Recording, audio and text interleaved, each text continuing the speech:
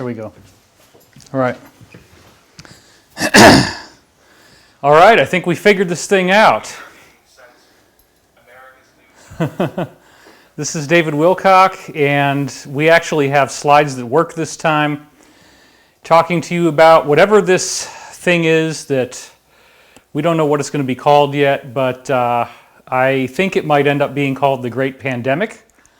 As you can tell, I am not freaking out about this thing. There's a lot of good news reports that have come in showing us that this is not the bug out that everybody's trying to make it out to be. In fact, the virus always has a bell curve, okay? So what they've already seen in South Korea, what they've already seen in China, is that it peaks and then it falls off. So believe it or not, China was quarantined on January 23rd and already in Wuhan, and already by February 11th, 20th, that week, the new cases had dropped off, the deaths actually had dropped off dramatically.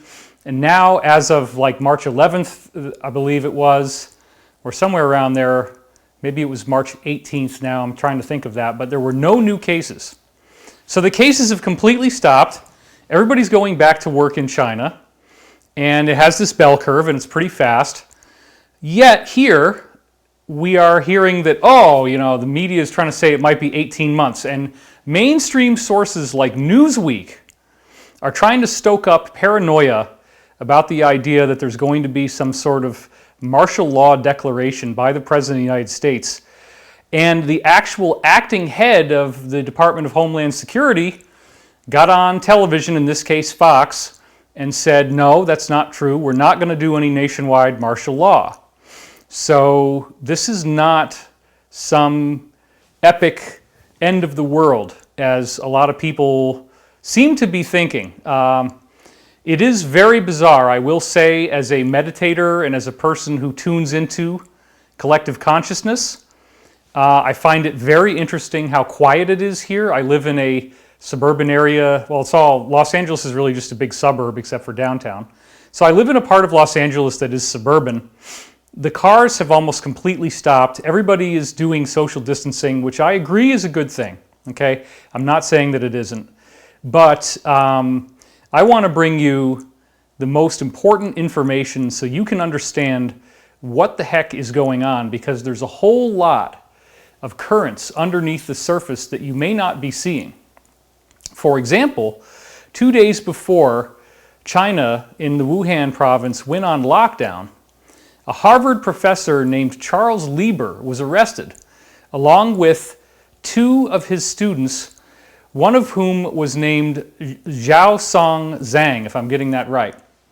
And I don't have slides for this because this is so late breaking news, but if you actually read the Department of Justice complaint, which is in the description field in this video, it actually says that Xiaosong Zhang was caught trying to smuggle 21 vials of biological samples from the Harvard lab into China, okay? And it was inside his sock. So a little bit of the details got screwed up from the insiders where I was, but the point is, it was 21 biological samples. It's in the Department of Justice thing, and it said that he was replicating the research of one of his colleagues, and he had grown this thing on his own.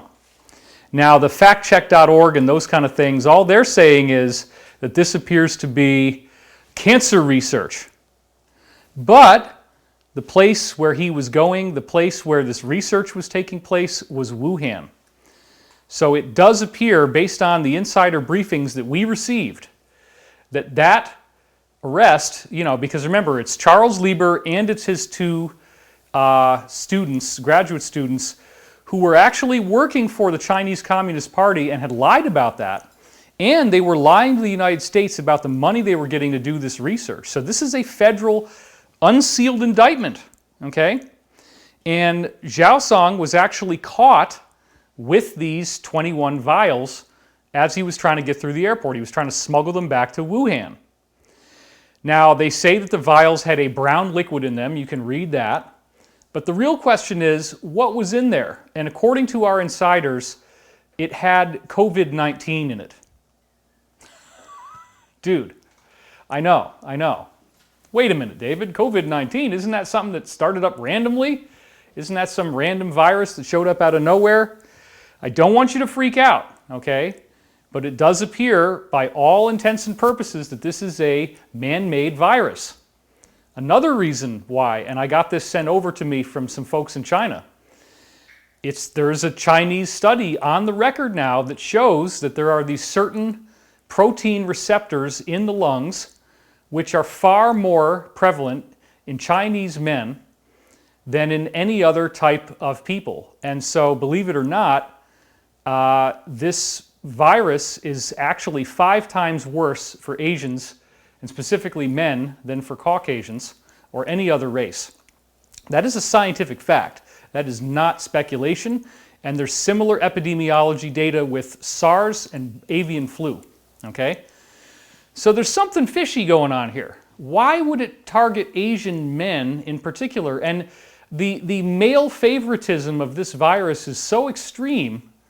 And again, I didn't have time to put this into the slideshow, so I'm giving this to you up front. But it is in the description field for this video.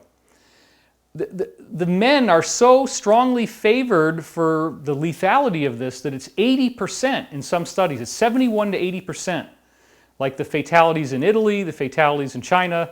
It's trending very strongly male. It's 5 times more likely to hit Chinese men. And bear this in mind too, 49% of men over the age of, I believe it's 15 in China, are cigarette smokers. Heavy cigarette smokers, 49%.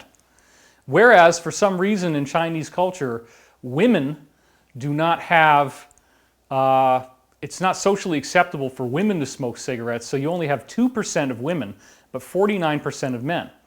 And as I've said before, in these provinces of China where it hit the hardest, they have very extreme air pollution. There's sometimes visibility is practically zero, so everybody's lungs are already damaged. And they also use public drinking water fountains. You're putting your hands on the same button, then you rub your face, or you know, it gets into the water that you're actually drinking, that kind of thing. So this is a big deal. Let's think about this from a major perspective here. Now, what am I saying?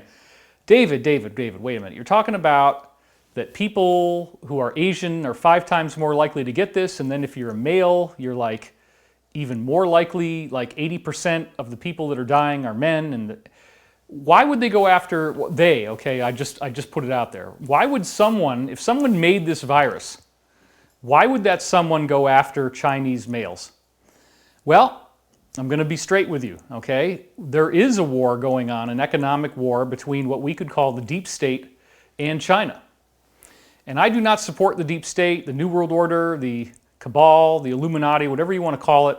I have been a great proponent of exposing this thing, defeating them, regardless of how difficult this has been. There has been a great deal of trauma and pain in my physical life as a result of taking this on, many, many death threats, an enormous amount of online harassment, the cultivation, some people knowing that they're doing it and some people being duped into it, but there has been the cultivation of an extraordinary field of piranhas where if anybody goes out there and tries to support me, you just get eaten alive on the internet.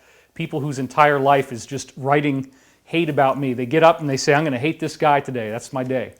And then they get up the next day, I'm going to hate this guy. I'm going to hate this guy. We've done the best we can. As I said last time, we now have a full-time attorney on staff, and hopefully everybody will start to respect the fact that we really don't need to be doing this. If we ask you to cease and desist, please just do that. You know, it's not constructive. I'm not a cult leader. We don't even really have any friends. We live alone in a house, my wife and I. Every now and then somebody comes over, but it's very infrequent. And most of the events that I was already doing this year had not wanted me back. So we were down to New Living Expo, and I was going to do some work in Holland, but that all got canceled. So we are going to be doing an online conference to meet that demand. It's called The Great Awakening. It is based upon a whole new book that I put together called Awakening in the Dream. And that book has over 500 academic references. and it's a whole new reinvention of the wheel for me. I've gone back to all the stuff that I learned in the early and mid 1990s and find out there's a whole lot in there. This gets into the weird Edgar Cayce facial similarity that I have, where if you look at pictures of Edgar Cayce, pictures of me, the facial similarity is uncanny. If you haven't seen that, you can go Google it up. What is really going on with that?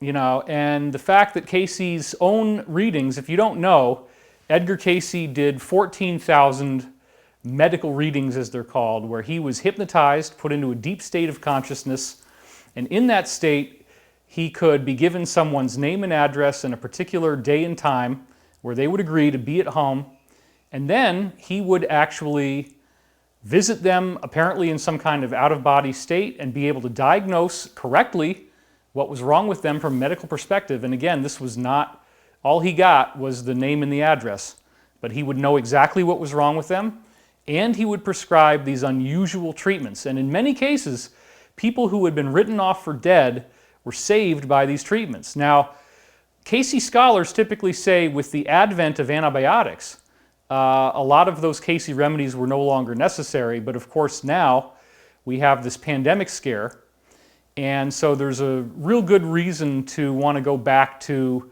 whatever you might have in the house, whatever might be available to you. We're going to talk about some of those remedies in this show. I'm not going to go as slowly as I did last time. We have an enormous number of slides to get through, but I do want to set this up. So the book does finally, after all these years, go back to the story of Edgar Cayce and me and the facial similarity, and there's also an astrological similarity where the planets at the time that Cayce was born, March 18th, 1877, I believe is the date, they line up with my planets at the time I was born so precisely that it's only something like 1 in 230 years after Cayce's death where you could be born and have an astrological alignment like that. Now, I didn't come in with the same abilities that Cayce had. Cayce was able to converse with people in foreign languages while he was unconscious very precisely.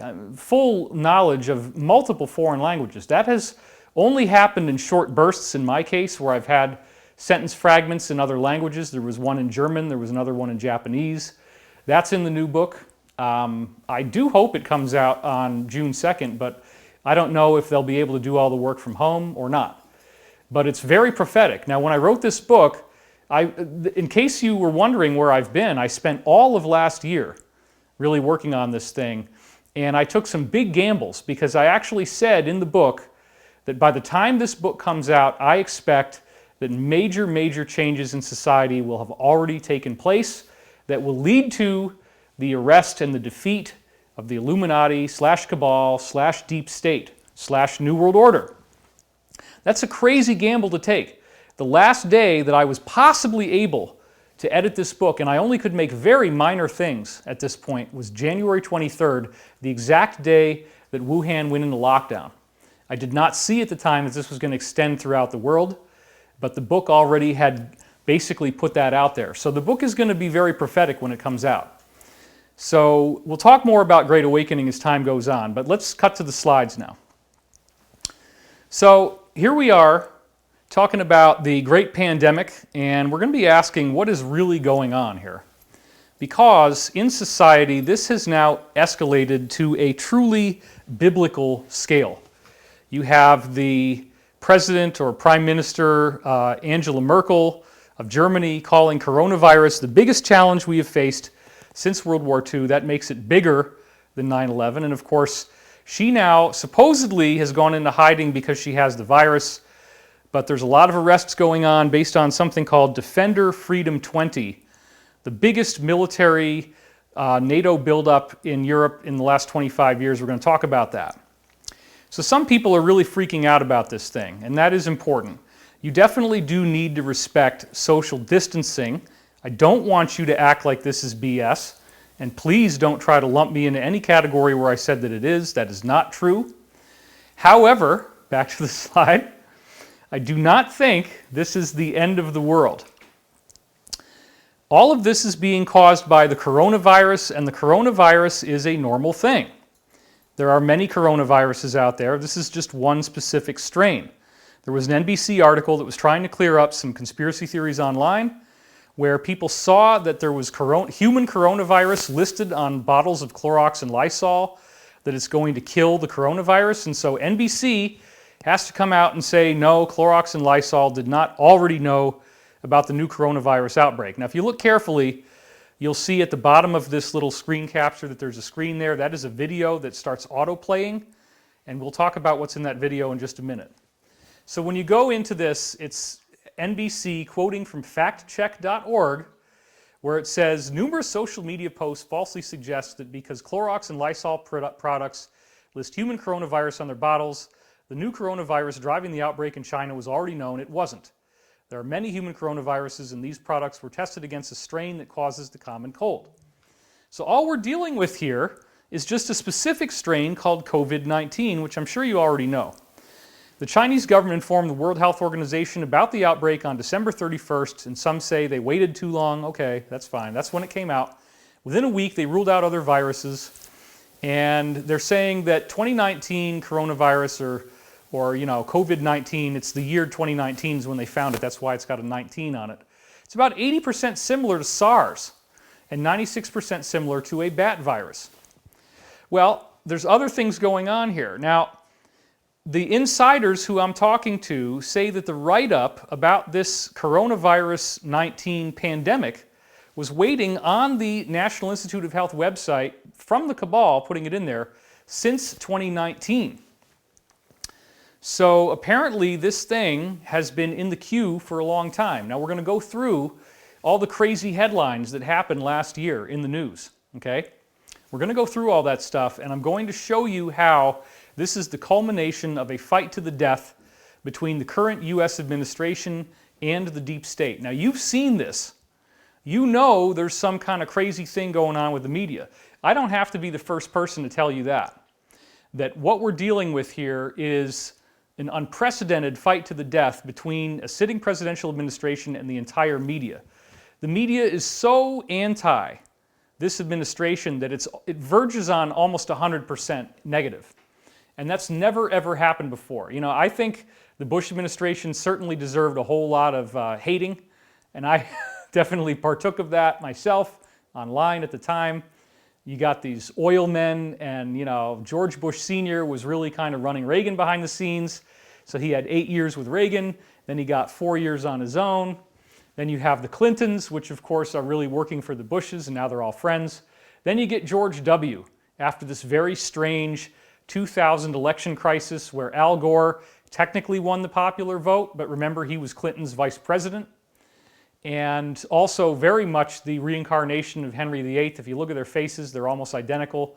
And I think Henry VIII had to go through a lot of karma in this lifetime, including losing the presidency, whereas before he really abused being king.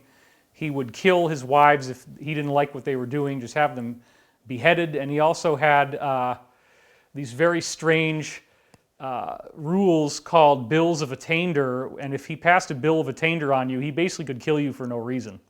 So I think if you look at the reincarnation research that I've done in my book Synchronicity Key, which I'll show you right here, we have a whole, I mean, again, this is not like something I just came up with for this show.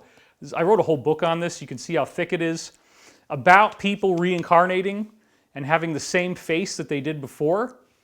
And they actually repeat their karma in these weird long-term cycles of time. So Al Gore is another one who I hadn't gotten yet when I was working on this book, but there's cycles that link them with their past lives. Henry VIII, it's an interesting discussion. I'm not going to really go into that here. And you can laugh. As I've always said, you can laugh if you want to.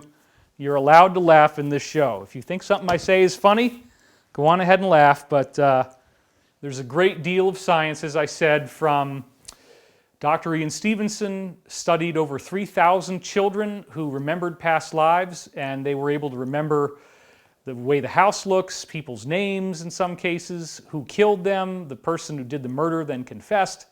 They can remember that there was a painting on the wall. They can remember that the treasure was buried in the backyard and exactly where it is.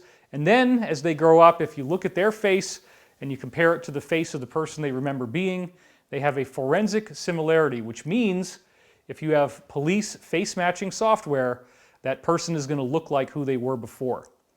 This science should be cool and it should be commonly known, but this deep state has deliberately stripped out everything in science that could suggest that there is a God or a divine creator, whatever the heck you want to call it.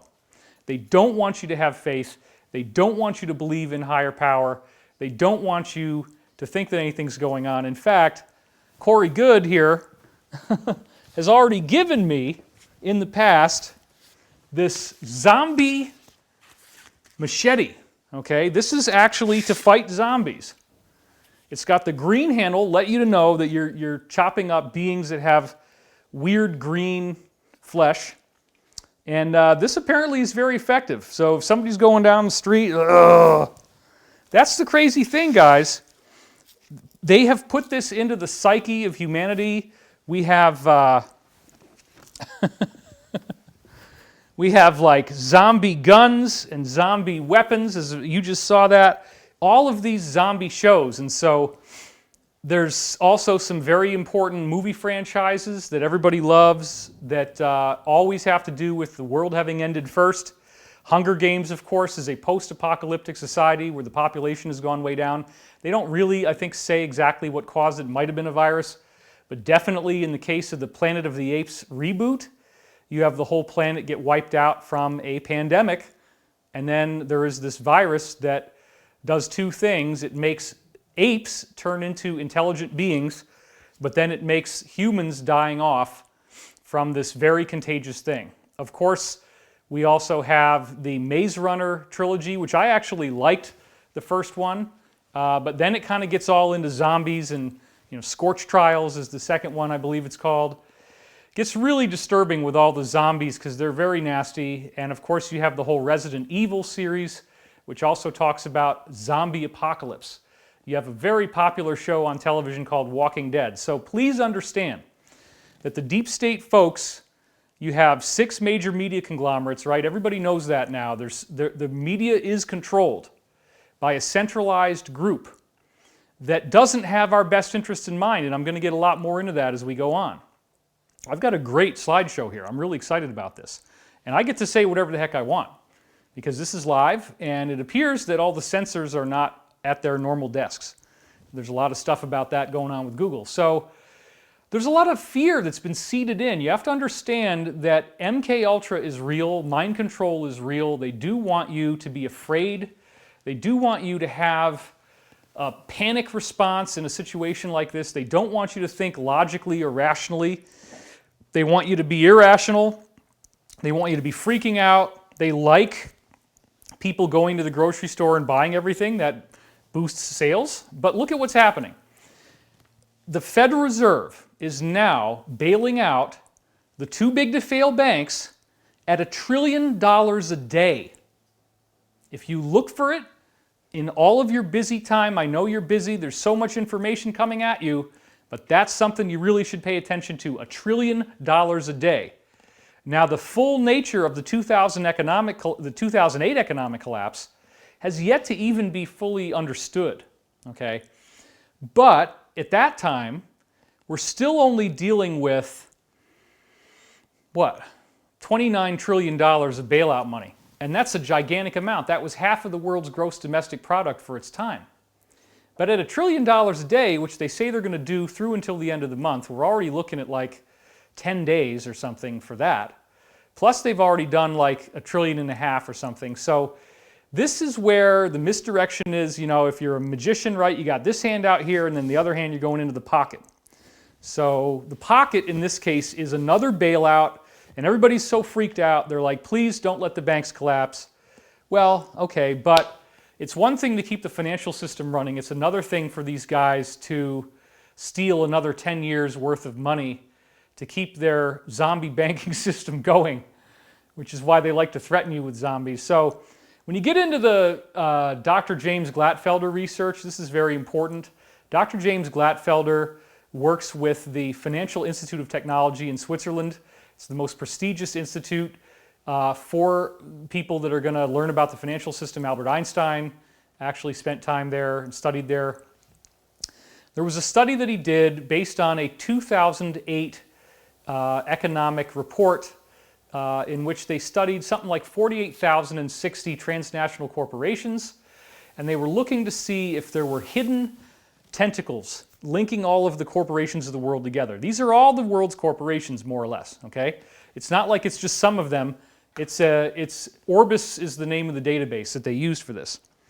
So what did they find? They found out that out of these 48,060 transnational corporations, that you had what they called a super entity of only about 151 corporations that actually, through hidden memberships of crossover and board of directors, stuff that's very difficult to see, they had to use essentially chaos theory, almost like an AI, to look at how these things fit together. They ultimately found out, and this is credible Swiss scientists, found out that only 151 companies actually are earning 80% of all the money in the world, and they're all basically run by one single thing. Now, this could not happen by accident. It's very bizarre because 2/3 of the things on that list are financial institutions, okay? And it includes all of the too big to fail banks. They only published a list of the first 50 on the list of 151, but you see every too big to fail bank on there, on that list. Now, what does that mean? That means it's something that the insiders in the Illuminati call vertical integration, okay? You have these different corporations that appear to be in competition with each other, but they're really not. That's what we learned in the Lieber scandal. That stands for London Interbank Originated Rate. And what does that mean? That means the credit rating that these banks have against one another. So if you're going to invest in the stock market, which now would of course not be a good idea at all, because it could go down a lot more, it's not a buy signal right now, I don't think. I mean, if you want to do that, go ahead, but it's probably going to go down more before it goes up.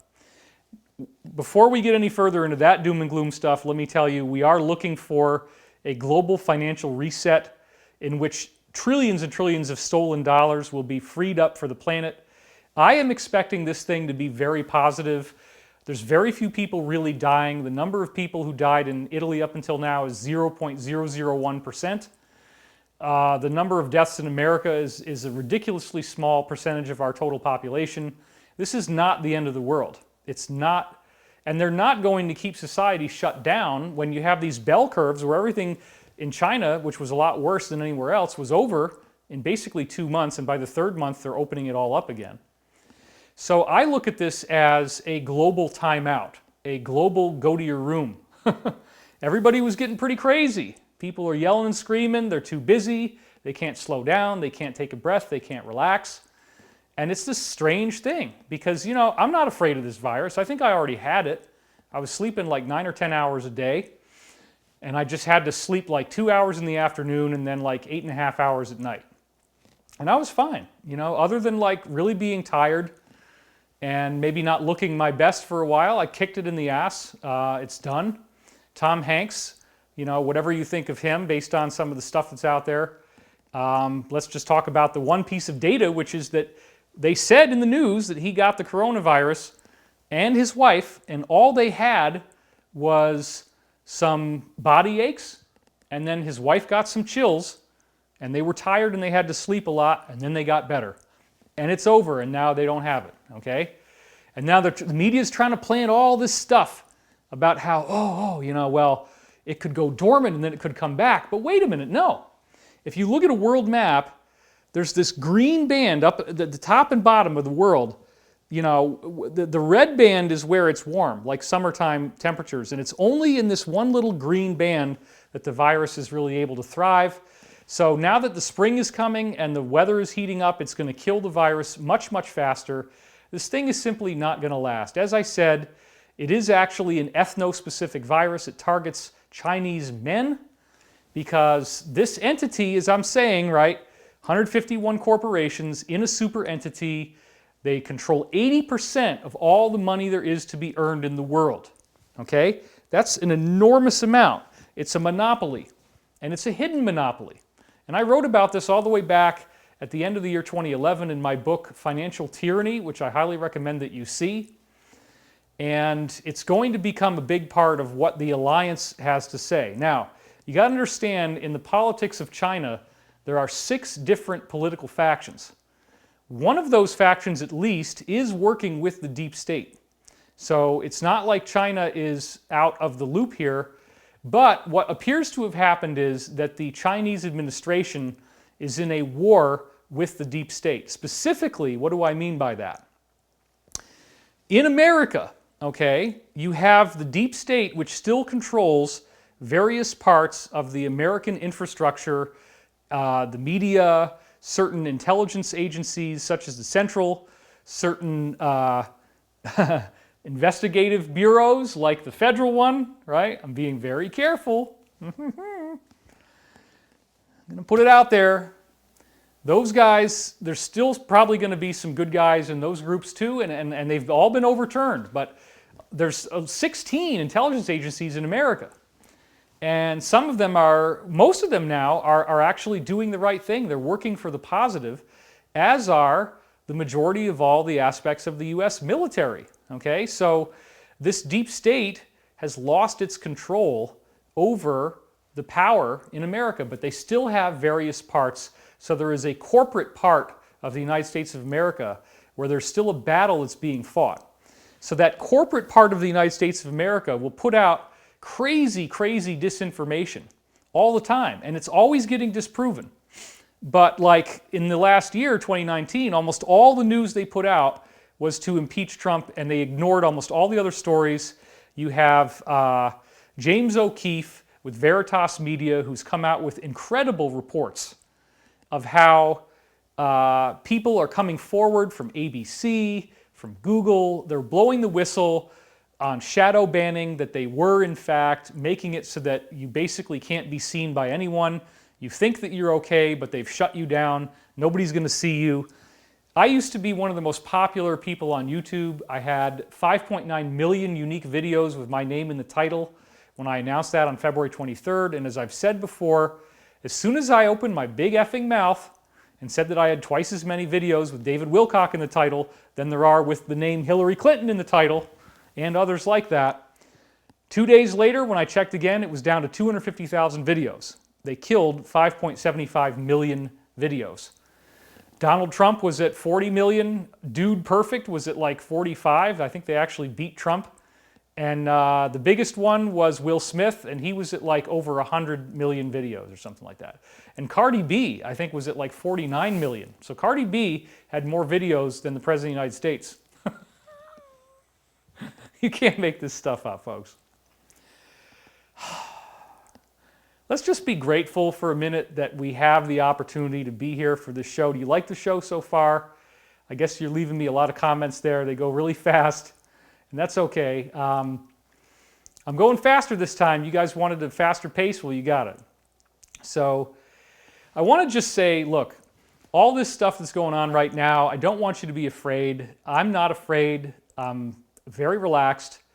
I had been setting up this home studio to be able to do my own conference from home, and also to be shooting shows for a new network I'm going to be starting. I didn't expect that this stuff was going to happen, but we're all set up here. We've got the slides. We've got it all working. Oh, and you want to know what happened last time? Check this out. Okay? This is crazy.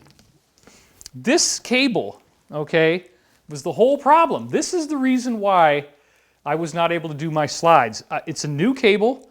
I might have used it before. I don't know if somebody rolled the chair over it or what the heck happened, but this cable wouldn't let the video go through, and so when I simply used another HDMI cable, oh my God, now the darn thing works and I've got slides. So that's what happened over there. All right.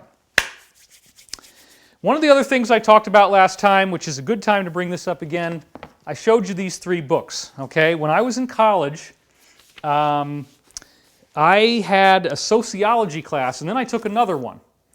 Now, you're trying to get an education, you're paying for it, and your college professor tells you that Ford Motor Company built Hitler's tanks, and when the Allied bombers blew up the Ford Motor Company tank plant that Hitler had, Henry Ford personally repaid Hitler to rebuild those tank plants as quickly as possible. But it's an American company. If you don't believe me, let's go to this one. There's books like this, okay? Wall Street and the Rise of Hitler. Okay, and it's pretty good size, and it's got a lot of references in it. This is by Anthony C. Sutton, talking about the seemingly impossibly treasonous idea that Wall Street itself, the British bankers, okay, actually created Hitler. And it gets weirder than that, because Hitler is actually the illegitimate son of the British royalty. So if you look at the images of the king of Britain right before Hitler was born, he's got a very similar face to Hitler. And Kaiser Wilhelm was the guy's name, I believe. So Kaiser Wilhelm is another guy who also has, parentage of this. So Hitler was a Brit, and then they changed his name and they sent him over to Germany. But what's going on is you got both sides working against the middle here. And look at this, I got another one, as I said last time, by Charles Higham. This is called American Swastika. Okay, why would they have a book called American Swastika? Maybe it's because the Americans created the Nazis. Maybe it's because, as I was graded in my class, Boeing manufactured Hitler's bombers. They created them as passenger airliners in the US. They had a lot of seats in them. Then they send them to South America. They take all the seats out. They send them over to Africa, where they repaint them and they fit them out as bombers, and then they send them right over to Hitler. Hitler could not have been doing his war machine and destroying all of life in Europe if it wasn't for the American apparatus that was helping him with their logistics and their materials and all the raw materials we can dig up in America, shipping it over. It's total treason on an unimaginable scale. And then last but not least, folks, the third one, again, if you saw my last video, Trading with the Enemy, again by Charles Higham. And it says right here, the Nazi-American money plot from 1933 to 1949. What happened in 1933? America goes off of the gold standard, and they made it illegal for you to have gold. They literally went into people's safety deposit boxes, which you thought were safe, because it's locked up in the bank, right? And you got the one key, and you got to have your key, or else they can't get in there. No, they just went into the safe deposit box and took your gold.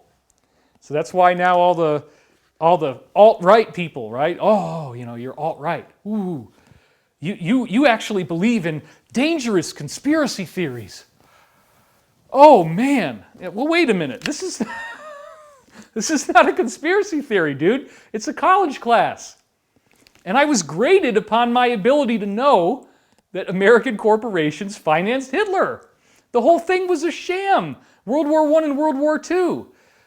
90% of the guns they were using were made by the Remington Gun Company, which was owned by Samuel Bush, who was the father of George Bush Sr., right? The original Prescott Bush, right? So you got Samuel Bush. A lot of people don't know this. Samuel Bush was running the Remington Gun Company, which coincidentally, this is where it gets fun, right? The conspiracy theory is fun.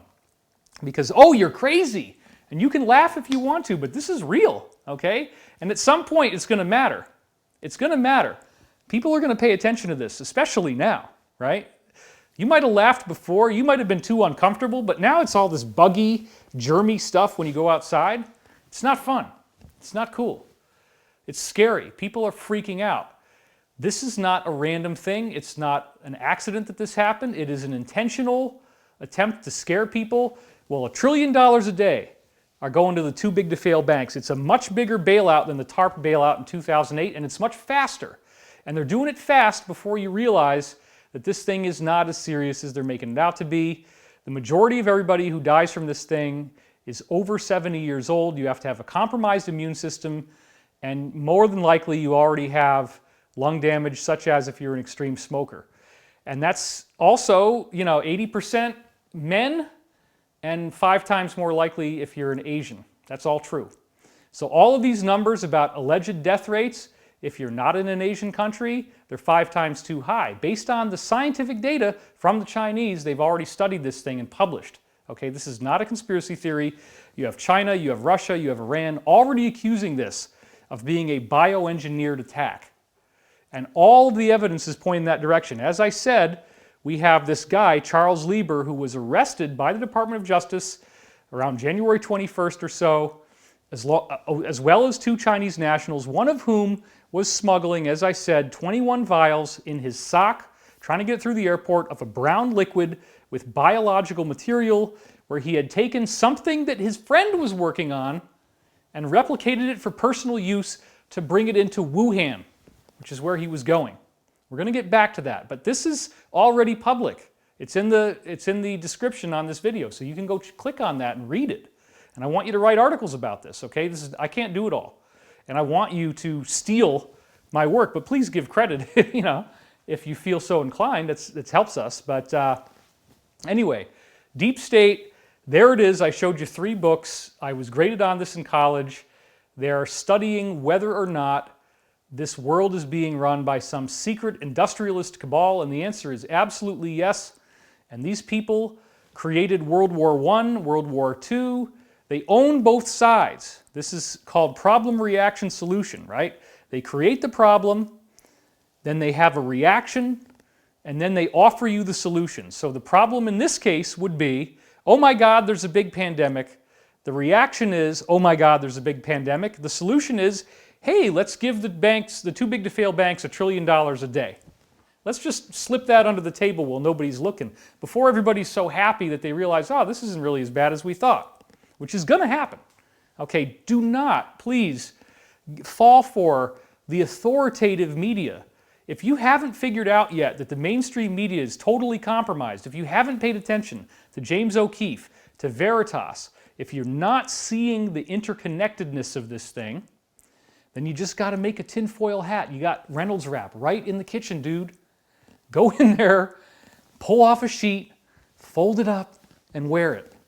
And then you'll start to have visions coming into your head. I'm telling you, it works. We have taken a lot of lumps over the years. We've taken a lot of abuse for being truthers, for having this information available to you. I don't like it, but it's part of the job, I guess. Public ridicule, public humiliation. It's really sad. But I want to explode a lot of myths here, and I want to really get to the core of what this thing is, because these people, the deep state folks, this is real. So let's go back to that thing I was saying about Samuel Bush. Samuel Bush, Prescott Bush's father, owned the Remington Gun Company pretty quietly, and they were making the money on 90% of all the gun sales to both sides of World War I. Goes to the Bush family. Then you have Prescott Bush, who is Samuel Bush's son. Prescott Bush is George Herbert Walker Bush's father, and he was president of the United States after Reagan. He was vice president during Reagan. Prescott Bush was Hitler's banker. That's officially known, common public information, nothing unusual, folks. It's commonly known that Prescott was, yes, Prescott was Hitler's banker. Now, there's a lot more that we could do with that, but the point I want to get you familiar with is the idea, at least in principle, that this deep state, these oily men, and oily because they're literally oil men, right? They're making money on oil. They took us off of the gold standard. They took us off of our currency being based upon collateral, something that's physically tangible that you can get your hands on, right? And they put it into the magic Babylonian money printing press, where you print money out of thin air. When the Federal Reserve was started in 1913, the dollar had 99% more purchasing value than it does right now, and that was before this whole alleged Great Depression happened. I don't think the economy is going to be in tatters for very long. We're looking at an economic reset.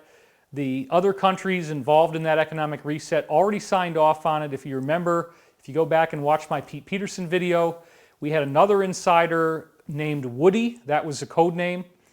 And I had also given him the code name Ward in the video. I wasn't sure if I could use Woody. I could.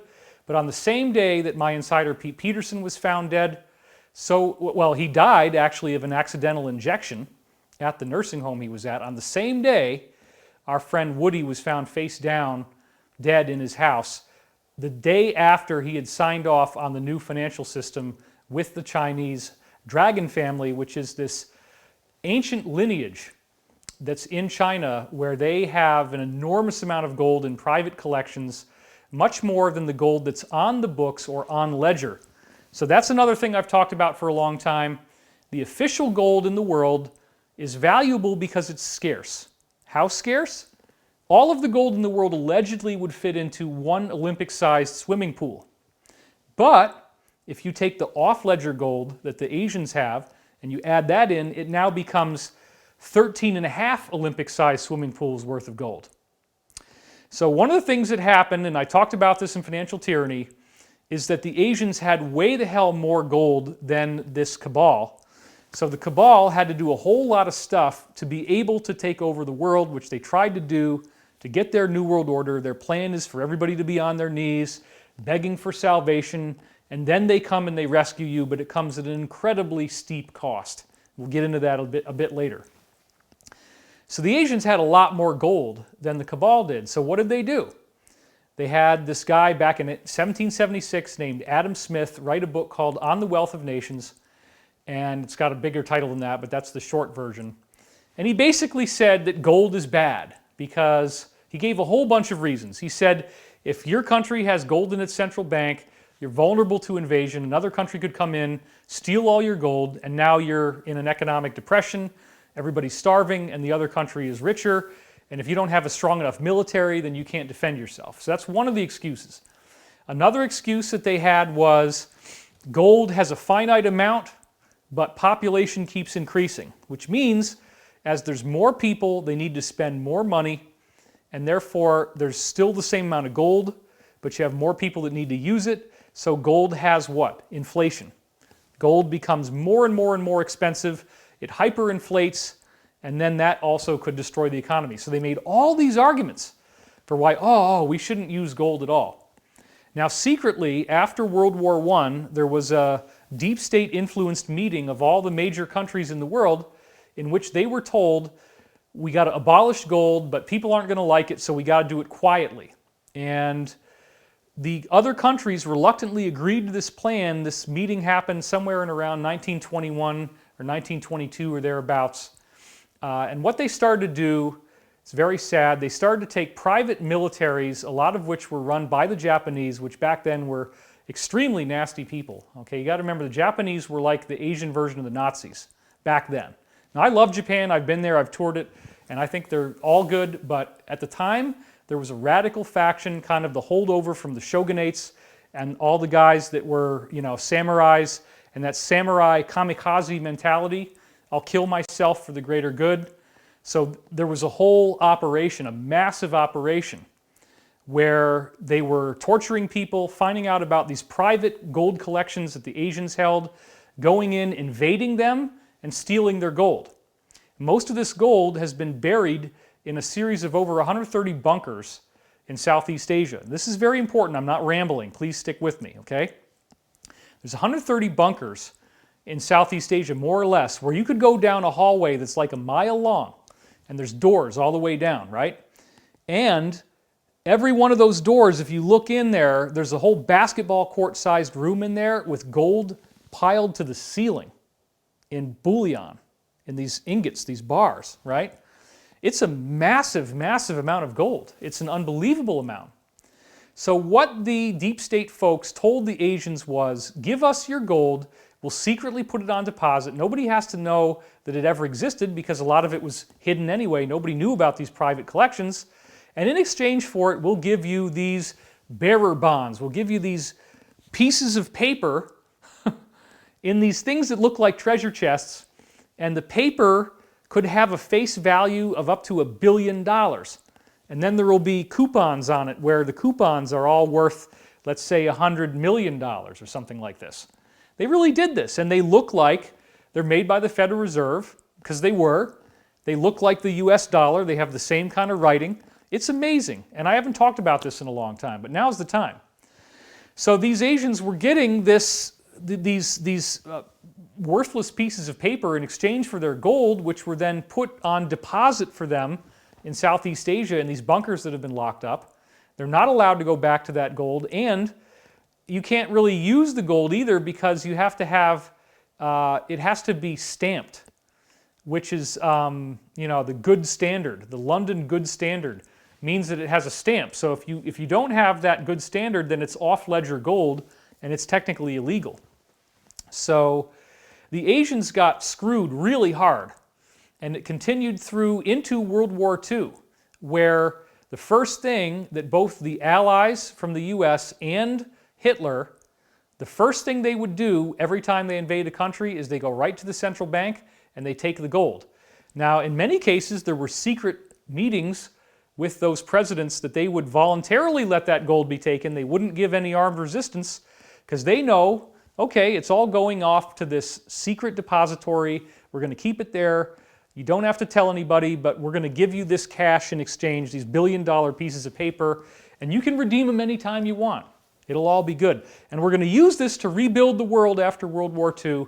But we had to do this nasty thing. We had to do World War I and World War II to be able to get people off of gold so we can save the planet. Well, everybody fell for it. They got their treasure chests with their boxes filled with these fake bonds. The gold is all stored off. It was originally supposed to be brought to America, but the real military that was not the cabal part was stopping all those submarine shipments from getting through. They were cutting the supply line, so they had to bury it in Southeast Asia. So there's still a lot of gold down there. Much of it apparently has been given to extraterrestrials. That gets into a whole other part of my work. Extraterrestrial beings that gave us various technologies in exchange for that gold, such as food materializers. But we still have a lot, and the gold will be reinstated. That's part of the currency reset. Gold will destroy Fed is one of the things that was said by QAnon. All right, and we're going to get into who that is as well. All of this stuff is very unique to me. So, not that QAnon is unique to me, but I did speak to someone who became a part of that. Her name was Mega Anon. I was talking to her. I publicized her on October 11th. The first QAnon post was on October 28th in the same forum where she had been doing her posts. And my wife and I both got to speak to her on the phone. It was quite amazing. She was a very, very knowledgeable woman. So, we're going to talk about the plan. We're going to talk about how this group was going to be defeated. But getting back to World War II, everybody gets these pieces of paper, but one of the crazy things the deep state did is they created misspellings on the treasure chests and on the boxes and on the paper so that later on they could say, oh, that's counterfeit. Because they took advantage of the fact that these world leaders weren't literary enough to know that these were grammatical and spelling mistakes. And they're tricky people. This is one of the things they did. They also inserted certain bonds in the boxes that were different than the others, where the paper wasn't the same stock, it didn't have the same security certificates, and they didn't go through every box, so they didn't see that either. Then you can go in and say, oh, this box is crazy. And in addition to that, when you open up some of these boxes, they have this little poison capsule in there. So if you don't open it up exactly the right way, the poison goes off and it kills whoever tries to open the box. And you can still see the capsules inside some of these boxes. So I've had many, many, many, many pictures of these Asian bonds sent to me. We'll do that in another show. I got lots of time. I'm here alone at home. So we'll do more of this, okay? But I'm just giving you the overview. After this happens, after World War II is over, the Nazis lose. They immediately wanted to bring Germany into the new banking system that was going to be created. And a lot of people in various countries had problems with that. Now they were told, okay, what we're going to do is we're going to set up this system where we're going to be able to print money out of thin air. That's the Basel III Accords and Bretton Woods, all that stuff. You've heard about this, you've studied this. We're going to set it up so that anybody can print money out of thin air. We have to do this to be able to rebuild the economy, so it's going to go towards humanitarian causes, okay? Well, that's not what happened. They just start printing money out of thin air, and then in 1971, Nixon completely takes us off of gold. They were selling off the silver from the U.S. Treasury. Kennedy tried to stop that, and that was one of the things that got him killed. Kennedy was going to issue silver certificates that were backed by actual silver, but they were U.S. currency, not Federal Reserve notes. That's one of the things that got Kennedy taken out of the game. But we're going to talk about the alliance and all the people that formed to stop this. It's a major coalition. But I think now is a good time to get back to the slides. We've got a really nice backstory here. This gold, this stolen money, is how these people were ending up able to literally control the whole planet. 80% of all the money to be, we got 25,000 people watching live. Thank you everybody for being here. If you're trying to sell us porno, we're deleting that, so don't bother. Okay. We got to get this thing going. I got a lot of slides, man, so let's do some slides. All right. So this NBC article that I was showing you before says that big tech is deleting all of this so-called misleading content about the coronavirus. So that's the video that's in that screen right below there. So this guy has the cojones to get on this show and say, TikTok says it will remove videos that include falsehoods about the coronavirus, which is anything they don't want you to know. And also the other big social media platforms say they too are trying to remove this kind of content, but it keeps popping up. It's like whack-a-mole. Oh, you poor baby. You poor baby. It's like whack-a-mole. I'm so sorry that your work is so hard to try to like stop the freedom from... You don't let people talk. If you try to say anything good about the President of the United States, if you don't buy into the hatred, they will delete you. They will ban you. Like literally you can't talk about him unless it's negative. They won't let you. Big tech won't let you. Now what does that tell you? They're really afraid of something, okay? Oh, David, I get it, okay? I get it. But at this point, in light of what's happening in the world, if you want to freak out and just be paranoid, that's okay. You have the freedom to do that. But wouldn't it be cool if all this stuff that I've been telling you actually has something to it, if maybe even though you can't stand Donald Trump, you never could, maybe there's something going on here that you didn't see. That's the best chance we have right now. The best chance we have is all of this intel that I'm sharing with you. When you put the pieces together, when you see what's really going on, it might blow your mind. Do I agree with everything that Trump has said? Heck no. I have managed myself as a public figure for 23 years. I'm very careful about what I say. I don't want to offend people. I don't want to offend any groups, any minorities, ever. And sometimes Trump says things that are incendiary. Sometimes he pisses people off. But you have to understand something. Trump didn't want to run. We had multiple briefings that there was going to be a military overthrow by the good guys of the U.S. government during the Obama administration. They didn't have any other choice. I've been talking about this for 11 years, that there are good guys in the military and the intelligence community, that they're going to steal the planet back from this centralized group that you could call the Illuminati, which are really nasty folks. They want to kill everybody on the planet. They want to get it down to, if you look at the Georgia Guidestones, right? They want to get it down to 250 million people. That's 6.75 billion that they want to be destroyed. And it says it right on these stones that are in Georgia, and they keep updating them. They never let the stones get destroyed or taken down or vandalized. They just clean them up. This is crazy. So I do believe that this is real. We're going to talk a lot more about this. As I said, trading with the enemy, Charles Higham, Anthony Sutton, the Nazis and the US and the British, they were all working together at the highest levels. Now, their generals didn't necessarily know that. They were fighting a real war.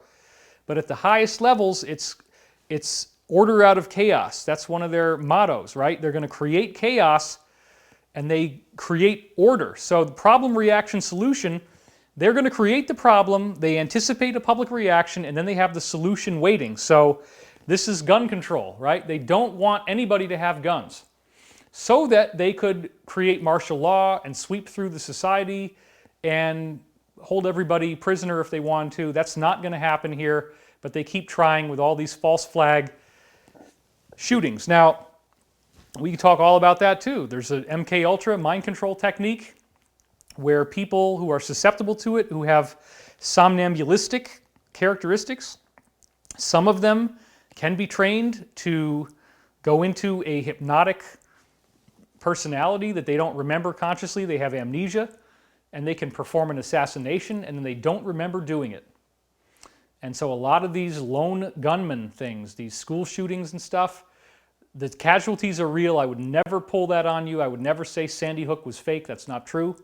But you got to think about the shooter. You got to think about these guys like Sirhan who end up like, you know, crying and holding on to a copy of Catcher in the Rye and not even remembering what happened or how they did it. They don't have any memory of it.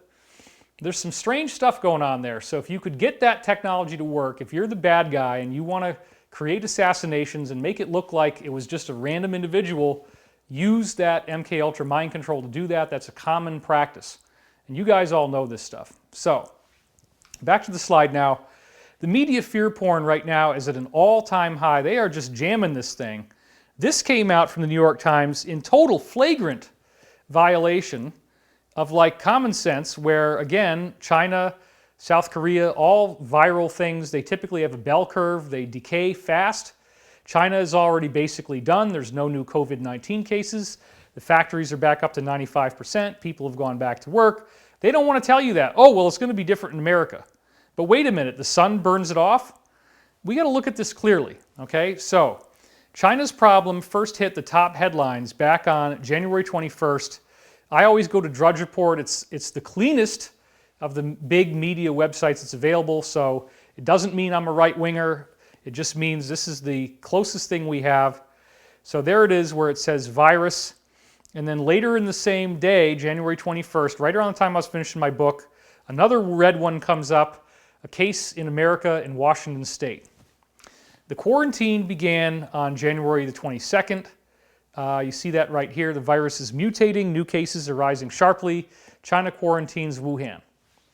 And now, less than 3 months later, as of March 3rd, the factories are returning to production. They've gone a lot higher than that now, but it was already starting at this point. You can look at all this, look it up. The news reports now say China's back up to 95% production, and they have no new cases of COVID-19. And if you don't believe me, you got to go British. You got to go to the British press. The Guardian are great. China reports no domestic cases of coronavirus for the first time since the outbreak began. What do you know? There's no new domestic cases in less than 3 months after they began this social distancing stuff. But this type of a problem where we're having to stay at home and have food in the house was not at all unexpected here. We've been telling you to have your stored food and water in place for 11 years now in these briefings from high-level intelligence government people that I've been getting. The most common insider guidance, as you remember, was that you should be prepared for 2 to 4 weeks with your emergency food supplies. It's also very important to remember that we have power, we have water, we have sewage, and we have gas. And all of the critical infrastructure things like groceries, doctor's offices, laundromats, food production, restaurants are still doing takeout. All that stuff is available. A true social collapse requires that these supply lines be cut. That's where you start getting rioting, panic, pandemonium, and that is not happening. Additionally, the alliance, the good guys, as I'm saying, will not allow the mega banks to destroy the flow of currency. So the truth is, folks, this is not the end of the world. You're not going to see America descend into chaos. You're not going to have zombies walking down the street in the next wave of this thing. They want to get into all these little mind control things they've seeded into people's minds for so long. They want you to just be freaking out. But you know, we've had a lot of insiders like in the Defense Intelligence Agency or DIA. Pete Peterson talked to me about this, where they'll go into a country that has a collapse of its currency, where you get rioting, looting, starvation, violence, rape, cannibalism in some cases, horrible stuff. It always requires there to be no food, no water, no power, no sanitation, no gas. You know, everybody's barricaded inside by martial law. That kind of stuff. Now, it is true, and I will say this, that there was a plan in place by the deep state, cabal, Illuminati, those people that made the Georgia Guidestones that want to get population down to 250 million. They did have a plan in place to herd everybody in America into concentration camps. And the plan is called Rex 84. And I was aware of it. Alex Jones was talking about it all the time when I first got online in 1995. And they would have these plastic, these big pictures of these plastic coffins that they had for all the death they were anticipating. They literally wanted to have everybody on Earth put into a concentration camp. And those were made by FEMA, Federal Emergency Management agency. So they were called FEMA camps. So you've heard about this if you've studied the so-called alt-right, as the mainstream media has now tried to call this.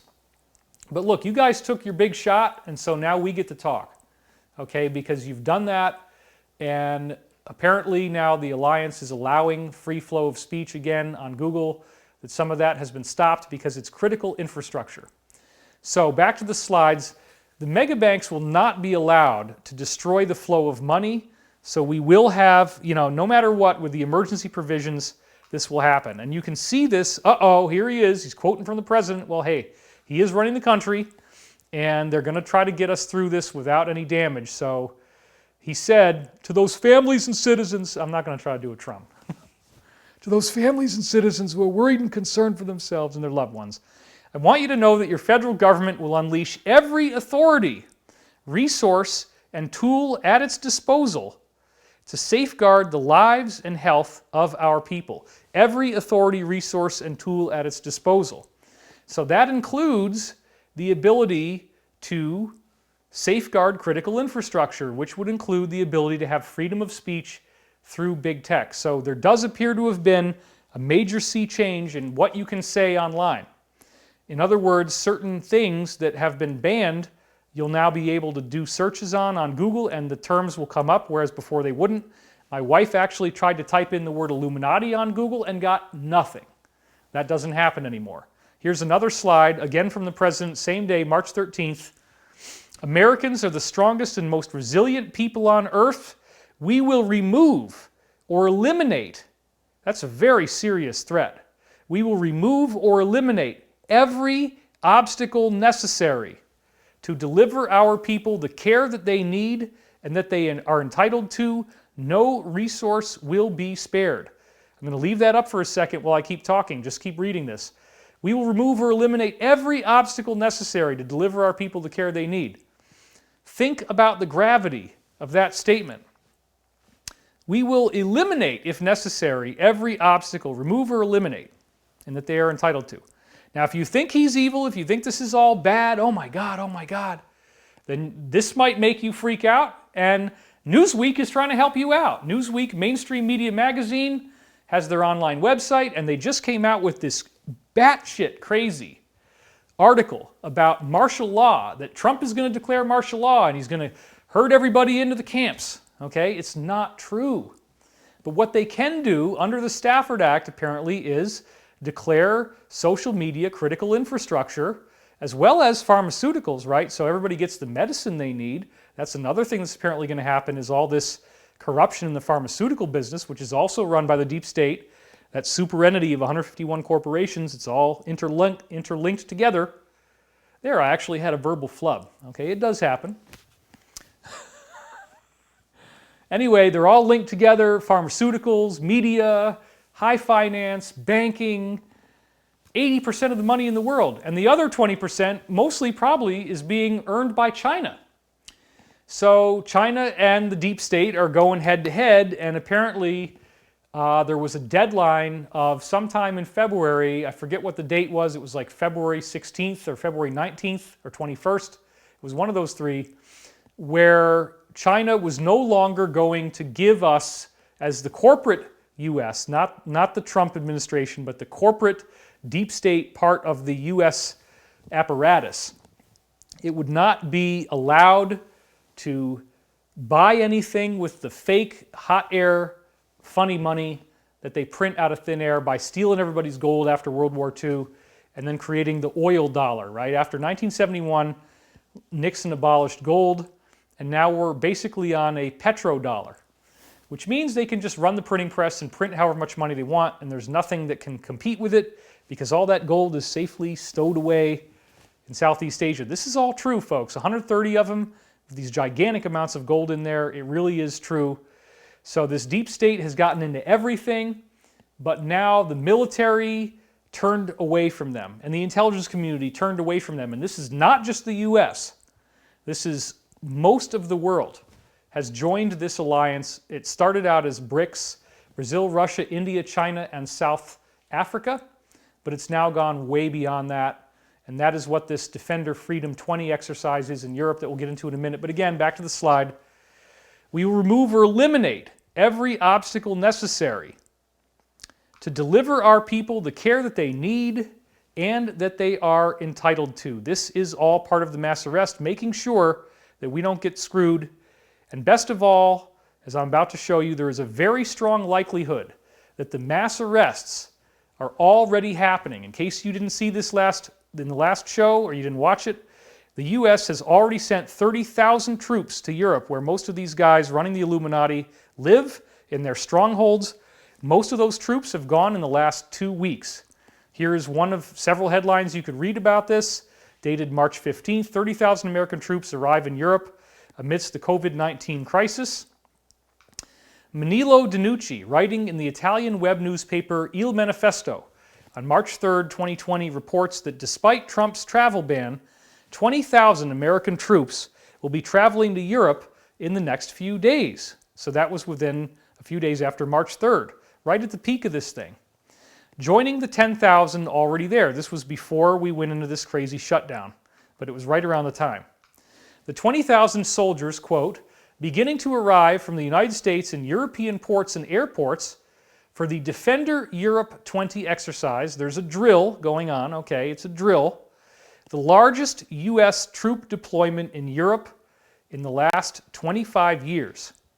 Including those already present, about 30,000 U.S. troops will be participating in April and May, flanked by, this is very important folks, 7,000 troops from 17 NATO member and partner countries, including Italy. This is a joint operation between the U.S.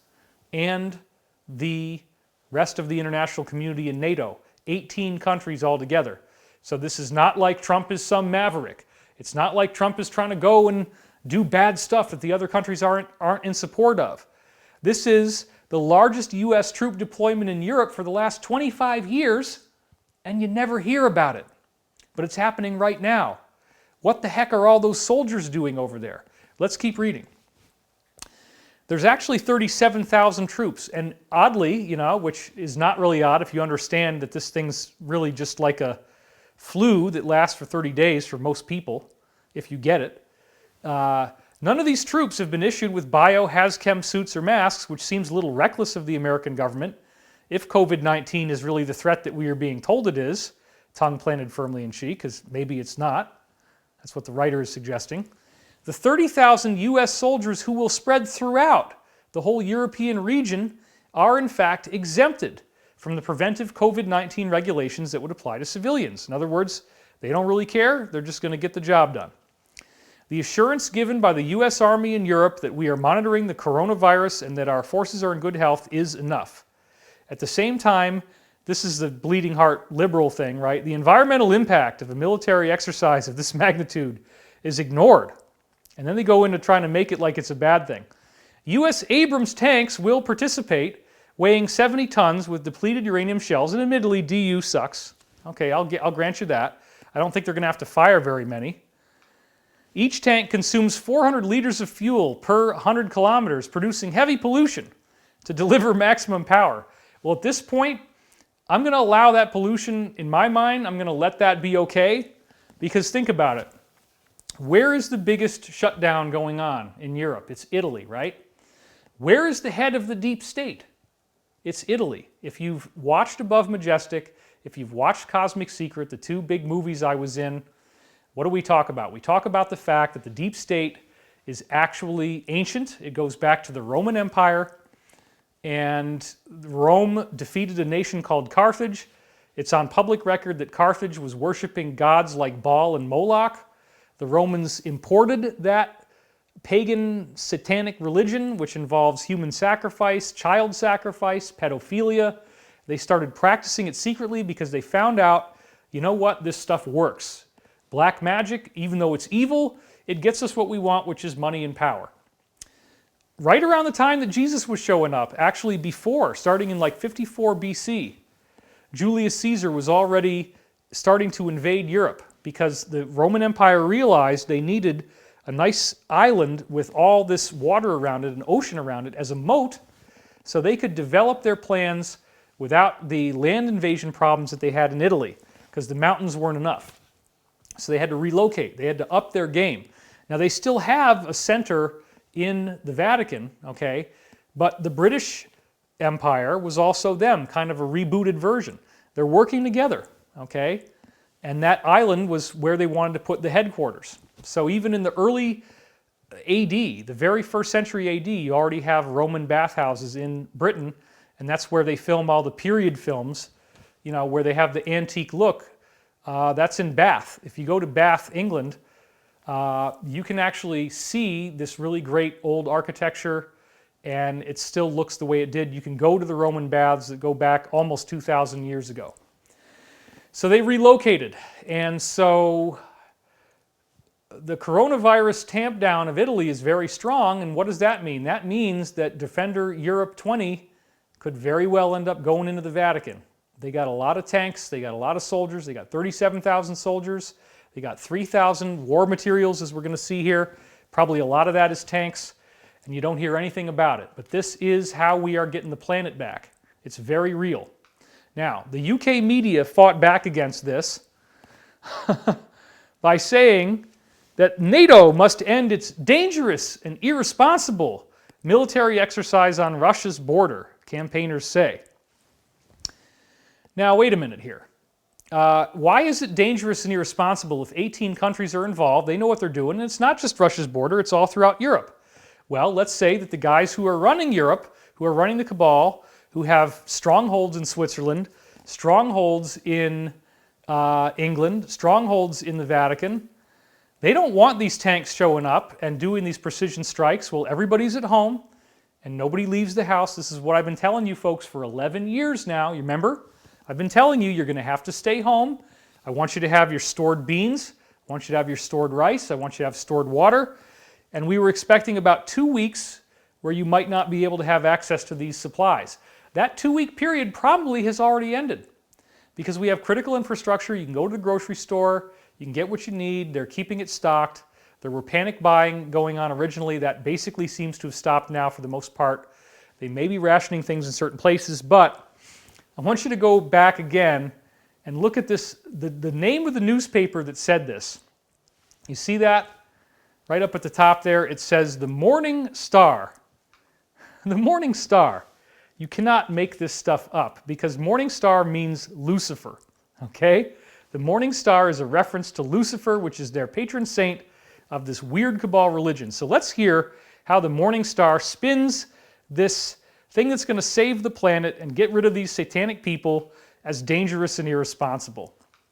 Well, they have their own little political action groups, one of which is called Stop the War. It's very Orwellian. You got to make it sound good. Stop the War has urged the government to pull British troops out of the US-led Defender Europe 20 exercise, the biggest deployment of US soldiers on the continent for 25 years. Since January, some 6,000 soldiers and 3,000 pieces of equipment have been sent from the US to Europe, according to Stop the War. So 3,000 pieces of equipment, of course, would be, you know, potentially tanks. They don't really tell you what that is. Obviously, it's not just guns, right? Because 3,000 guns wouldn't even cover the 6,000 soldiers, much less the 37,000 once the Americans came in. They're saying 3,000 pieces of equipment. So that's probably tanks and jets. It's the biggest deployment in 25 years. So the Morning Star is very scared about this. The 5-month exercise is expected to peak at the end of April and the beginning of May. Stop the War's calls were echoed by another likely cabal group called the Campaign for Nuclear Disarmament. Got to make it sound good. It is absolutely essential that UK troops are withdrawn from Defender 20 and the whole event is canceled, according to CND General Secretary Kate Hudson. Well, that didn't happen, thank God. This is in effect a practice invasion of Europe by 30,000 US troops. At the best of times, this would be a disastrous military provocation. Well, wait a minute. How could it be a disastrous military provocation when the 18 NATO members are involved? It's their countries. They're authorizing it. They're sending troops in. Why is it a military provocation? Because you all, deep state guys, don't like it. That's all that's going on. In the current public health crisis, it jeopardizes the lives not only of the troops from the U.S. and the many European countries participating, but the inhabitants of the countries in which they are operating. This criminal folly has to end. Well, no, that's not what's going on. And my briefings that we get from high-level intel sources are saying this is the mass arrest scenario we've been hearing about. And some briefings also reveal that the cabal realizes, holy crap, they got 3,000 tanks, they got 38,000 highly trained special ops soldiers. We are screwed, and there's nothing we can do about it, so they're negotiating their surrender now. That would be wonderful, and I think a lot of things are going to come out in the news that we haven't seen yet. So this is an international effort. All the different countries are pulling together to try to make this thing happen, to try to get rid of the deep state, and that includes Saudi Arabia, where what have they done? They have been selling off oil at an enormous amount to collapse its price. Part of what they're doing to bankrupt the cabal so that they don't have the money to fight back and they can finally be defeated. That's one of the stories you might not have seen. It's from an article dated on March 9th, which you're going to see right here. Crude oil prices crater as Saudi Arabia kicks off a price war. So oil prices are crashing today. At one point, crude oil prices were down more than 30%, while prices have bounced off of those lows. They were down more than 20% at 8 a.m. Eastern Time. Crude prices tumbled last week following the collapse of a deal between Russia and members of OPEC to reduce their production by an additional 1.5 million barrels per day. Russia, however, resisted the further cuts. So that is being done, according to the briefings we're getting, to destroy the cabal, because a lot of their money now, and the remnant that's still hanging on, is from oil. So Saudi Arabia is participating happily in the defeat of them. So that's why prices at the gas pump are going down and down and down, and they may even go down to 99 cents. Well, that's a big problem for the deep state, and they don't like this. Another big piece of news: Google and big tech may already have been quietly occupied by alliance troops. Because remember, everybody's home. This is what we told you was going to happen. Remember, have your food and water at home. And you need that because they're going to be doing these military operations. They don't want people looking. They don't want to create panic. So if everybody's home and then they can do something quietly, hardly anybody's going to know about it. So that was the idea. And we've heard about this for a long time. Does that mean that the alliance, the good guys, created this virus? Absolutely not. But I do believe they anticipated it. They knew it was going to happen. They couldn't stop it from happening because there was too many ways they could have done it. But after it was released, they had this contingency plan in place. Defender Freedom started all the way back in January. And the U.S. started to put all the troops in as of March 3rd. And a few days after that. So they knew exactly when to do this. When everybody in the world is in this unprecedented thing, everybody's home, that's when you can start doing all kinds of special operations, and most people are too afraid to leave the house. Even though this thing is way below now, the mortality rate just keeps dropping, it's below 1%. Okay, and as I said, 80% men, 5 times more likely to hit an Asian. It's an ethno-specific virus. It's really sad because there's this war going on between the deep state and China where they're trying to bankrupt China. So they also have a poultry virus where China's having to buy all their poultry outside of their own country. And they also have a swine flu where all of China's pork died off or had to be killed. So they had to buy that out of the country. Interesting timing. This is all happening for a reason. First of all, getting back to the thing about social media, many people are now saying that Google searches are no longer being censored. This comes from a commentator in Ireland named Gemma O'Doherty, who writes a lot of great stuff. She says, wow, it looks like Google is being unlocked. It's finally allowing the truth about one of the most evil men in history to come out. No wonder hashtag Bill Gates has stood down. The sleeping masses are about to get a serious wake-up call. Hashtag Great Awakening, da-da-da-da. Now, of course, Bill Gates did step down on March 13th, and that is a fascinating, fascinating thing in light of what we now know. He stepped down from Microsoft, he stepped down from Berkshire Hathaway, he stepped down from his own Gates Foundation. Why would he do that? We're going to get into that in a minute. Here's some of the proof, okay? Bar Ochak, a guy who wrote, probably not his real name, wrote back to Gemma in a tweet reply. Lots more uncensored Google searches are available now. Google has been compromised and the shackles are off. Look up these terms. Aluminum adjuvant toxicity, that has to do with vaccines. Are unvaccinated babies healthier? Do aborted babies feel pain? Clearly he's, on the far right. That's one of those far right talking points. That's fine. Adrenochrome, which is spelled wrong. You take out the N there, which is supposedly this drug that is made in people's blood when they're tortured to death. It's like a DMT. If you drink their blood, you get high. It's one of the things these idiots do. All of these things are normally censored, but now you can look it up, type it in, and Google is back to the old days. And so I did it myself. I typed in adrenochrome right here, and all this crazy stuff comes up. And the idea is, and again, this is really, really sad, but it's part of what's going on here. If you drink the blood of a child who's been sacrificed, there's all this HGH in it, there's all these growth factors in it, so it has anti-aging properties, and the adrenochrome also, the DMT that's released when somebody's being tortured, it does create a high, so these people actually do get addicted to this. It is a drug, and they have to do child trafficking, and there are actually rings in which they produce adrenochrome to sell to people so that you don't actually have to participate in anything. You can just have a steady supply of it and keep taking it. Now, part of the other weird stuff that we hear from briefings is that once you start drinking this stuff, if you do this black magic, if you actually draw a pentagram, the magic circle, the 5-star with a circle around it with candles on each edge, and if you know how to do this, if you know the right incantations and spells and all this creepy stuff, you will see some demonic creature show up in the magic circle, because apparently the adrenochrome, now you're sacrificing human beings, you're getting into that demonic energy, and your consciousness will alter in a way where you start to see between the veils of reality.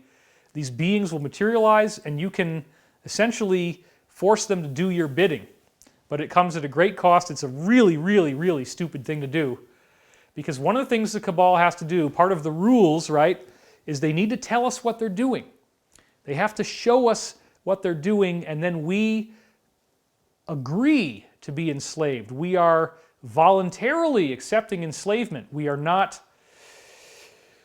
just being bombarded against our free will. They have to tell us what they're doing. That's why in the British Museum Library of London, back in the 1800s, they had a document on display. You could look at it that had an outlined plan for 3 world wars of how this group was going to take over the planet. They had it on display. Or another great example is the Federal Reserve note with the Great Seal of the United States on it, right? It's the weird pyramid with the all-seeing eye. And it says Novus Ordo Seclorum, which means new secular order, new world order, right? What the heck is that creepy symbol about? Well, y'all didn't ask, so since you didn't ask, we're not going to tell you. We enslaved you because you're too afraid.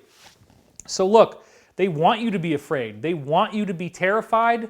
They don't want people who are healthy and fearless. They want you to be very afraid. And this is like the ultimate fear porn extravaganza that's going on in the world right now. It is so crazy. Okay, so let's go back to this now. Why are people hating on Bill Gates exactly? Why did his name come up? What's up with him and with the vaccines? Well, we're going to start this a little light. One of the favorite numbers of the cabal is 33. And if you go back to the traditional old Windows logo, everybody used to see this in the conspiracy world back in the day. There's a 33 in the logo. You see how where the 4 colored boxes are there? That you have, these. You can actually see these 3s here. There's one and then another one where the windows are located. Okay, that's not an accident. That's Windows 95, and it happens again with Windows 98. Now, why do they really call it Windows? Because there's so many, there's so many darn windows that Bill Gates built into that thing to hack your computer, to spy on you, and then, of course, we get back to the endless updates that you have as the hackers keep finding all the windows. And so Windows is always having to plug all the holes. They built hundreds and hundreds and hundreds of holes in this thing. Now, QAnon revealed that big tech, all of the different aspects of big tech, because they are enslaving us, right? They're using the social media to create suicide and sadness. Look at this. All of the this was on the QAnon board, that the big tech is using these cabal Luciferian symbols, satanic. They believe in Lucifer, they don't believe in Satan, but it's kind of the same thing to everybody else. Oh, well, Lucifer, Satan is different. Well, I don't know. I'm not buying it, okay? I never have. You look at the Gmail logo, right? You got the Masonic royal apron. You look at the Facebook logo, you have Tubal Cain, which is supposed to be the sex organs of Lucifer. That's what they believe in their religion. And they joke around it. They call it the Tubal Cain, like the two balls and the cane being the phallus, okay? Then you have Apple's App Store, which again is the Masonic logo. And the Android product store, again, has the compass. And then you look at Google Chrome, which is a 666 type of symbol, 3 sixes put together, and it's the all-seeing eye. Google Play down there actually is a derivative of the sigil of Lucifer. You can see that very clearly. They're calling it Seal of Satan there. And then Google's GPS looks like the Eye of Providence. Now, we can talk about the classic quote from Prince Philip, one of the few times that they got a little more honest with us. In 1988, he said this quote, not at all a disturbing looking dude, right? Totally normal looking guy, nothing that unusual. Oh my God, wow. You notice how these people start to look like Sith Lords? You drink all that adrenochrome, man, it doesn't work out very well for you, right? So here it is, publicly documented in The Guardian. Did I say that? Prince Philip, the Queen's consort, at age 88, and this came out on June 20th, 2009. Now, he actually did say this, okay? This becomes very important right now. In the event that I am reincarnated, I would like to return as a deadly virus to contribute something to solving overpopulation. Oh my God, dude, really? Did you really say that? Yes, he did. This guy, looking the way he does like that now, he wants to come back as a deadly virus. Because gosh, we got to do something about this overpopulation. Isn't it a drag? This is the Queen's husband, dude. It's not just some guy. Oh, Prince Philip. No. He's the husband of the Queen. He's not allowed to be king for whatever reason because his blood isn't right. And this bloodline stuff is because they believe they have this Luciferian power that we don't. They got to keep the magical blood going, okay? There apparently were extraterrestrial humans that came here with elongated skulls, and that's what all Above Majestic and Cosmic Secret, we talk about that. It's in my book. This book, I got them all here. What the hell, I'm home. I got to do something. So, Ascension Mysteries, my third book. The whole second half of this book. The first half sets up everything that I do now in the new book about my early life. A lot of people wanted to get more information about me as a person. I gave that to you. But then the whole second half of the book is basically the cosmic history of the cabal, of the people with the elongated skulls, how they got here, that they were on another planet in our solar system that blew up, and why they came here. I've done a lot of YouTube videos on this, so this is not anything that I haven't already done. But let's go back to the slide now, and we're going to go now. Remember, that was 2008 that he said that. I believe it was 2008, right? Let me just make sure. We'll go back real quick. I want to make sure I didn't get that wrong. Where is my pointer here? See, you guys are getting a backstage pass. Isn't that fun? All right. Oh, it's 1988. Okay, so I was wrong about that. Sorry. 1988. So, these things take a long time to build. Let's just put that back in place there. And let's do this. All right. So we're going to go back now to May 24th, 2009. This is going to blow your mind.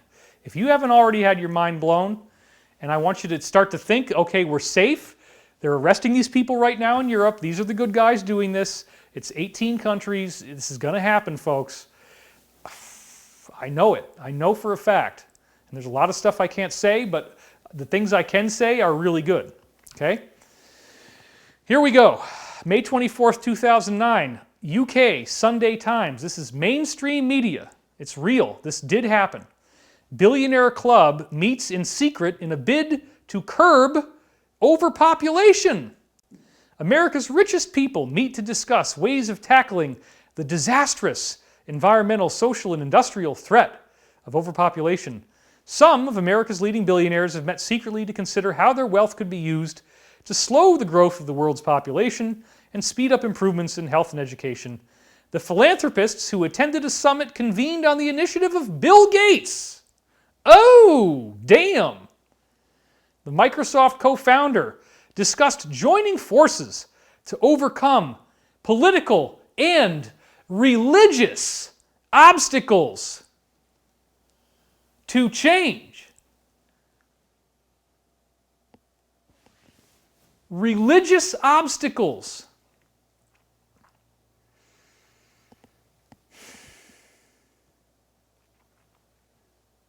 What the F does that mean? Dude, this is crazy. Religious obstacles. Yeah, you know, it's not a good idea if you believe in God to want to kill billions of people. That God probably doesn't like it. That's a religion. It's a religious obstacle. Political obstacles. You know, people aren't going to re-elect you if you vote, I think we ought to kill a couple billion people. Prince Philip just opened his big mouth, said, yeah, I'll personally come back as the coronavirus or whatever the hell is even better than that. I'd like to do something about overpopulation. Bill Gates is running the thing. Now, how secret is it, David? What are they really doing? Let's take a look. First of all, you can't find it, okay? I type in the URL, and it's no longer there. So you go through 2019, 18, 17, 16, 15, 14, 13, 12. You have to go back to 2011 to find this thing.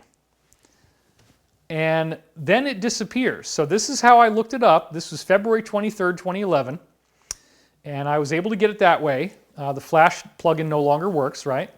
This was deleted just after October 6, 2011, and you can see that on the Wayback Machine, where the blue indicates that it was the same, and then the green indicates that the link had changed, which means it's no longer there. And you can't find it except from people reposting it. Now we're going to actually read more of this sick, crazy article. We already read this part. They met secretly about how they could use their wealth to slow the growth. The philanthropists convened on the initiative of Bill Gates to overcome political and religious obstacles. Holy smokes, dude. Described as the good club by one insider. Isn't it funny how they always want to call themselves good? Right? Like, oh yeah, we're doing the good thing. We're the good club, buddy. Come on. You want to be part of the good club? Let's dance. Let's dance with Lucifer. We're the good club. You guys are crazy. Why don't you just call it the Lucifer Club? I mean, you knocked down the Defender Europe 20 exercise with the Morning Star. It's okay if you call it the Lucifer Club. It would be a little more obvious for us to see what the hell you guys are doing here. But okay, you want to call it the Good Club if that's the kind of back patting. This is so crazy. I'm not making this up, but it's funny.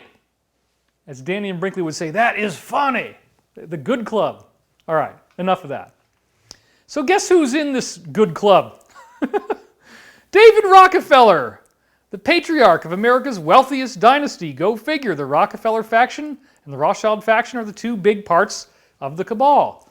Warren Buffett and George Soros. Where have you heard those names before? Everywhere, if you study alternative media. Oh!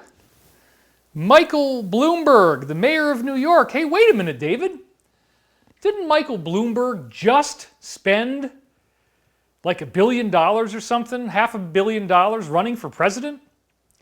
And didn't he try at the last minute to attach Hillary as his vice presidential running mate? Yeah, that happened. Isn't it a little weird to go back to this article from 2009 and Bloomberg was there in the meeting? He was one of the guys at the meeting and he just was out there trying to beat Trump, but they went with Biden anyway because Biden didn't even know where the hell he is half the time. He was saying, hi, I'm Joe Biden. I'm running for United States Senate. He said that recently. He's been heckling people. He's like, grabbing onto little girls and smelling their hair. And the stuff that we know on the inside about Biden is not good. And the $1.5 billion bribery that he was given through his son is just the beginning. It gets much worse. And the media moguls Ted Turner and, Oprah Winfrey. Now, I do need to talk about this one for a minute. Oprah did go. And we have briefings from certain insiders who said that when she found out what they were up to, that she staggered out of the meeting and puked. Okay, because she realized what was going on. Now, they will terrify you. Pete Peterson described to me, one of my top insiders, members of Congress being abducted in the night from their homes, being brought to a location, and seeing some of their own aides who had, blown the whistle on certain secrets, literally being offered the opportunity to push themselves into a chipper shredder machine head first that chips up big logs. And if they didn't voluntarily do it, they were shoved in and everybody got to watch, okay? Congress is bribed and blackmailed and terrified and threatened. Everybody is afraid of these guys. This satanic cult is very dangerous. This is real. They do this kind of crazy stuff. So Oprah was one of those things where they brought her in to try to give it some legitimacy, somebody who the public would appreciate. But I do not for a minute believe that Oprah is interested in this or supports this at all. I want to make that very, very clear. Oprah is one of the good people, not one of them, and that's why she was so sick when she was in this meeting. Let's continue. They gathered at the home of Sir Paul Nurse, a British Nobel Prize biochemist and president of the private Rockefeller University, there you go, in Manhattan on May the 5th. This informal afternoon session of the Good Club was so discreet that some of the billionaire's aides were told they were at security briefings. Wait a minute.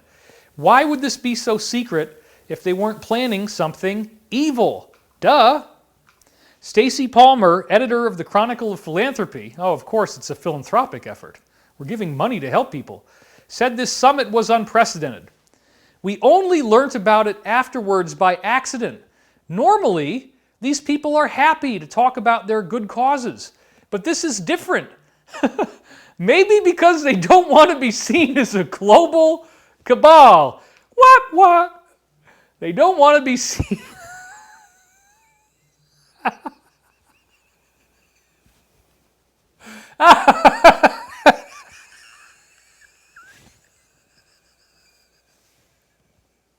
You cannot make this stuff up.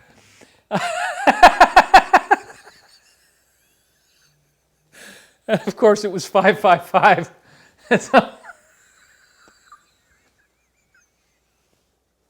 They don't want to be seen as a global cabal. Well, too late, buddy. We figured it out, all right? We don't really think it's a good idea for you to kill billions of people with a frickin' virus. Thank God it didn't work, Apparently the original COVID-19 was supposed to be a lot worse, but it's downshifted and it's not that bad. So they got to try their big end-of-the-world pandemic, but no, we're going to be okay. It's going to have a bell curve. We're going to go back to work, and we all have to stay home for a while. And if you're thinking, here's another thing. Oh my God, it's the Depression now. They always called it the recession, the Great Recession, right? Now I know why they were holding off on using the word depression, because metrically, things since 2008 are as bad as the Great Depression in terms of the actual metrics. Now granted, food production means that people are eating better than they were in the Great Depression. There was starvation going on back then. That's why there was campaign slogans, a chicken in every pot, right? So they got that part right, but the economic data, yeah, there's a big schism between the 1% and everybody else. But everybody else is doing really, really bad. But now they're saying, now it's going to be a depression. I'm telling you, there's a financial reset coming. The currency gets rebooted. There's been various plans in place of how much money everybody's going to get. The point is, don't worry about your business at this point. You can't do anything about it anyway. Don't think that this is the end of the world. Don't think that you're going to get screwed.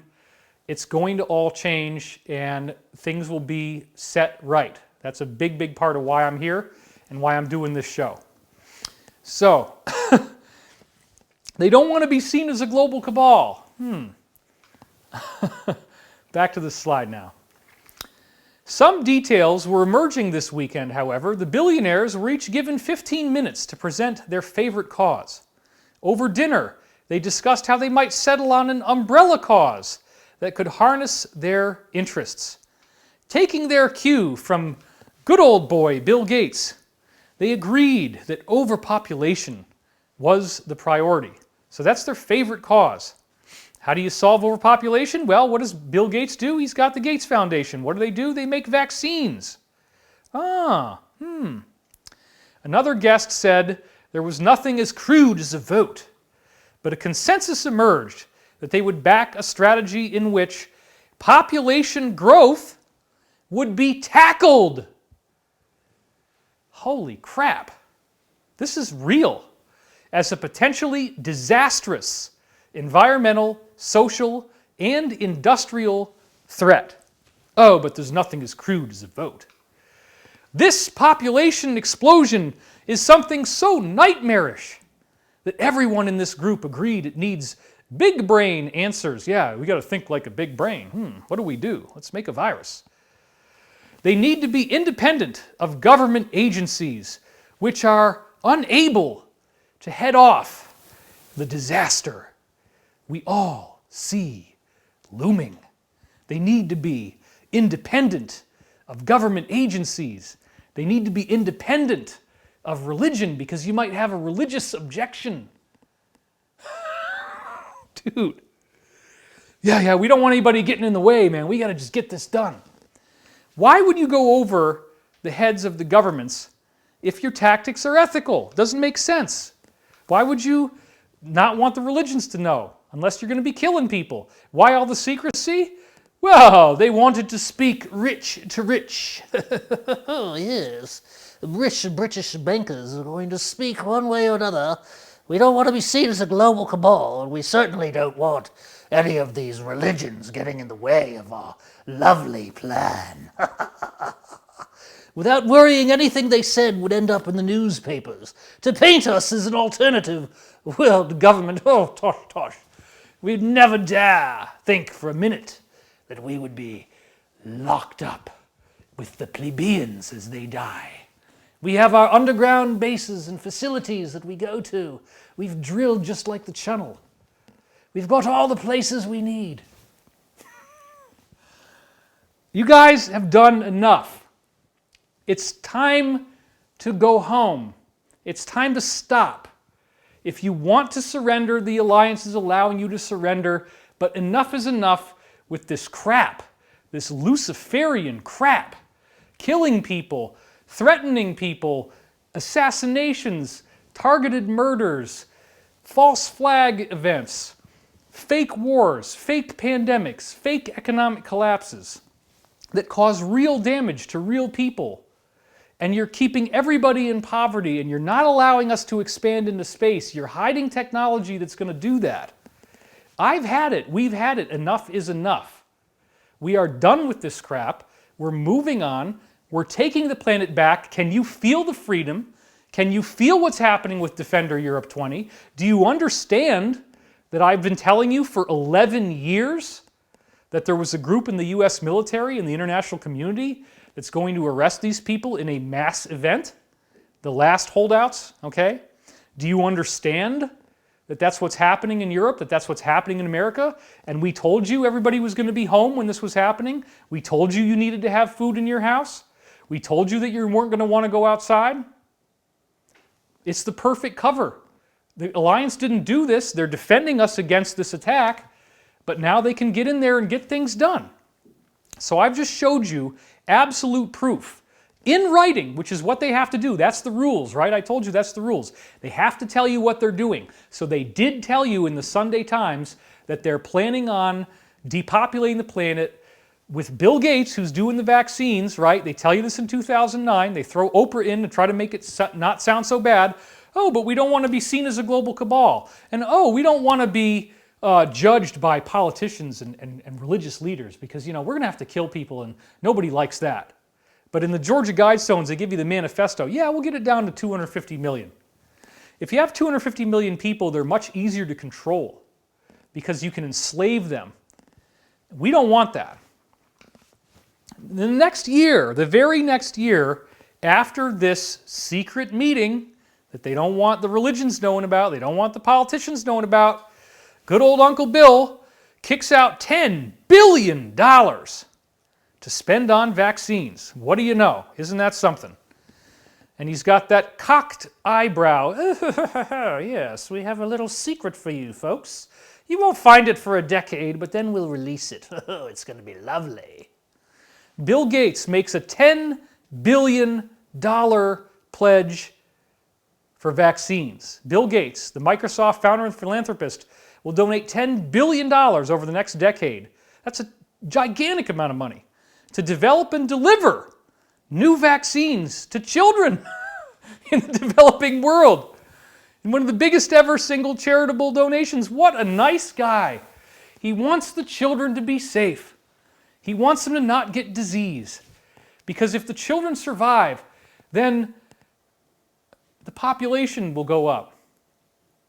Right? If the children survive from his life-saving vaccines, the population will go up. But didn't he just say that they want the population to go down, that it's this grave threat to our security?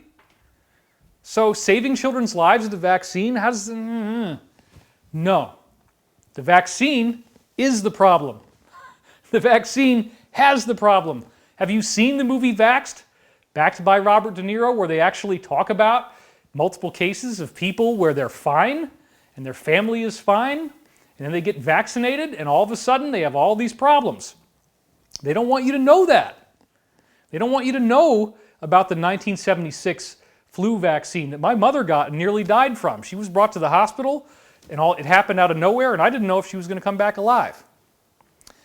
So this is totally real. Now look at this. A total of $15 billion has been spent. This was from Lyndon LaRouche's Executive Intelligence Review, where he covered the story and he was pretty angry about it. Now, he says some things the other one didn't, okay? So he said in the second paragraph, Lyndon LaRouche called the meeting a kind of confession to the mass murderous intent that this group has against the world's population. They confessed. The meeting was convened on the initiative of the man deemed by Forbes to be the world's richest, Bill Gates, the founder of Microsoft, who has brainwashed millions of youth through Facebook. I think he got confused with Zuckerberg. Lyndon, buddy, we love you. You might be a little bit off on that one.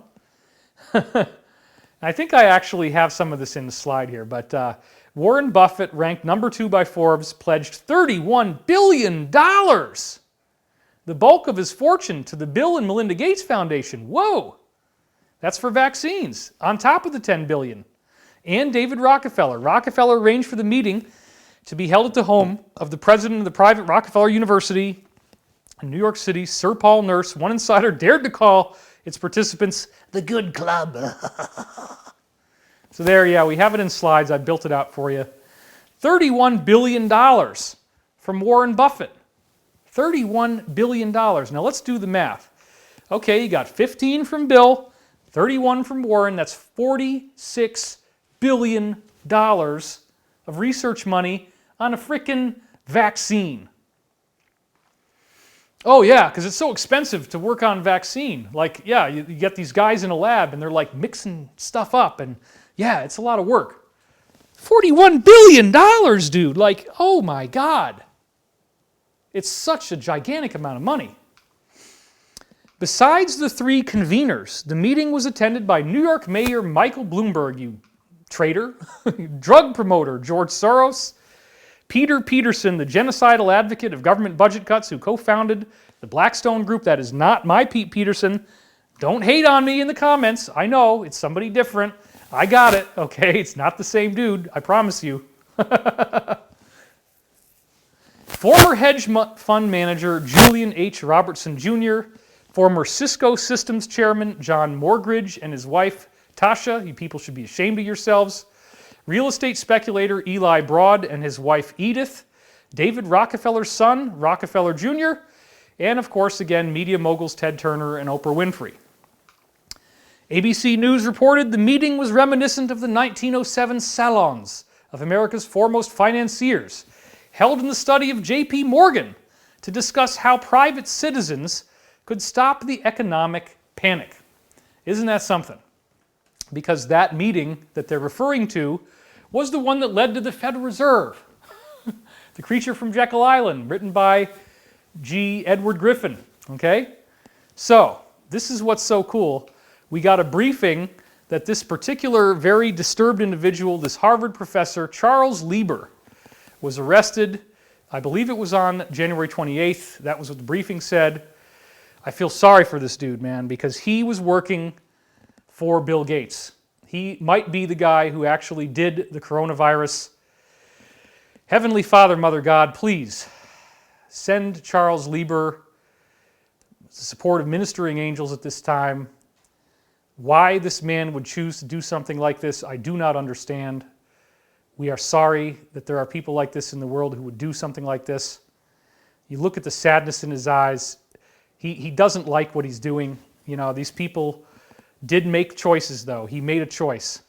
He is very bizarrely connected to Wuhan and biological research, and the arrest was announced right here on the Department of Justice's own website, January 28th. Harvard University professor and 2 Chinese nationals charged in 3 separate China-related cases. And it says here, the Department of Justice announced today that the chair of Harvard University's Chemistry and Chemical Biology Department and 2 Chinese nationals have been charged in connection with aiding the People's Republic of China. Dr. Charles Lieber, age 60, the chair of the Department of Chemistry and Chemical Biology at Harvard University, was arrested this morning and charged by criminal complaint with 1 count of making a materially false, fictitious, and fraudulent statement. Lieber will appear this afternoon before Magistrate Judge Marianne B. Bowler in federal court in Boston, Massachusetts. Uh-oh. You got a woman judge, buddy. You are in trouble. She is not going to want to be nice to this guy. Now, the insider briefing told me that Bill Gates paid for this research. And they know that. This is on the Department of Justice's website. Now, when you go into this article and you read the whole thing, it also says that this man named Xiaosong Zheng actually was caught going through the airport with 21 vials of a brown liquidy substance that was something that his friend was working on. He was going to Wuhan, something that his friend was working on at the lab, and he had cultured it himself and was bringing it to Wuhan for his own research. According to the briefings we've gotten, what is in those vials is COVID-19, and you are going to be told about it on a collective level. You're going to be told that they were cooking this stuff up, that they manufactured it. It's a bioengineered virus. I told you it goes after Asian men. It's an attack against China. It's an economic war, and they're using it as a pretext to try to drive down the economy, right? All of the economic gains that we've had since Trump won the election are gone. So Trump can't campaign on the economy anymore because they don't want this guy to be president, okay? They want creepy Joe Biden. That's all they care about right now. They're willing to destroy the whole world to try to stop this mass arrest from happening, which is what the Trump administration ultimately is about. Yeah, he might be as inelegant as a fart in an orchestra in the middle of the quiet movement where the strings are so light and what was that? Sometimes he's like that, okay? I get it. But you got to look beyond that. You got to think about the big picture here, what's really going on. And there's a lot going on. So, of course, immediately when the Department of Justice announces this very curious thing, a prominent Harvard professor, right, with these big grants, he's secretly doing deals with China. The money is under the table, millions and millions of dollars that you don't get to know about. And he's doing this deal, right? He's hiding this stuff, and then his buddy gets caught going through the airport with 21 vials of biological material that he's bringing to Wuhan at the end of December. Oh, that can't have anything to do with coronavirus. It couldn't possibly be that they were brewing this stuff up and that those vials can then be spritzed out with drones or airplanes or whatever to try to infect people, okay? That couldn't possibly be true. It couldn't possibly be that Bill Gates ordered this based upon the shit that he paid for. When they started this thing in 2009, they had the meeting, they talked about, oh, it's this terrible problem and we must avoid looking like a global cabal. We must avoid politicians. We must avoid religions because we need to save the world by making a vaccine. Then the next year, he puts in $10 billion. Warren Buffett pledges $31 billion, $41 billion, enough to build a whole freaking huge country. And all that money, that $41 billion, turns into these 21 vials that they tried to smuggle through the airport. I am pissed off, okay? I am not happy. I am willing to get on this live stream and tell you about this news. The only thing that's missing is what's in the vials. And they say in this, factcheck.org, right? It's like Snopes. We have to debunk the Department of Justice. So what do? We're going to say, it's just cancer research. It's cancer research, man. That's all it is. The 21 vials of cancer research. So let's take a look. Factcheck.org. No link between the Harvard scientist Charles Lieber and the coronavirus. They're just backpedaling like crazy. As chair of Harvard's Chemistry and Chemical Biological Department, he's the #1 guy, right, in the chemistry and biology department at Harvard. Okay, that's a very prestigious school, the best there is, more or less. He's the most high profile of 3. Yeah, he's a celebrity, he's a rock star. According to the complaint, Lieber lied to both the Department of Defense and the National Institute of Health about his affiliation with Wuhan University of Technology and his involvement with China's 1,000 Talents Plan, a program designed to recruit Chinese expatriates and foreign scientists back to China.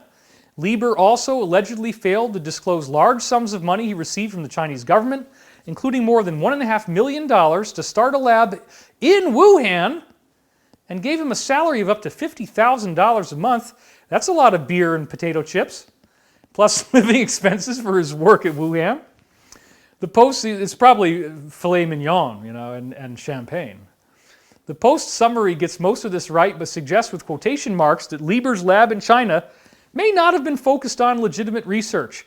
There is no evidence that this is true. We have to fact check with science-based claims. God forbid people believe the Department of Justice. So here it is again. Lieber lied to both the Department of Defense and the National Institute of Health about his affiliation with Wuhan. That's kind of a big deal. In the middle of, Wuhan is the center of where the virus was released, dude. What? He's lying to the Department of Defense and the National Institute of Health. He's getting $50,000 a month under the table in Wuhan, and then his buddy is caught bringing 21 vials of this weird brown biological substance that his friend was working on. And he gets caught because it's in his socks, Like you got a joint and you want to hide. I gotta hide that shit. I put it in my socks, man. Nobody's ever gonna know.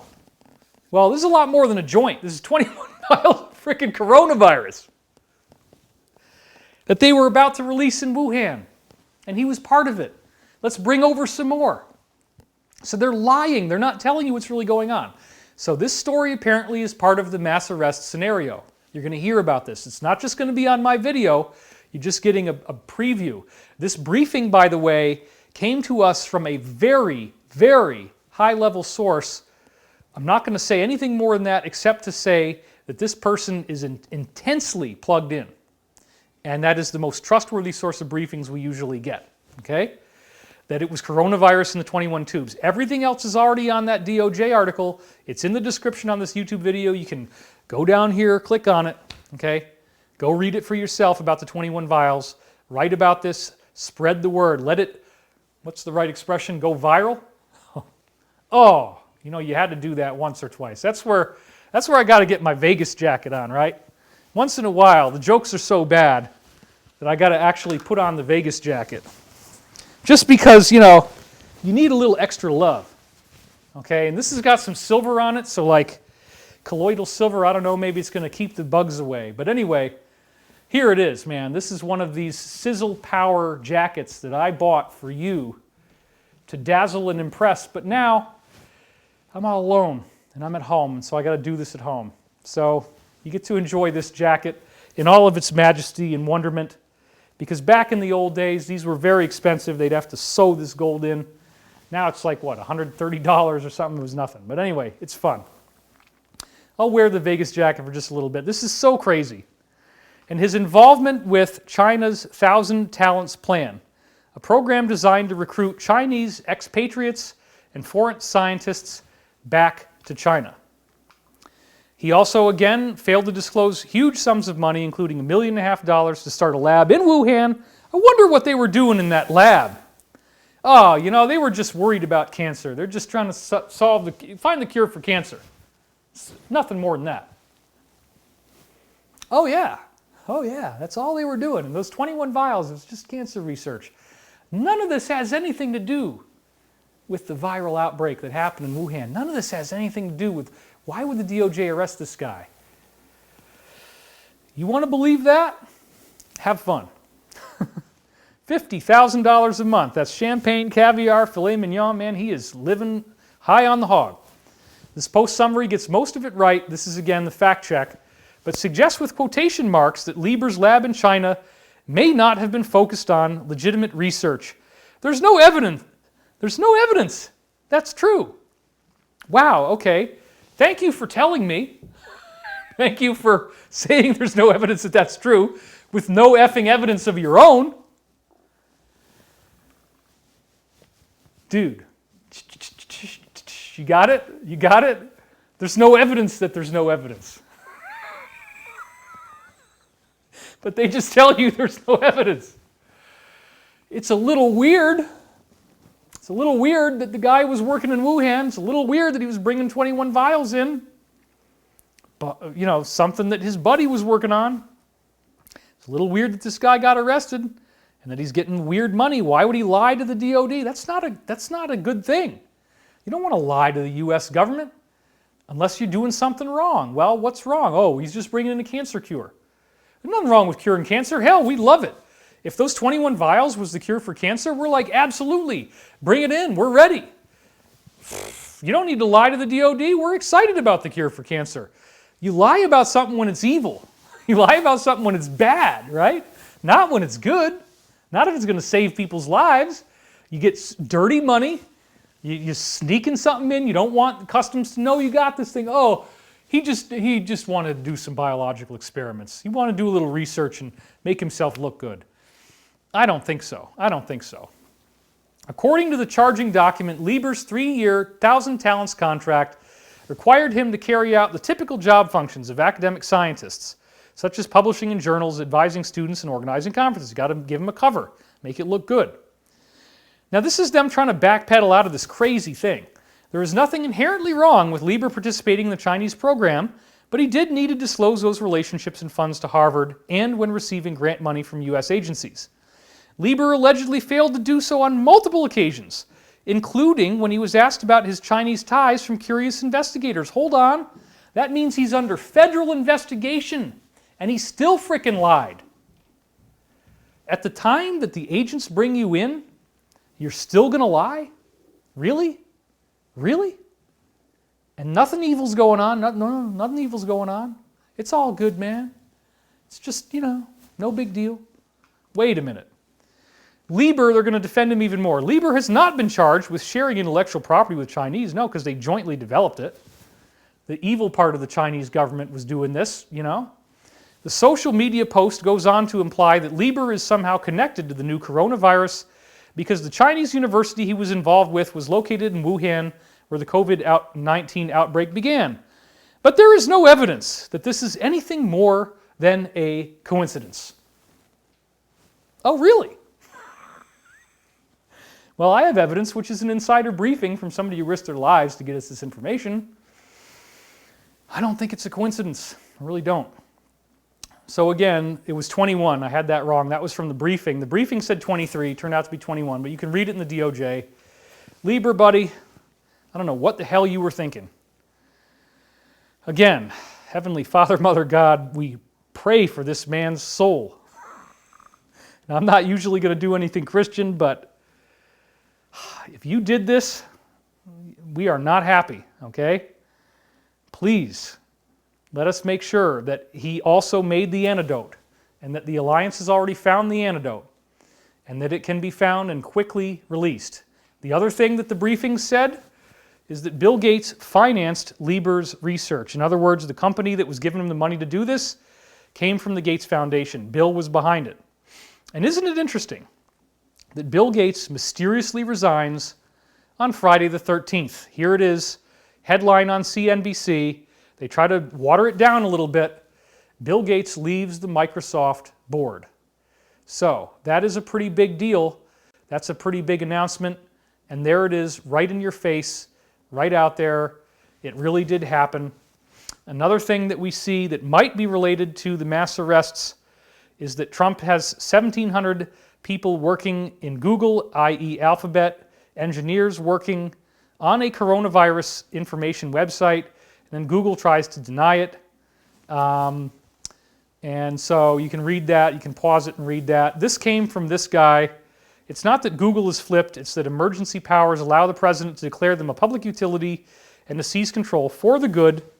It all makes sense now. They declared a national state of emergency. Trump said, I have powers in a national emergency that a lot of people don't even know about. Google is the largest go-to source of information. It makes up at least 70% of all search traffic. When Trump said we have 1,700 engineers working on the site, and Google had apparently heard no such thing, I think they learned Google was being taken over at the same time we learned it. Ha, ha, ha, ha, ha. And by the way, removing the censorship algorithms would not be pertinent in any situation except for a massive disclosure of what they have been calling the storm. I take this as a further confirmation that this is the storm they were telling us would happen. If they were just seizing it to help us deal with the virus from an information standpoint, there would be no reason to mess with the algorithm to such an extent. Information regarding adrenochrome and all these other crazy things wouldn't be relevant to a virus, which means none of this is really about a virus. Just food for thought, buckle up. So when you declare a national emergency, this is the Stafford Act. That's how you do that. And it says here, in making the emergency declaration, Trump invoked the Stafford Act, signed into law in 1988, which Senate Democrats said would free up more than $42 billion in the Disaster Relief Fund to assist efforts to mitigate the spread of COVID-19. We have very strong emergency powers under the Stafford Act, Trump said during a meeting with Irish Prime Minister Leo Varadkar on Thursday. I have it memorized practically as to the powers in that act, and if I need to do something, I'll do it. I have the right to do a lot of things that people don't even know about. Now, you could get paranoid if you want to, but this does appear to include all the critical infrastructure stuff just based on that tweet I showed you before that he wrote. But no matter what, at this time, you cannot leave the house without seeing this going on. In fact, in many places like Chicago, Illinois, the whole state, New York, California, you are not allowed to leave the house. But even when it was first getting started, if you go to Target to buy groceries, they were starting to prevent panic buying by limiting the number of items each customer could buy, limiting the key number of items per purchase so more guests can get what they need. This is called rationing. The Soviets might have called it bread lines. Thankfully, we're a lot more organized than they are here in America. You're not going to see this kind of stuff, but that is what the Soviet Union was dealing with. Now, I went to a grocery store locally last Saturday afternoon, and it was fine. There was food on the shelves. They had a lot of stock. Most people are now staying home. They're terrified to leave the house. They think they're going to get sick. It's very likely not true unless you don't practice social distancing. However, just like 9/11, no one ever thought something like this would happen in America. Almost everything is shutting down or already has, but as I said, electricity, water, sewage, and utilities are all working, and we have been predicting something like this since the year 2007. This is when I first came out on my website, Divine Cosmos, to talk about something I called the revealing, the end game of the New World Order. That was their original term for their plan for the New World Order when they're going to enslave humanity through some sort of disaster like a pandemic, which is not going to work. It's not what's happening. But that's what they were hoping they would do. Now, there's this whistleblower who goes by the name Savali, and I quote from her, for the first time, I went public with this in 2007. Up until then, I've been working behind the scenes.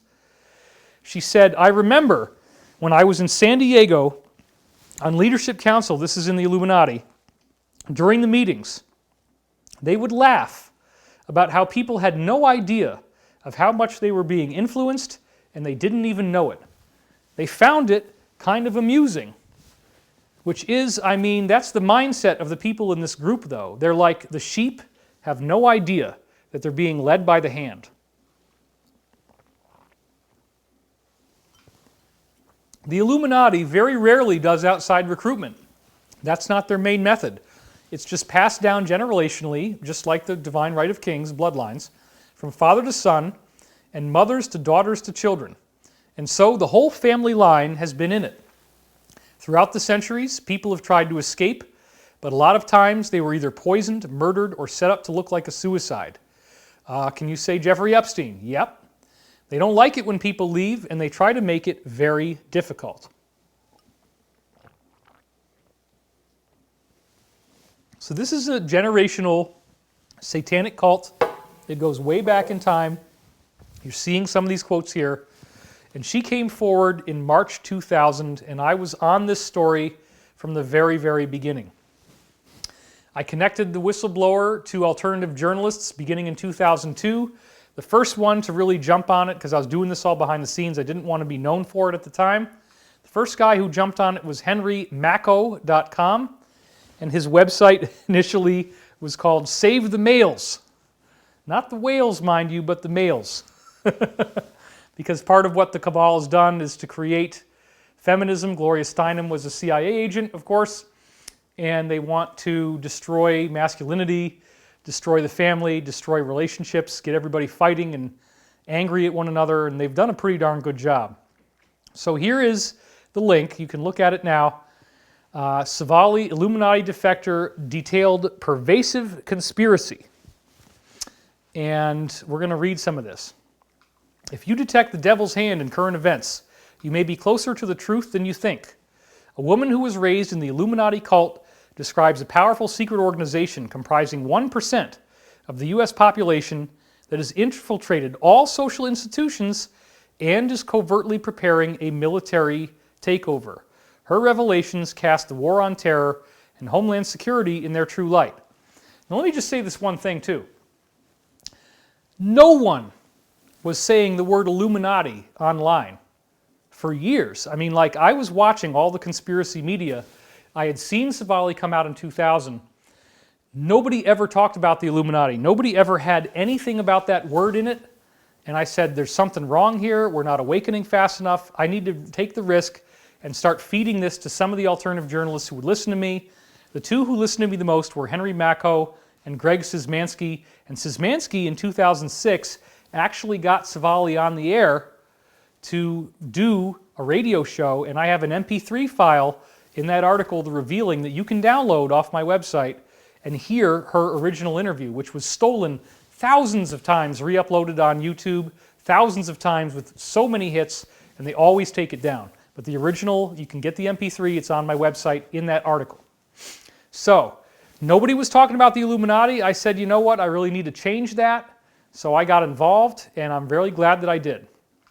Savali is the pseudonym of the woman, age 45 at the time, who was a mind programmer for the cult until 1996. She was the 6th head trainer in the San Diego branch and had 30 MKUltra trainers who reported to her. She has risked her life to warn humanity of the Illuminati's covert power and agenda. She describes a sadistic, satanic cult led by the richest and most powerful people in the world. This was before the whole Bill Gates thing happened. It is largely homosexual and pedophile. And I'm not saying homosexuality is bad, okay, but pedophilia, yeah, that's not a good thing. And it practices animal sacrifice and ritual murder. It works hand in glove with the CIA and Freemasonry. It is Aryan supremacist. German is spoken at the top, but it does welcome Jewish apostates. The Illuminati controls the world's traffic in drugs, guns, pornography, and prostitution. It may be the hand behind political assassination and quote-unquote terrorism, including September 11th, the Maryland sniper, and the Bali bomb blast. It has infiltrated our government on a local, state, and national level, education and financial institutions, religion, and the media. That's all proven by the fact that the super entity of 151 corporations is earning 80% of the money in the world. Based in Europe, it plans a new world order that will make its earlier attempts, Nazism and communism, look like picnics. They said they want to create an economic collapse that makes the Great Depression look like Sunday school. They're trying to do that right now. It's not going to work. One other detail, these people are not happy. Savali's courageous testimony raises the possibility that George W. Bush, who was the president at the time, and his administration are Illuminists, I would agree, and much of the world elite is engaged in a mind-boggling criminal conspiracy. Well, have these words since become prophetic? You betcha, because Epstein was arrested in New York City on child sex trafficking charges, and he's been accused of molesting young girls. The documents that come out from this could expose powerful politicians and businessmen, and as you know, on his list of people that visited him included Bill Clinton and many others, deep state people galore. And so this was Savali's original website, Lion and Lamb Ministries. This is where I found her. I started talking to her in her forum at the time, and I was the one that convinced her to come forward on the radio eventually.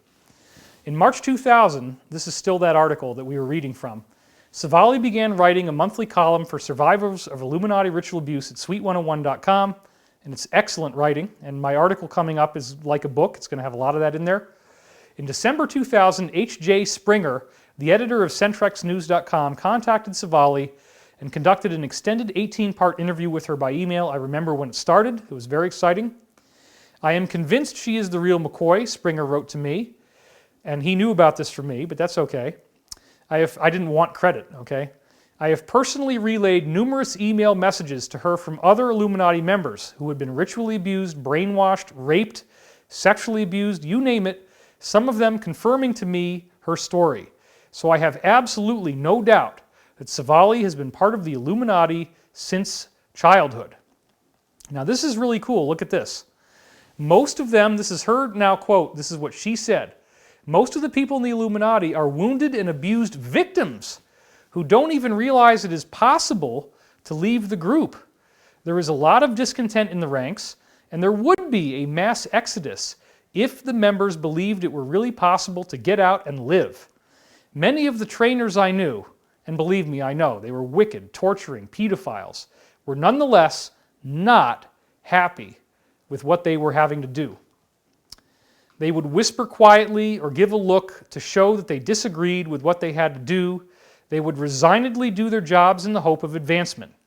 Do you know what one of the biggest carrots offered to those who advance up in the group is? It's so sad that you don't have to hurt people anymore, and that you in turn cannot be abused. You can only be abused by somebody who is higher in rank than you, so that's your incentive to rise in the ranks, so you don't have to get raped as much. It's horrible, horrible stuff. It's true. Only those higher than you in the group can abuse you, so everyone wants to move up where the pool of candidates who can abuse you becomes smaller. Of course, people can choose to abuse anyone beneath them, and that is a strong motivation. The Illuminati are very political and backstabbing. They have a dog-eat-dog mentality, and everybody wants to move up and advance. They never openly disclose their agenda or their cult activities, as often they themselves are amnesic to them. And these are well-respected, allegedly Christian-appearing business leaders in the community. Their community image is all important to an Illuminist. They will do anything to maintain a normal, respected facade, and they despise exposure. Now wait a minute. What about that amnesic thing? It's called dissociation. None of the Illuminists who I have known had unkind or evil-appearing persona in their daytime lives, although some of them were dysfunctional, such as being alcoholics. The dissociation that drives the Illuminists is their greatest cover. Many, if not most of these people, are completely unaware of the great evil that they are involved in during the night. Now this is weird, but it's true. They use MKUltra, and they have an alternative personality that you go into. So what these people end up doing a lot of times is you fall asleep in your clothes. You don't really know why, but you feel like you have to fall asleep in your clothes. You wake up as late as you can in the morning. You're always tired. You don't know why. Another part of you gets a phone call. Somebody speaks to you in German. This is all stuff Savali said. They tell you about the meeting that's going to happen that night in German. You go into an alternative identity, but you forget the phone call as soon as it's over. You go to sleep in your clothes so that you can wake up quickly and go. You get up about 1 o'clock in the morning, so you'll go to bed at 9. You'll get up around 1 o'clock in the morning, so 9 to 10, 11, 12, 1. You get 4 hours of sleep. You wake up at 1 o'clock in the morning. You get the kids up. You drive to this either military base or like some huge mansion. where these cabal people are, or sometimes they do it in a Masonic lodge, okay? That's one of the things she said. When you go there, you study things like riot control, because they wanted to use their people to herd people into these concentration camps. You study military strategy, you study black magic, you study occult stuff. They dress up in Nazi uniforms, believe it or not. All this weird, crazy stuff is what she was saying. They do this until about 4 o'clock in the morning, so you're there from 1:30 to 4 o'clock. Then you get to leave, you pack up all your stuff, you pack up the uniforms. She was in the mind control division, so she'd just be doing mind control on people all the time. And then you go back home, you're home and in bed by like 4:30 in the morning, because you always have to be within a half an hour or less, 15 minutes of where you're going to go. You fall asleep, you wake up, you don't remember what happened during the night because it's an alternative personality, and they use that mind control to do that. So people might know something is wrong, but they don't know exactly what. So if you've noticed certain children of certain celebrities recently who made very provocative statements, those children may not even know what's really going on. A person could be in the Illuminati and not know anything about what they're doing at night. This is what she's saying. It's really weird. But imagine how effective that is if you actually have that technology that you can stop people from knowing what they're doing. And they all have it in an alternative personality. That apparently is what's going on. A lot of people don't know that. Also, do you remember those studies that stated that TV violence doesn't affect children's behavior years ago? Well, guess who funded them? Of course, the Illuminati. They are all a bunch of bull crud. What a person watches does influence them, and this is well known by the behaviorists in the group. In fact, they know that TV is a tool they purposely use to influence the masses. It cannot create a total personality change in the average citizen, but it does desensitize us increasingly to violence, pornography, and the occult, and it influences the perceptions of young children. All of this, of course, leads up to the really good stuff, which is the plan to defeat the Illuminati. And the plan goes back to a book called The Fearful Master by G. Edward Griffin that came out in the year 1965. This is G. Edward Griffin. I interviewed him in the past, did some shows on that. He is the author of the classic book, The Creature from Jekyll Island, which is the definitive exposure of the Federal Reserve. And here's the book, The Fearful Master. This is now hard to get, and obviously it's going to be a lot more so as I talk about it. And it says, a second look at the United Nations, and here comes my dog. She clearly would love to get a walk right now. It is not going to happen. Sorry, girlie. Daddy's busy. Daddy is very busy, and he's got a really nice jacket on. Okay, so that means we don't leave the house in this jacket. Who knows what the hell would happen if I walked out in this environment with this kind of a jacket on? People would be like, who is that guy? And why is he dressed like that? Here's another image of the Fearful Master, the book cover. And it says, this is a hard-hitting, carefully documented book and a healthy antidote to the UN can do no wrong propaganda. New York Daily News. This discusses a vast conspiracy, the book discusses a vast conspiracy that took place during the Korean War, which ran from June 25th, 1950 to July 27, 1953. Just so you have your time reference there.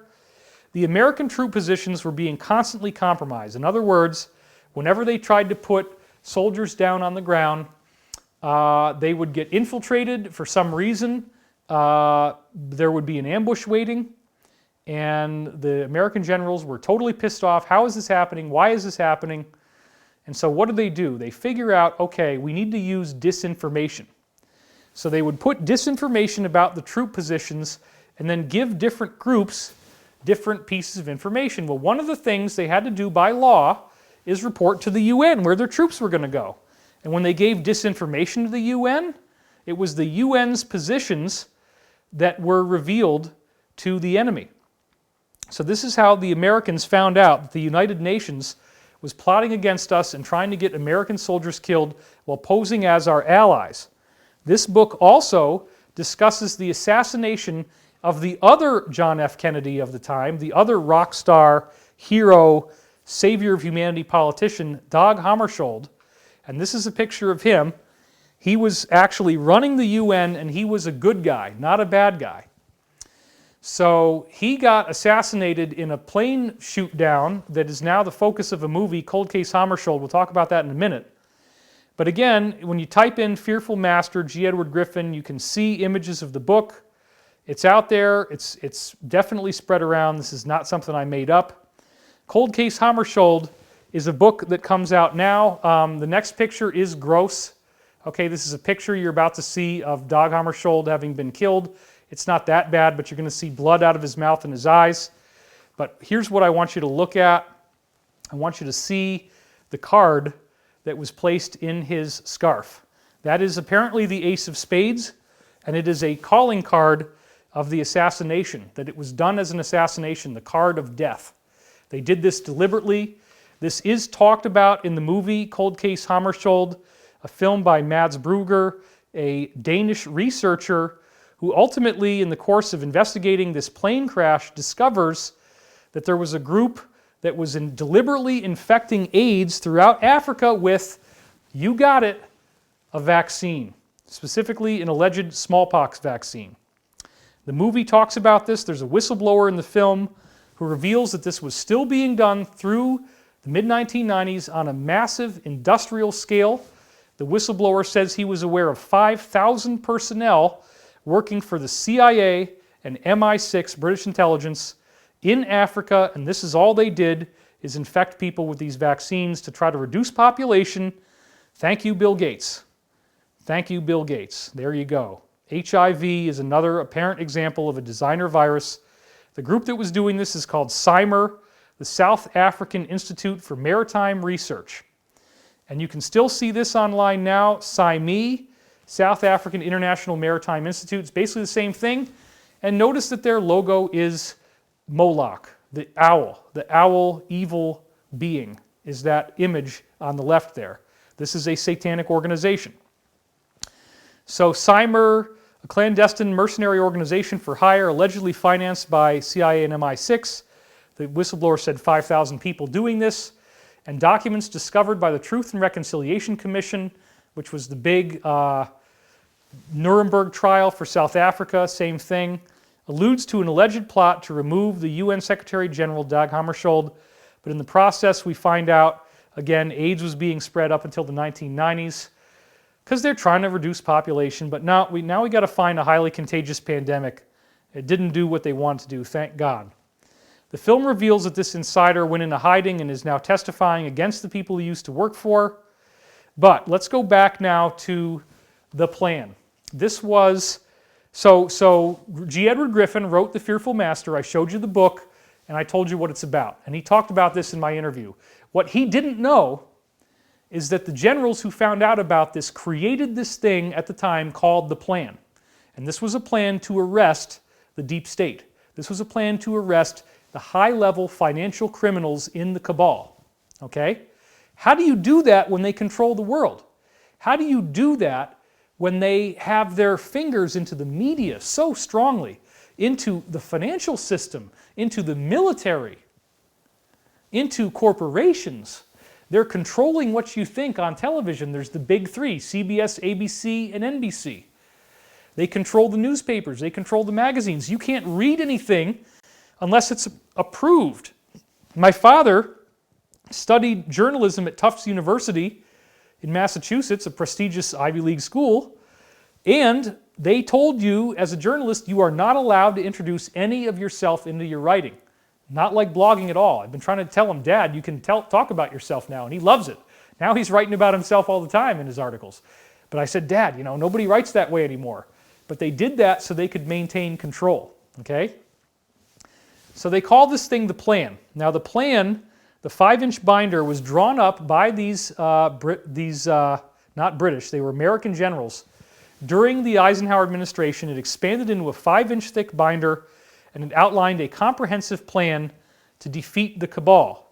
Now, isn't it interesting that they wanted to do this? They were trying to figure out, how do we break through this thing?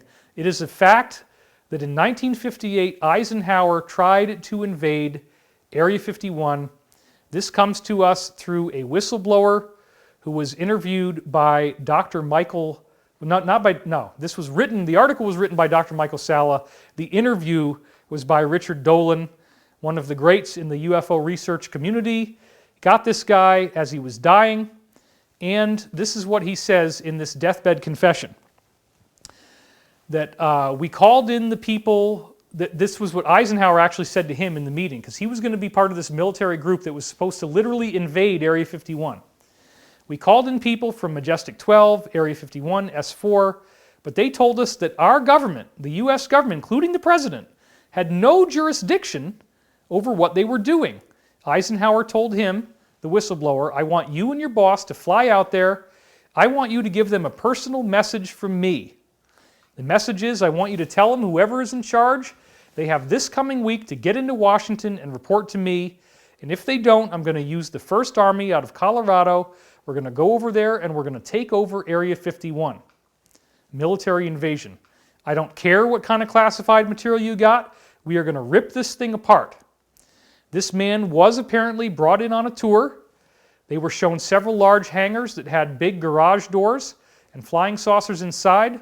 The agent's boss was allowed to partially interview a gray extraterrestrial who was held in captivity, and this appears to be the reason why Eisenhower warned of the military-industrial complex in his closing presidential address on January 17, 1961. If you've ever seen this, it's very powerful because he says, in the councils of government, we must guard against the acquisition of unwarranted influence, whether sought or unsought, by the military-industrial complex. The potential for the disastrous rise of misplaced power exists and will persist. He handed over the reins to John F. Kennedy, who worked very hard to defeat the cabal. Kennedy is a true hero. And this includes Executive Order 11-100, which stopped the Federal Reserve from selling off all of America's silver. And this includes, of course, all of the nickels. Well, I don't know if it was nickels, but definitely the dimes and the quarters were made out of silver.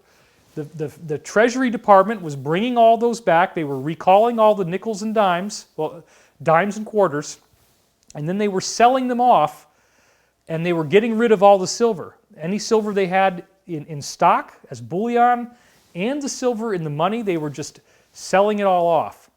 Now, Kennedy tried to stop that so we could use it as collateral to reboot the U.S. currency. So back in 1922, they actually did this for a while.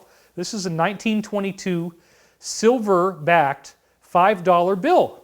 Look at that. Look at the top. Look closely. What do you see? It says silver certificate. This certifies that there is on deposit in the Treasury of the United States of America $5 in silver payable to the bearer on demand. That's called collateral. And here's another example. Silver certificate, United States of America, $10 payable in silver coin to the bearer on demand. One of the last things Kennedy said before he was assassinated, there is a plot in this country to enslave every man, woman, and child. Before I leave this high and noble office, I intend to expose this plot. 7 days before he was assassinated. Let's just have a moment of silence for John F. Kennedy and his heroic work.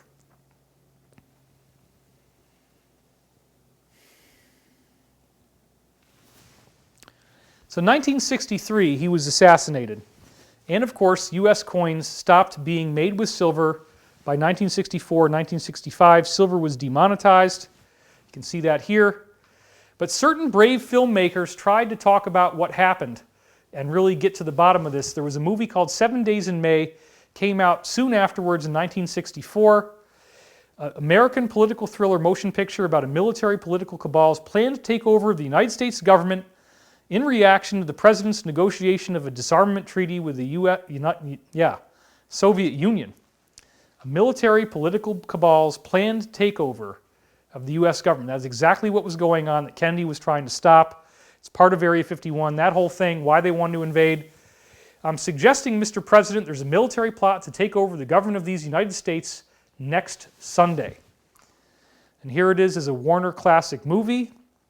The astounding story of an astounding military plot to take over these United States. That's called word mirroring. You don't want to use the word astounding twice. Oops, it happened.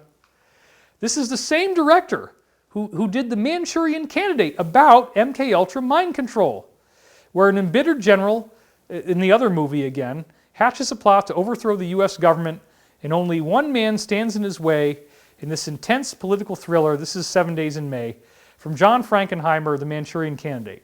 So this is John Frankenheimer. He deserves our respect for doing these amazing films like Manchurian Candidate, which is literally about a man tasked to assassinate the President of the United States. He's under mind control and he doesn't know that that's what he's going to do. They were exposing all this back then, and Frankenheimer was working on that. The alliance continued working to complete the plan despite the loss of Kennedy, the tragic loss of Kennedy. Their next big move to try to get the country back was Watergate, exposing a whole lot of stuff going on, and the CIA was exposed in congressional hearings for MKUltra. Nixon did resign, and Ford took office, which didn't do us any good. The secret space program we've talked about so much did expand massively after 1980, when Reagan got in and all the financial system was starting to be steered in his direction. You know, all the stealing really got started in 1980. Black budgets, okay? So this is important. You have things like the Vietnam War, the Korean War, the Apollo moon missions. You have military jets that are very expensive on paper, all those things, but then most of the money is actually going to this secret space program. They did get the Roswell technology. They do have it, okay? And it's been in place for 75 years. That's when the Roswell crash happened, over 75 years ago now, right? So when you think about it that way, they've had a long time to work on that technology, to get something that works. Apparently they have had it for a long time. They've got bases on Mars, bases on the moon. There was this whole interesting stuff with Kennedy trying to expose that and learning about it to some degree from Eisenhower, where they tried to invade Area 51. Reagan also learned about it. He got some degree of briefing when he was put into office, and he squealed. So that's why there was an assassination attempt on his life. Let's go to the slide.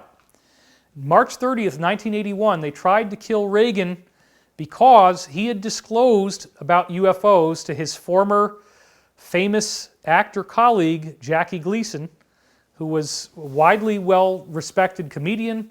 Here he is hanging out with JFK, and some of this did leak into the tabloids. It actually was true that Jackie Gleason, with the help of, I guess, Kennedy probably, or whoever got him in there, he saw bodies of dead extraterrestrials at a top-secret Air Force base, and Reagan told him a lot more. This was the scene immediately before Reagan was shot. Notice the guy to the immediate left of Reagan, not the guy in the uniform, but the guy with the bald head.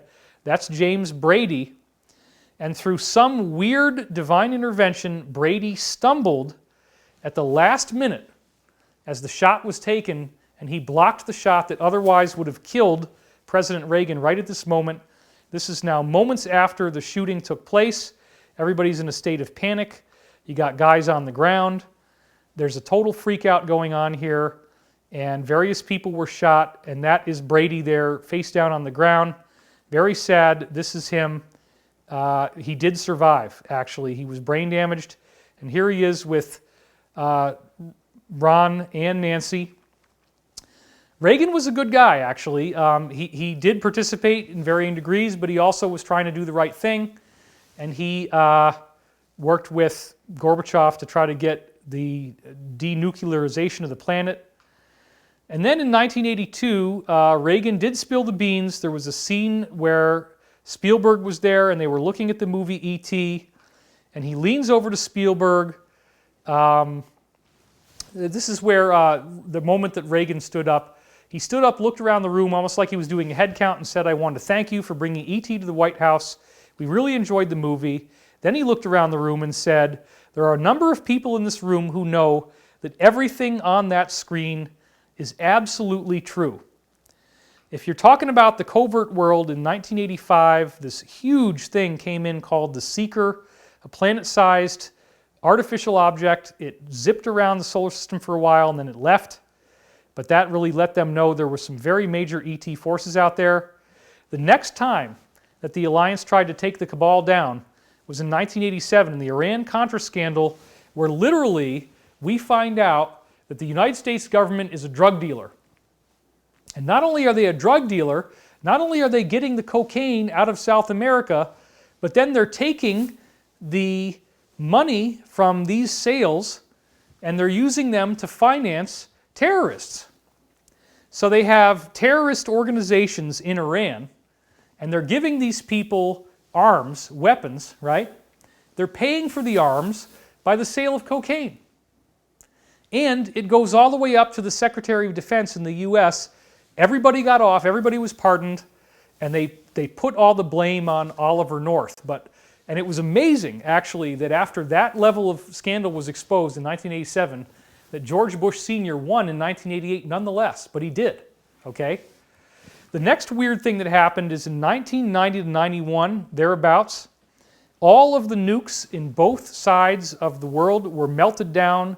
The nuclear ordinance was no longer operational, and so we do not have nuclear weapons. This is something I've heard from more than one insider, actually. As weird as that sounds, you've had even ex-astronauts like Edgar Mitchell say that there are extraterrestrial ships that show up over nuclear missile installations. They power the whole base down.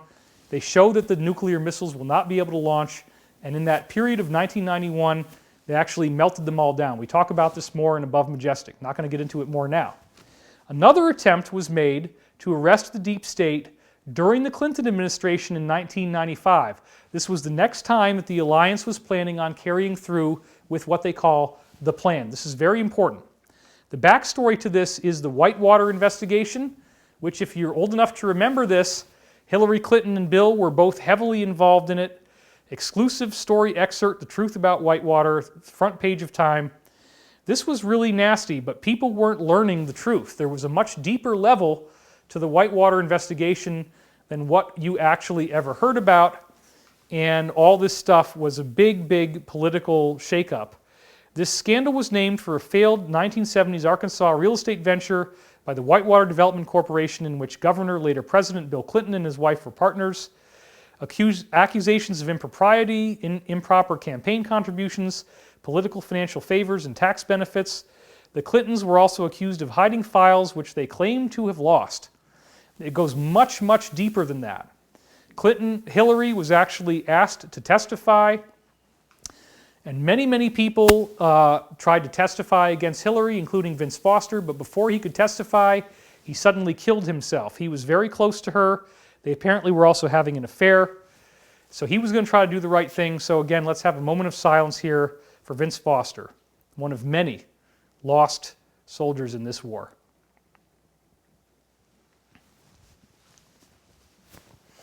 And many others like him.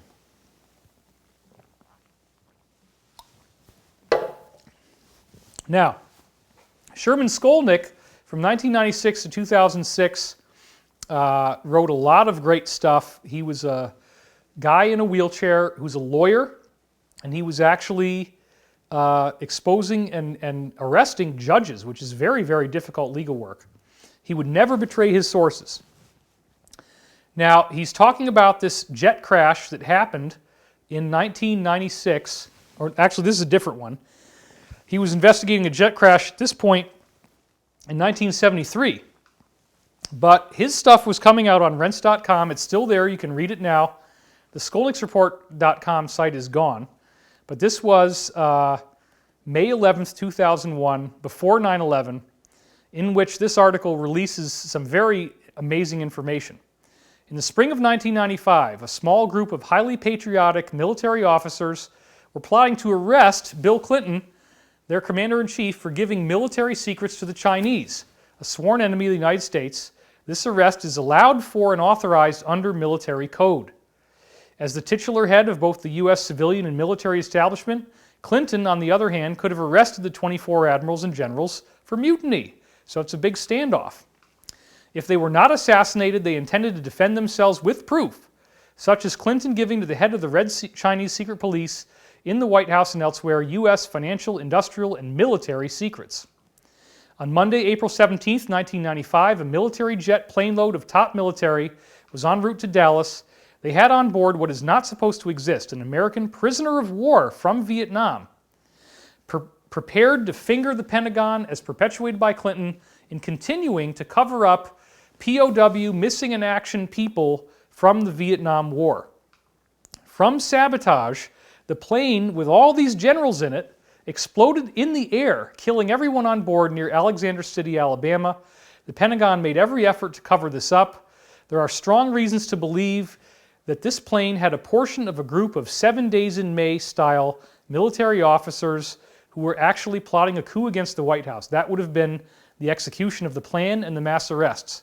But they had to get this press conference first to make the public ready to understand what's happening. Thereafter, the small group of other flag officers out of uniform took up residence in a Paris suburb. That became part of what we're calling the alliance, folks. They got there in Paris. A year later, the chief of naval operations, Admiral Jeremy Borda, apparently aware of the coup, was assassinated and covered up as a suicide, which is a favorite whitewash by the Monopoly Press. We're seeing it now, again with Epstein, although he wasn't a good guy. But again, let's have a moment of silence and honor Admiral Jeremy Borda.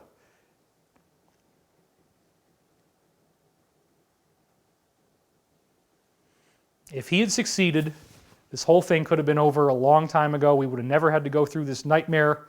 30 plus years would have been saved. All 8 aboard Air Force jet die in a crash landing attempt. And it says here, among the passengers were Clark G. Feister, an Assistant Air Force Secretary for Acquisition, and his assistant, Colonel Jack Clark, said to be an Air Force spokeswoman. The rest of the passengers were Air Force personnel and one Army member who was flying on a space-available basis. Well, that's probably the guy, the POW, an Army member. The plane took off from Andrews Air Force Base in Maryland and was en route to Randolph Air Force Base in San Diego, according to Lieutenant Colonel Johnny Whitaker. And here's another link. There's not very many. Assistant Air Force Secretary Clark Feister, one of 8, et cetera, et cetera. We already said that stuff. And now the probe begins, the UPI article. So, among those killed was Clark Feister, the Assistant Secretary for Acquisition in the Air Force. He was a close friend of the Defense Secretary William Perry, responsible for the research, development, and acquisition in the Air Force. So he's a big deal. He had 38 years of experience in designing and developing advanced intelligence, electronic countermeasures, and imagery systems. Well, isn't that interesting? Because he probably was working on surveillance, getting these guys arrested, figuring out what's really going on here. Let's have a moment of silence now for Clark Feister.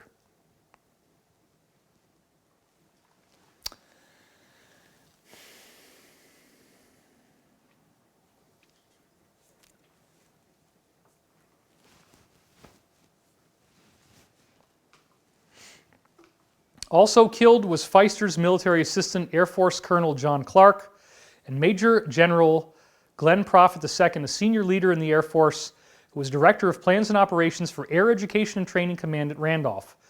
So here is Major General Glenn Prophet II. Let's have a moment of silence for him as well.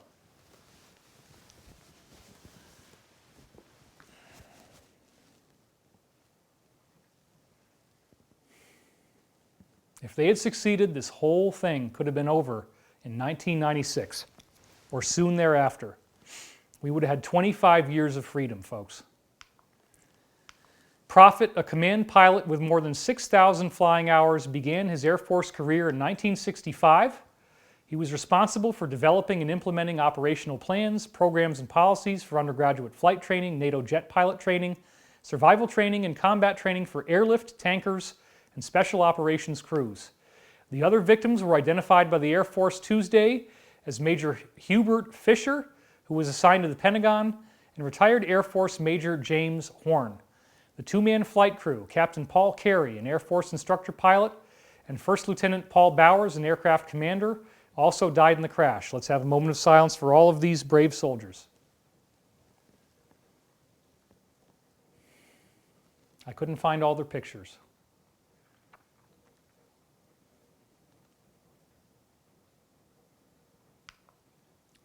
The name of the 8th victim, a U.S. Army sergeant, was being withheld pending notification of his next of kin. Well, that's because he was already supposed to be gone. Air Force officials at the Pentagon declined to speculate as to the cause of the crash, but witnesses on the ground reported hearing at least 2 explosions as the plane flew over a busy highway near Alexander City and then fell into the thick woods near a subdivision. Now let's think about this for a minute, folks. A plane with a bunch of military guys is flying overhead. This is like a bad joke, right? You hear 2 explosions, and then it crashes. We have the insider Sherman Skolnick, who was very accurate for many years, saying that these people had an ex-POW that they'd rescued out of Vietnam, who had still been there all these years. The U.S. was covering it up, and this was just the beginning of stuff that would link back to Iran-Contra and would lead to the arrest of the cabal, the exposure of what they were really doing. Now, one of the things that Pete Peterson told me is that their military forces were going to be quite vast when they did this mass arrest, but they had all the information to conduct the mass arrest stored in a federal building for the FBI. The FBI was storing all the data for Whitewater that was going to be used to arrest the cabal in one building, which happened to be the Alfred P. Murrah Federal Building in Oklahoma City. Do you know that name? You remember that? What is the Alfred P. Murrah Building? That's the building that blew up and collapsed into its own footprint, allegedly due to Timothy McVeigh, allegedly doing it from a van with explosives in it, 2 days later on April 19th, 1995. That's right, the Oklahoma City bombing, which again blew off much of the facade of the front. This was a counterattack because in the process they destroyed all the evidence that would have been used to destroy the deep state, and they got to test out the destruction of a building like they did in 9/11 to see how well the thing worked. This is much bigger damage than should have happened from that van with fertilizer bombs in it. Everybody was all over Oklahoma City bombing after this happened. 6 years later, we get 9/11. Now, the alliance was still working to defeat the deep state, and so wouldn't you know that a missile, not even a plane, a missile was sent into the Pentagon in the exact part of the Pentagon where they were working on this happening. So what does it see here?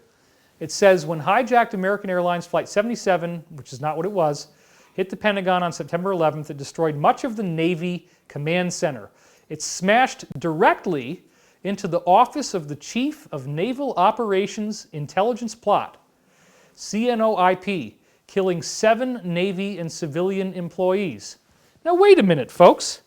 It smashed directly into the office of the Chief of Naval Operations Intelligence.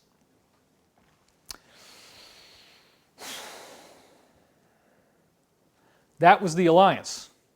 The alliance was working to defeat the cabal from within the Pentagon, and once again, these people are so freaking crazy that they sent a missile in to the Pentagon and blew up the guy and his whole office.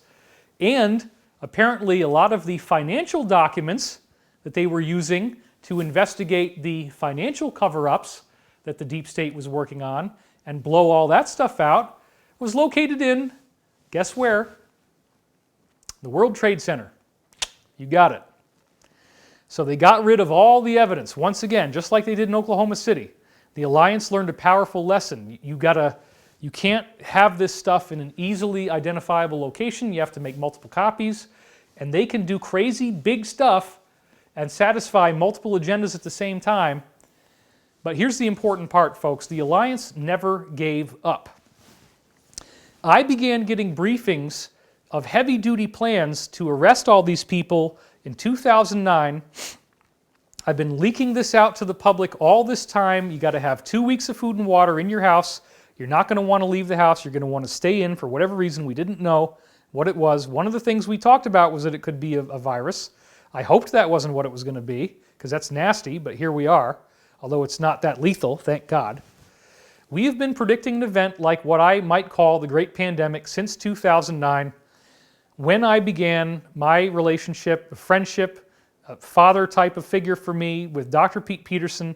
This is the original page from Project Camelot where we interviewed him, and there I am on video number 2, looking dashing and skinny as a rock star with long crazy hair.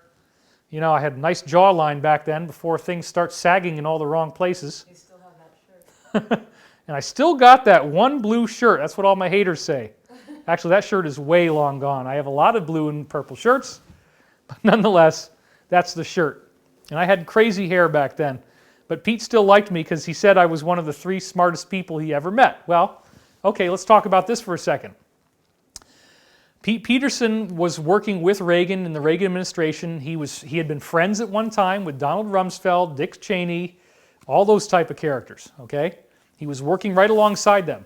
He was their biggest expert on technology, the black ops technology. His grandfather had been Nikola Tesla's lab assistant, Pete Peterson's was, and they called him Dr. Do because if they needed to get something done, he would do it. One of the examples was that they had these very intense fighter jets that had a very highly oxygenated fuel in them, and the fuel had so much oxygen that it would eat through metal and it would rust out the tank. So they asked him, hey Pete, can you invent something that stops metal from rusting? Pete actually went in and studied metal and found out that there was a compound that could plug into the van der Waals bonds and make it so that metal doesn't rust. You can buy it if you know what it's called. The military sells it. They use it for Navy SEALs so they can put their weapons underwater and they don't rust. Pete's code name for it was Gun-Goozlem, which was a play on the biblical Methuselah who would not die because the rust wouldn't rust, right? There would be no rust. Let's go back to that original Project Camelot listing. Dr. Peterson is an extremely well-informed insider. He was actually the best scientist in the Black Ops community and a most remarkable and brilliant scientist who came forward to talk with us publicly because he feels the issues he cares deeply about and knows about are too important to remain silent about. We salute his courage. Among the many things Dr. Peterson spoke about at length was his strong informed belief that there will be a meltdown of the global economy, well look at what's happening right now folks, and U.S. infrastructure, which may be almost upon us, that Obama is planning to disclose the reality of ET contact by the end of the year. That got thwarted. And that most but not all of the ET visitors are friendly. There is much, much more. Here's a very general list of the subjects we discussed. The probable, in Dr. Peterson's strong opinion, collapse of the economy, infrastructure, and law and order in the U.S. The deep state is trying to do that right now. He was prophetic. The planned disclosure of the ET presence, the Aurora, now retired from service and replaced by vehicles capable of superluminal, faster-than-light-speed travel, warp travel, and the TR-3B Black Flying Triangle, which functions as an aircraft carrier, artificial intelligence, advanced robotics, it goes on and on. So there it is. The strong informed belief that there will be a meltdown of the global economy and U.S. infrastructure, which may be almost upon us, and Obama trying to disclose the reality of ET contact, that most but not all of them are friendly. And this, of course, has a lot more weight right now in light of these weird plans that we were talking about back then finally coming to pass than it did in 2009. Project Camelot got in a lot of trouble, and almost Carrie Cassidy, literally, they were thinking about murdering her. Thank God it didn't happen. Camelot got in trouble for leaking the video too soon. You can pause it and see right here what happened, but it's just to start it, it says the release of this video was delayed because Dr. Peterson was concerned it might contain some material that was just too sensitive and might endanger us. He spent some time checking with colleagues to ensure we would be safe to release it. At the time of writing, he has not specified what these sensitive parts of the video are, though one might guess. We have taken the decision to take these risks upon our own shoulders and release the interview in its entirety. It has not been cut. Okay. This is like rule number one, something you never, ever, ever want to do. And I'm still wearing my ridiculous Vegas jacket. I don't guess I really need that anymore. Let's go back to something a little bit more proper. But it's warm. It's warm, and I have it. It's in the house. Okay. So, Pete Peterson was not supposed to have said everything in that video, and it actually did cause some real problems because there were some things that the alliance, the good guys, had apparently not been honest about, and certain countries found that out as a result of this video, and Pete got in a lot of trouble. He lost his monthly salary. He was greatly censured by this. He was still getting briefings, but he lost his security clearance. He was one of only 5 people in the world who had a clearance to carry a nuclear device into another country, believe it or not. There's a whole lot of Pete Peterson stuff I could talk about. I was very honored when he told me that I was one of the 3 smartest people he'd ever met. And one of those people betrayed him.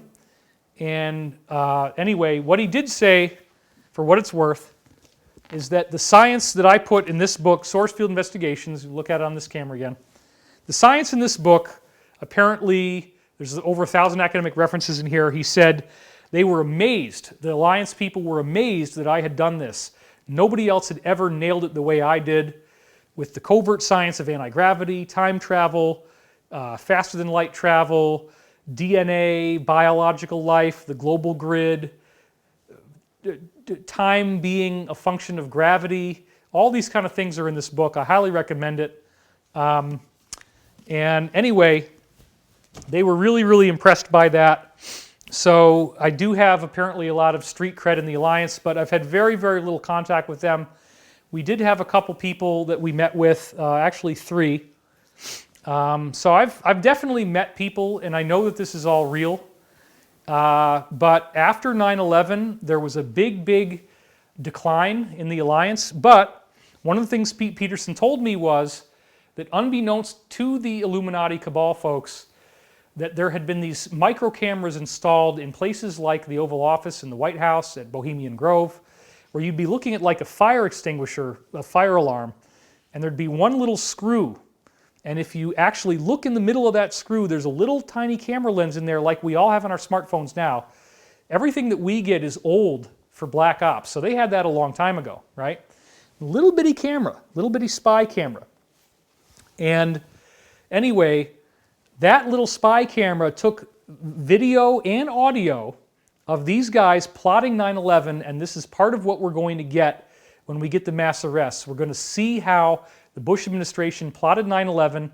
That's why he was so bizarre. Bush was so bizarrely relaxed when he's told about what was going on that day, and they whisked him off while he was in the middle of reading a book called My Pet Goat to a series of kids, and in the pictures, the book is upside down, which is very strange. By the way, Pete also told me that Bush did have an earpiece in his ear, and that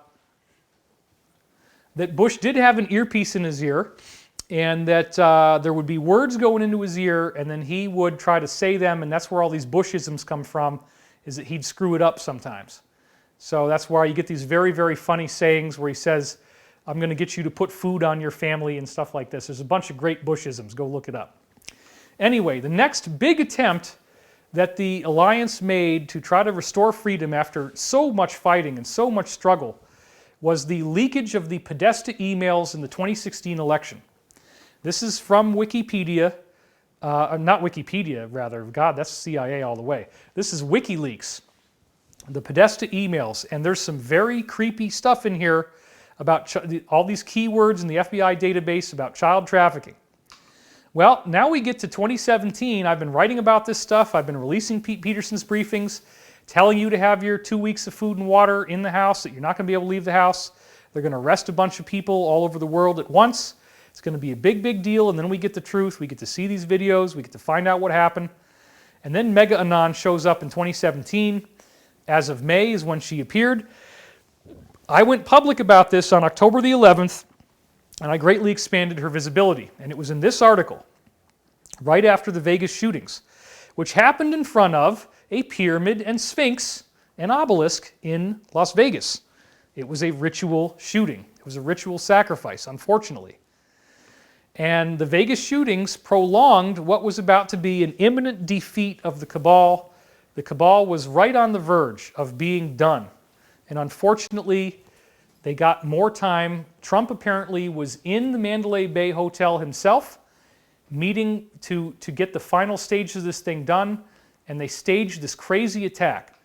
Benjamin Fulford is an insider who has a lot of other insiders. He worked for Forbes magazine as their East-West coordinator. He hasn't always been right. I want to make that clear. And we now have a big greasy fly that got in here, but I'll just ignore that. If he flies in my face, it'll happen at just the right moment, I'm sure. But anyway, this is what Fulford has. Fulford has a lot of great insiders. He also has had a lot of disinformation. So let the buyer beware. If you read Fulford, you might get something good, you might get something terrible. But on multiple occasions, Fulford has had intel that I personally could corroborate in many different ways. Let's go now to October 9th, 2017.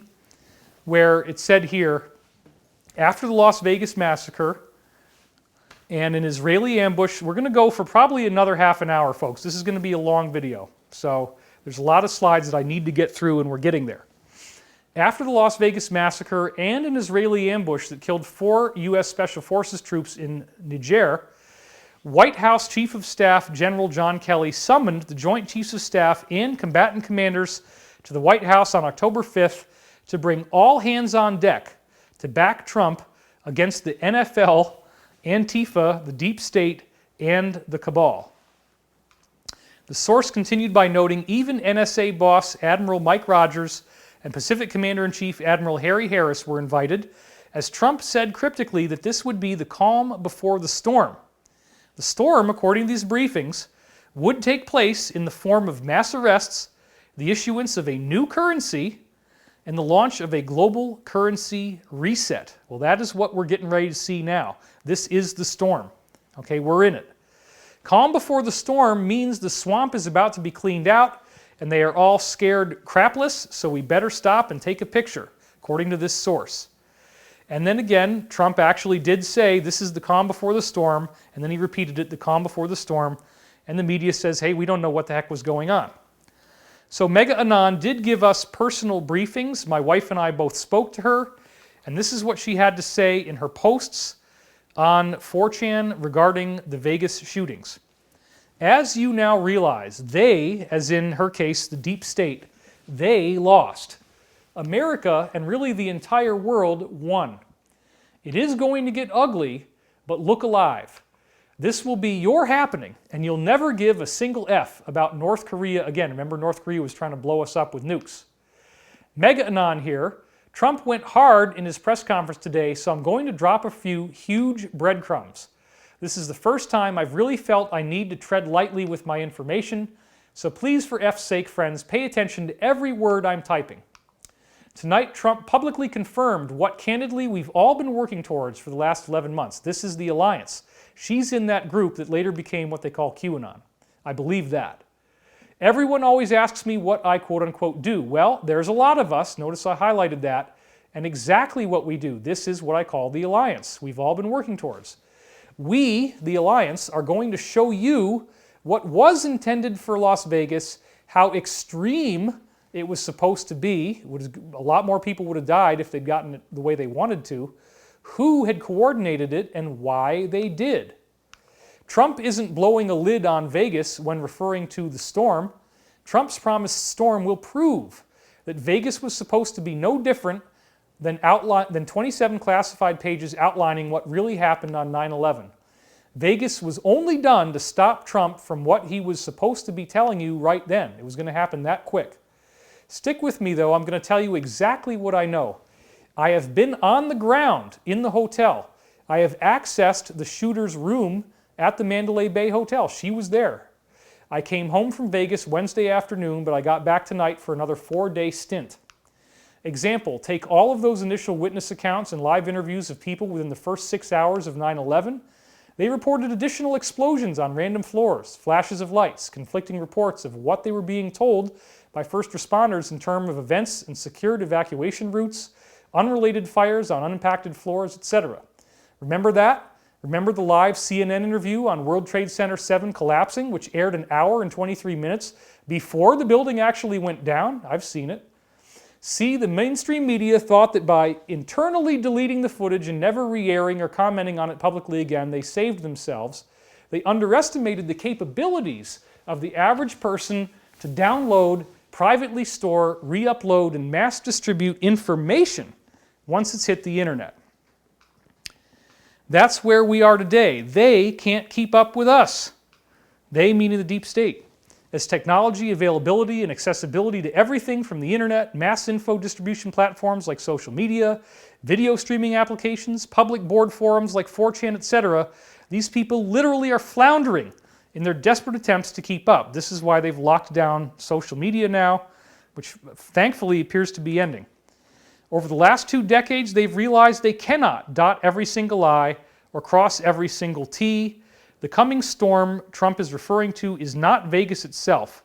I confirm 100% that a much larger event was planned and thankfully thwarted by the bad guys. Vegas was done to divert Trump away from declassifying and releasing the storm. So this is important. Before what we call QAnon happened, they were right on the brink of releasing this information. And the deep state fought back and stopped it from happening then. But this all could have started in 2017. It's a very important point. This storm is a series of she's actually defining what she thinks it is based on her inside knowledge. This storm is a series of classified info the administration will disclose publicly on three different but huge socially controversial topics. They have already delayed this release twice. They were going to go public. This is what Pete Peterson was telling me, mass arrests. They would have had to do a lot of, troop movement when they were going to do this because they got to get these guys. I'm not saying that they F with the weather. Think what you will. Well, I disagree there. They do have weather control technology, but she wasn't briefed on it.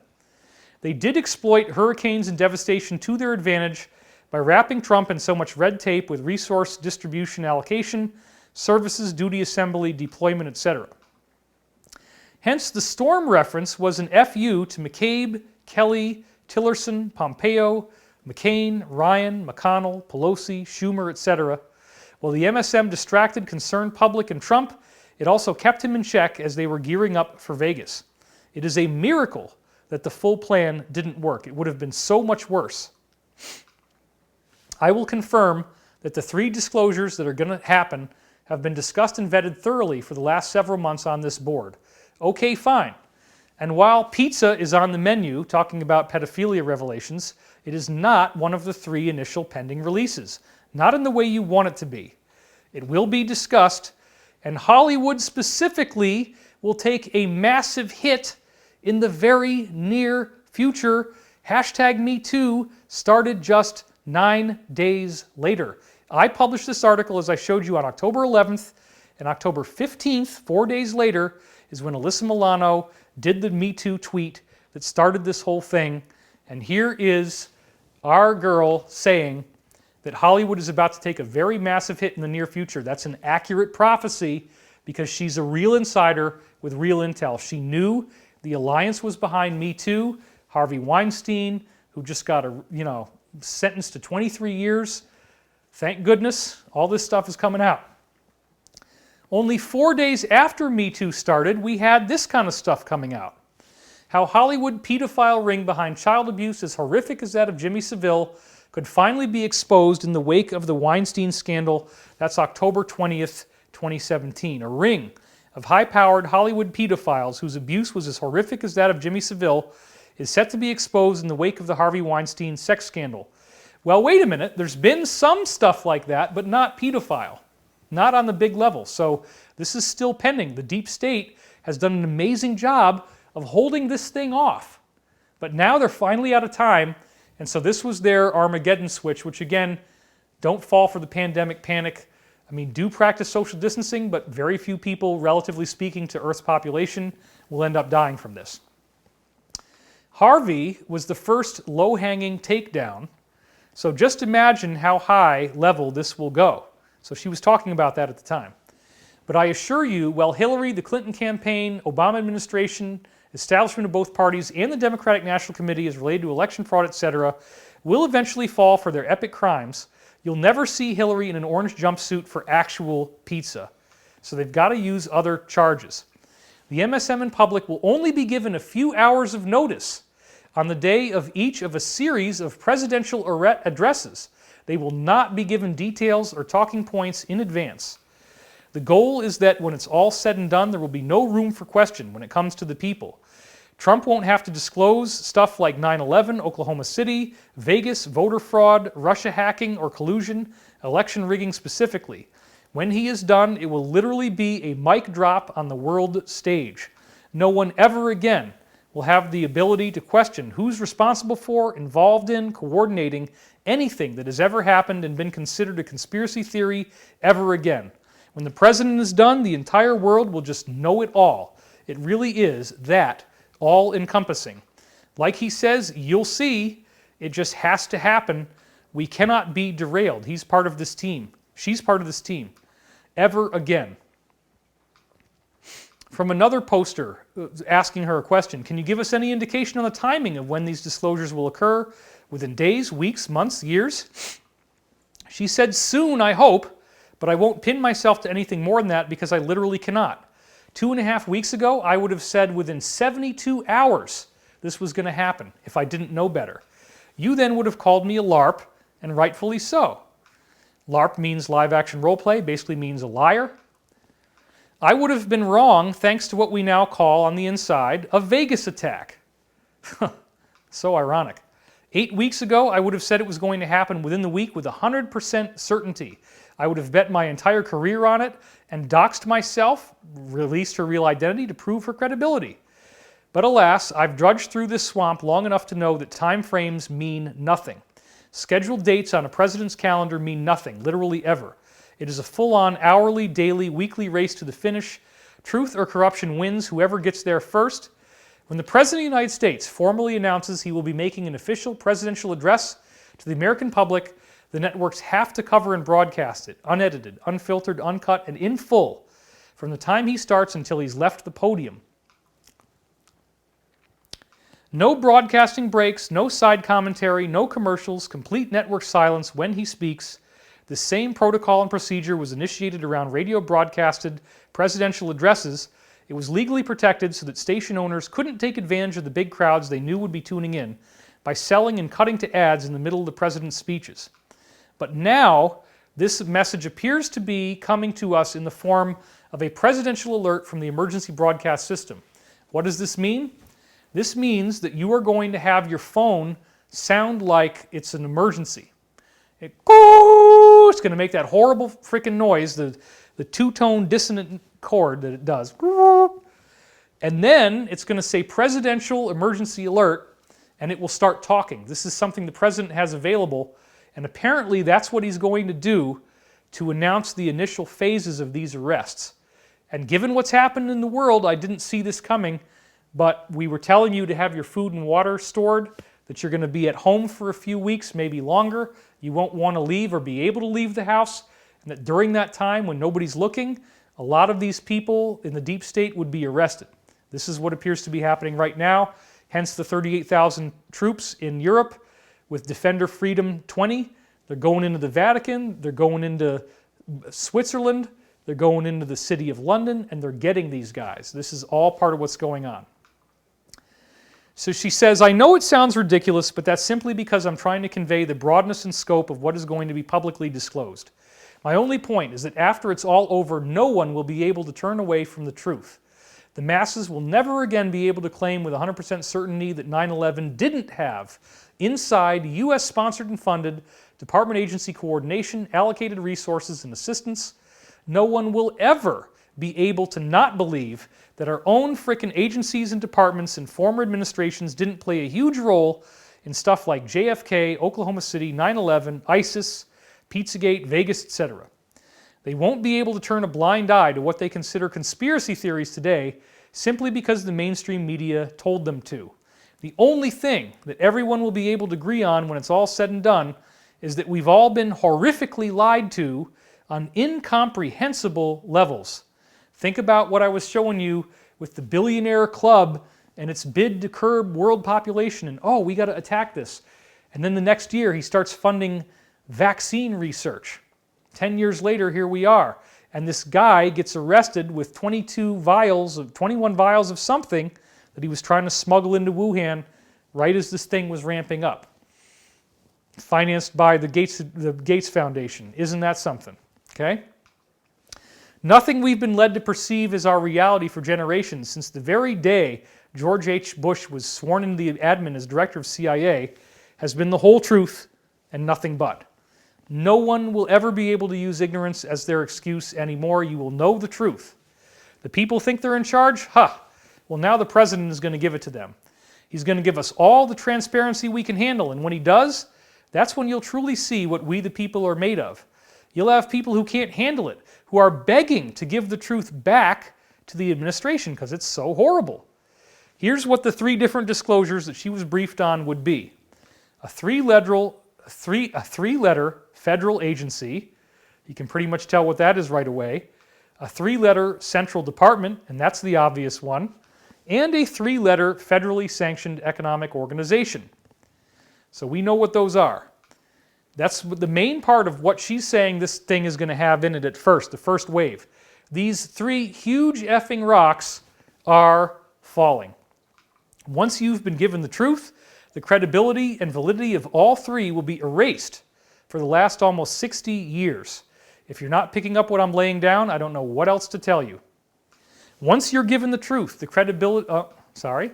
Little glitch because we're live. Then she continued on October 16th, 2017.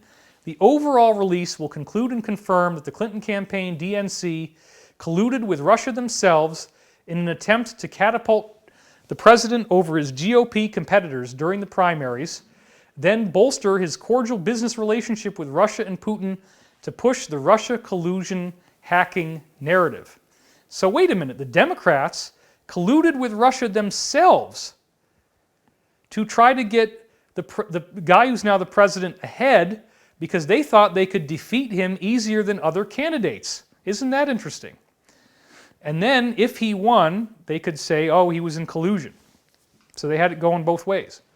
The problem for then is that WikiLeaks held on to a lot of this info for a while when the New York Police Department obtained files and communications collected from Huma Abedin and Anthony Weiner's laptop. The New York Police Department copied and mirrored the files before handing it over to the FBI as part of their initial investigation, which is why the New York Police Department publicly threatened the FBI themselves, stating that if the FBI didn't release and push for Department of Justice indictments, that they would release what they have, and it's very, very bad. It's what they call life insurance. It's film footage of horrific, horrific stuff. This data dump will be very broad. It will probably be the biggest file dump WikiLeaks has ever published in size. Look at how they've got Assange on the ropes now. And when it's out there, it's going to leave no doubt on things like who colluded with Russia, why it was done, what crimes Hillary committed as Secretary of State and a presidential candidate, and the elite DNC, GOP, Obama administration like Lynch, Comey, etc. actually committed. Again, when it's done, you will have zero doubt as to who is actually guilty of crimes and elections rigging. And I just copied this off of her original writing. And please remember, Trump knows and has known exactly what Assange has. It's why he's been able to be so bold and seem like he's playing 4D chess in front of the media by making claims about things like wiretappings and other loose statements that always seem to come true. When this is done, the FBI and CIA won't have an effing leg to stand on. And if Sessions Trump hadn't played their cards right, the DOJ wouldn't have had a leg either. If Assange gets it done himself, as I expect, and like I said, the president will have no choice but to address the downfall of 2 of the 3 three-letter agencies departments I mentioned last week. Mueller and his team have until the 21st, assuming Assange keeps his promise or no one gets to him first. Assange dropped the hash to this hidden file yesterday that would open it up. They all know what's coming regardless of who makes it public first. They're all scrambling, trying to figure out what they can do, but sadly for them, the time is up. There are very few options left. And in this environment, with so many people paying such close attention to every effing detail released about everything and anything, like the Vegas investigation stuff, of evidence and reporting, they all know their old standard bag of once successful tricks won't work. The president doesn't have a political party. When it's all said and done, we will all realize that we, the people of this great union, are the only effing party he considers himself to represent. I mean, do you realize that you're now watching the Dems right now trying to backdoor the inevitable demise of their failing Russia collusion crap? I've said 100 times over the last 2.5 weeks before, specific time frames, screaming it's happening today, right now, in an hour, etc., should be the biggest effing LARP signal on your radar. Look at Assange. Even he just publicly tweeted last night that WikiLeaks planned to release this dump October of last year as the final third piece of their promised surprise. But then NBC pulled the Trump-Bush bus tape, and he was forced to pull his release from being published. There you go. That's how they do it. Anyone who actually knows anything about how this all works knows time frames are bull because literally anything and everything could happen to thwart an actual happening. Now, the pandemic thing appears to be the final move right before the deep state is defeated. They had to try to do something to sway it in their favor one last time. So she says here, all I will say is the wheels are in motion and have been. It's all teed up and ready to go. Keep your eyes peeled, ears open, and wait for it like everyone else. I said it earlier this past spring. When the dust settles, you'll find out the president isn't kidding when he says he's giving people chances to redeem themselves, their departments, agencies, professional careers, and personal reputations.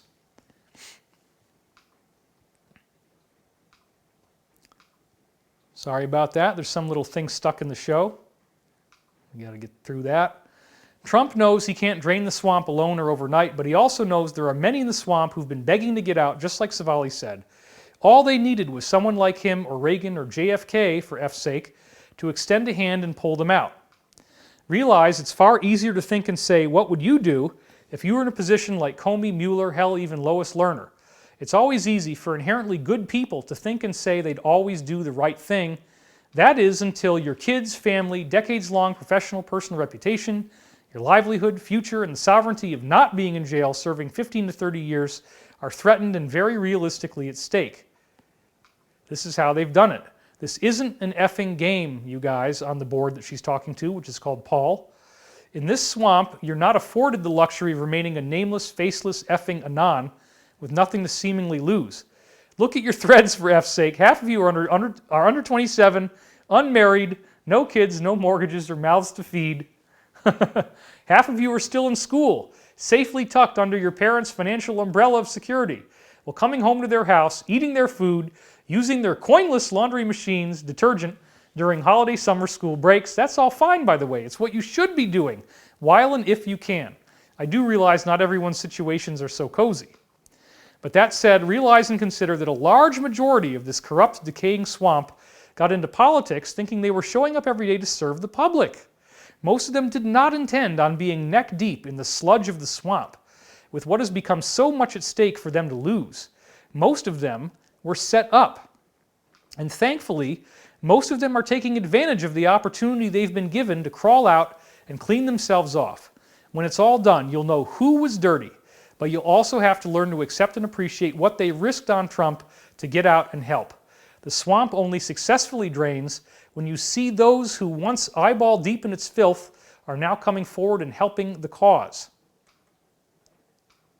You'll have no choice but to see them, as the president does, the ultimate whistleblowers. And if you open your eyes and ears and give yourselves a head start now, you'll see the president's rationale over certain cabinet picks and candidate backings he's publicly made that you've debated and questioned on this board. I mean, really, do you think people still stuck in the swamp weren't jumping at the chance to offer themselves, their knowledge, and their assistance before the president even won? I realize this might be hard for you to comprehend, but also remember, the swamp saw the real election polls and results. They knew Trump had been significantly leading and trending for months to win, so they set up this Russia thing in advance to try to make it so they could defeat him once he won. No one knew better than them that the mainstream media would say and do whatever it took to keep that truth from the public, including what they're doing now. Incorporating and transitioning those begging and dying to leave the swamp was one of Steve Bannon's primary roles in the administration. Pay attention, y'all. You're slacking if you don't realize all of this. Again, to be clear, I am not, nor have I ever been associated or employed by any alphabet agency. I don't work for anyone but myself. I choose which jobs I ultimately work and the roles I fulfill for others on their behalf. I always have and I always will. If more did the same, they would have avoided the swamp too. So she wrote this online on the 16th. I published it on my website on the 22nd, where it got millions of views. And literally, folks, QAnon began 6 days later from those words being published in my article on October the 28th, and it initially used the exact same forum where she was posting. She gave them a great idea, and they ran with the ball. The plan has been under relentless attack ever since. They've done a whole lot of sealed indictments now. There's all this stuff that they've been doing. They've got thousands and thousands and thousands of indictments that they're going to unseal, one of which was the Harvard professor Charles Lieber and his work on this vaccine, which is actually the coronavirus, apparently. The storm has now arrived. There's so many memes. The QAnon thing has gone so far beyond where it was with me when I was literally one of the only people online talking about this alliance, talking to her in person, Meganon, well, not in person, but on the phone. And it all kind of culminated in the year 2019. So this is the last little section I got to walk you through. It's very important. Non-stop crazy fighting. This is March 26th. you know, all the blocking of the Mueller report, and it just goes on and on and on. And then we had this happen July 4th. This was a big deal. We had a huge earthquake in and around the Southern California region. I felt it. It was crazy. It was scary. Then there was another one again, an even bigger one. The second one was worse on July the 6th, and it caused high anxiety, myself included. I wrote this into the book. And now look at this, folks. This is still the headline on July the 6th. Now you go to July the 7th and look up there on the top left corner. What do you see? Reports. Epstein arrested in New York City on sex trafficking charges, has long been accused of molesting young girls. Docs could expose powerful politicians and businessmen. Right at the same time as the earthquake. Okay, Mr. Conspiracy, you're so freaking funny with your flippy blonde hair and your crazy Vegas gay jacket. Well, I'm not really gay, but I like gay clothes. I can't help it. I just do. Okay? But check this check this out. Okay, this is a map of China Lake. Right exactly where those earthquakes were at their epicenter. The second one, as you saw in my Peterson video, completely demolished the base. It was not operational. Nobody could be there. Go back and watch that video. What were they doing? They were doing chemtrails. This was the main chemtrail base where they were using aerosol operations in our skies, which could include screwing with us and giving us that, viruses, okay? That's another thing. So they took that base out to try to stop them from doing end-of-the-world chemtrail operations. The guy on the left there was the whistleblower who wrote the articles that I talked about when I wrote that piece at the time. This again is the sidebar, okay, of Epstein being arrested. Now, the very next day, we have the Drudge Report's main headline being that Deutsche Bank is in red and investigations are swirling. This was the alliance closing in on the cabal, running out of time. It's almost over. They're going to get defeated. They've run out of money. What are they going to do? They got to distract. They got to distract and delay and decoy. How do you do it? You keep Trump on the ropes. Don't talk about anything else. Don't talk about what's happening to Deutsche Bank. But they couldn't stop this. They couldn't stop the Epstein thing. This is the sidebar on July the 8th where they're talking about that they're underage girls. She was 14 years old. He is a flight risk. And then look at this. The same day, right after those earthquakes, there's this weird, gigantic flood in Washington, D.C. The swamp floods, chaos hits the Capitol, the White House is leaking, record-breaking rains turn Washington, D.C.'s subway system into a dangerous water park. There's now a whole new waterfall feature right smack in the middle of the tracks. What was going on here? They were flooding out, the deep state opened up some sluice gates and flooded out massive tunnels beneath D.C. that they were using for child trafficking that had all kinds of evidence in them. Then also, this is a fact, if you look at the number of human trafficking arrests since 2010, and this was as of, what does it say there? I can't really, June 23rd, way more human trafficking arrests have taken place during this administration than before. So of course, Acosta, Trump was initially defending him, but then he had to be stepped down because he was the guy that gave Epstein a pass originally. That was July 12th. The headline, July 13th, Epstein's Temple of Sex. This was a big story. Uh-oh, deep state, you better do something. You better get everybody's mind off of Epstein. What are you going to do? Got to create the end of the world. You got to create World War III. How are you going to do it? Boom! Tanker torpedo attacks in the Hormuz Strait. Starts out June 13th as a regular heading, and then it turns into a red heading. This is them blowing up oil fields and trying to destroy our oil supply. The USA blames Iran, and now the war drums are being banged. The deep state tried to back our president into a corner, so he actually did order an attack that would have probably started World War III and gotten through this whole sequence they wanted to have happen, but then he pulled it back. At the last minute, he outfoxed him. So then here on June 21st, we see again the headlines. They were trying to get this thing into a war, and then they could have done a lot of stuff if they'd gotten a big war, but it just didn't work. Mueller does his final thing. He's dazed and confused. July 24th, the whole thing kind of sputters out. This is a very important news story. This guy was part of the original team with Zuckerberg. He came forward. I wrote about that in D-Class. I think that has to be him. It literally couldn't be anybody else by process of elimination. Now, if you saw D-Class, okay, there's some really weird stuff that I put in that book. Namely, have you noticed how Mark Zuckerberg always has this look on his face? Well, apparently, and it's very sad actually, Mark Zuckerberg is under mind control, and he really is a programmable person. He doesn't really have a whole lot of ability to control what he's going to do. His parents were in the cabal, his parents got them into this, and this guy was his roommate. They were apparently having a romantic affair, a homosexual affair. He talks about that. He talks about the fact, and I talk about this in D-Class, that the whole entire social media thing with Facebook started out as a different thing that was called LifeLog, that was run by DARPA, and you can look this up. People got really weird about it, thinking it was going to infringe on our civil liberties because DARPA, the Defense Advanced Research Projects Agency, wanted to have everybody put all their personal information into this database because it saves billions and billions of dollars on surveillance.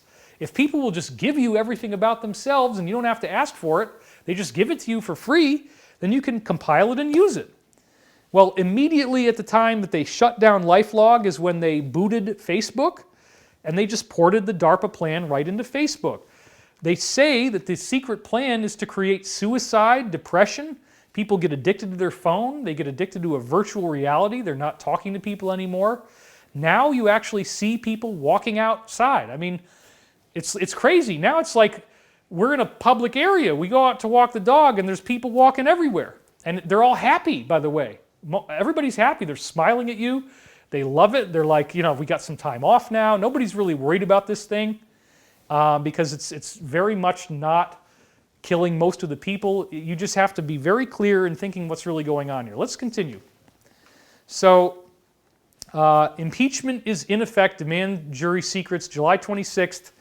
And then we got to stoke it up a little more, get something else going. July 29th, mass shooting. There you go. This is what they do. They just got to keep stalling it out. You can't do it now because everybody's upset about the shooting. Now this is another one. Fed cuts a quarter point as the economy flashes a warning. Their old school economy was teetering. This is all the alliance trying to bring them down. Now they do another mass shooting on August the 4th. Second mass shooting in 12 hours in Ohio, trying to blame it on alt-right because they don't want people talking about this thing when they do the mass arrests. Now they're saying that there's going to be a Lehman-like collapse, and that gets a little headline, and then boom, here you have Epstein found dead in his cell. Very obviously, Epstein did not kill himself. Then August 14th, the stocks are plummeting, banks are getting hammered, and stocks are sinking. Now this is a very important one as well. Google is facing 50 different criminal probes from the federal government into monopolistic behavior. That disappeared really fast, but then a couple months later, and this is very important, both of the two major guys that started Google, Larry Page and Sergey Brin, they both resigned in December, and then nobody talked about it. Why? Because they are getting out of the way before this all happens. They know what's going on. There's been so many resignations. Okay, let's continue with the headlines.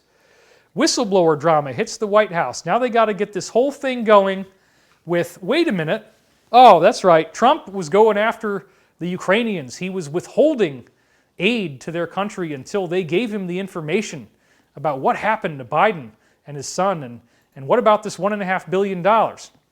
And this whole thing gets crazy. And now, oh yeah, we got to drum it up, drum it up. Trump's on the defensive. Trump committed crimes. And we got to impeach him again, even though we just got done impeaching him and it didn't work and he was let go. Now we got to do it again. Well, the IG report dropped around this time. This actually did happen. It's huge. I didn't really understand it. You have to be kind of like a government agent, but apparently there's a lot of great stuff in there. It's all going to be used. This was September 25th. So he's fighting through October. He's fighting October 8th, tells him to shove it. It's all impeachment, quid pro quo, October 17th, October 18th. We were so tired of this stuff day after day. They drag it on. October 22nd, Trump killed the leader of ISIS. The media would not let him enjoy that for even one day. They just had to go right back to impeachment. And here's Nancy Pelosi, you know, with all that stuff. Trump says on November 22nd he wants a trial. He wants it to be speedy. Drudge is trying to bring the focus back to Epstein for a little while inside Epstein's sex island. Then Pelosi just rushes through totally haphazardly, no rhyme or reason to this thing, not done in a smart way, not done with the proper approvals at all, not following the law. Impeach, impeach, impeach, December 5th. It's so crazy. Get it done quickly, Trump says, and he's defiant. It's a historic clash. Then December the 8th, something that's going to become very important, as I talked about in the Peterson video, the declassification of secretive space programs. And I talked about this a lot in the other video. So you go back and watch the Pete Peterson video on this channel. December 9th, battles are engulfing the swamp. It's the brink of impeachment. December 9th, clear and present danger.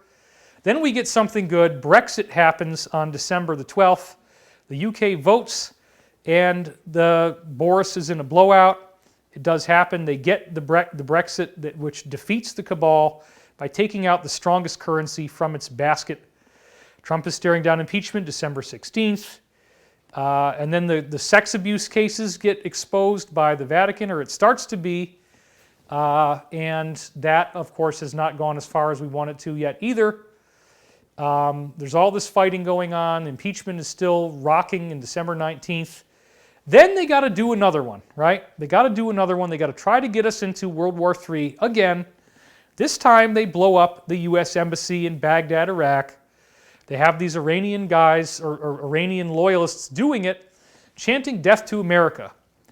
And once again, Iran is defiant. He's taunting Trump. You can't do a goddamn thing. Tehran is vowing revenge. Everybody's so worried. Oh my God, it's World War III. What are we going to do? We're so scared.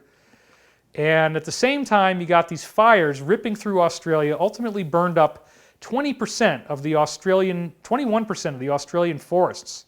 It was huge. It was biblical. At the same time this is going on, you have this rage building. Iran is eyeing 35 targets. Trump has 52. They're shooting rockets at the U.S. troops. It's World War III, man.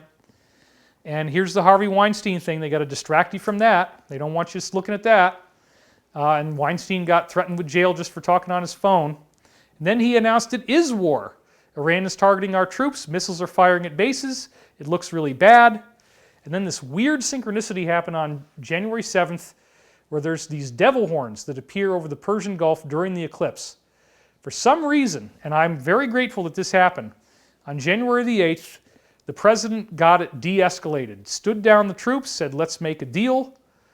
And it's all because of Iran accidentally shooting down a passenger airliner from the Ukraine. So those people, it's very sad that they died, and we do hold them in honor and high esteem, of course. And we got out of this thing. So the Iranian protesters demanded he quit January 12th, and now here's another really weird thing that went down.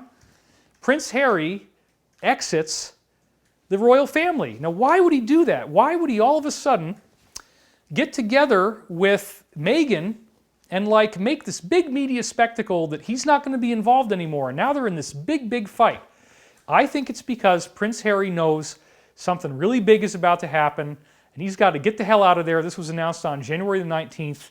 He is fleeing the ship before it's too late at the last minute. Right in the middle of this, January 21st rather, now it's all bug panic. And that's where we are now. Virus in Washington State. The virus is mutating. China quarantines Wuhan, January 22nd. The outbreak is overwhelming. Doctors are collapsing. January 24th, case in Chicago. It's spreading. The news gets worse and worse, okay? Check all this stuff out. Grave situation. Nobody can leave. Case in Orange County.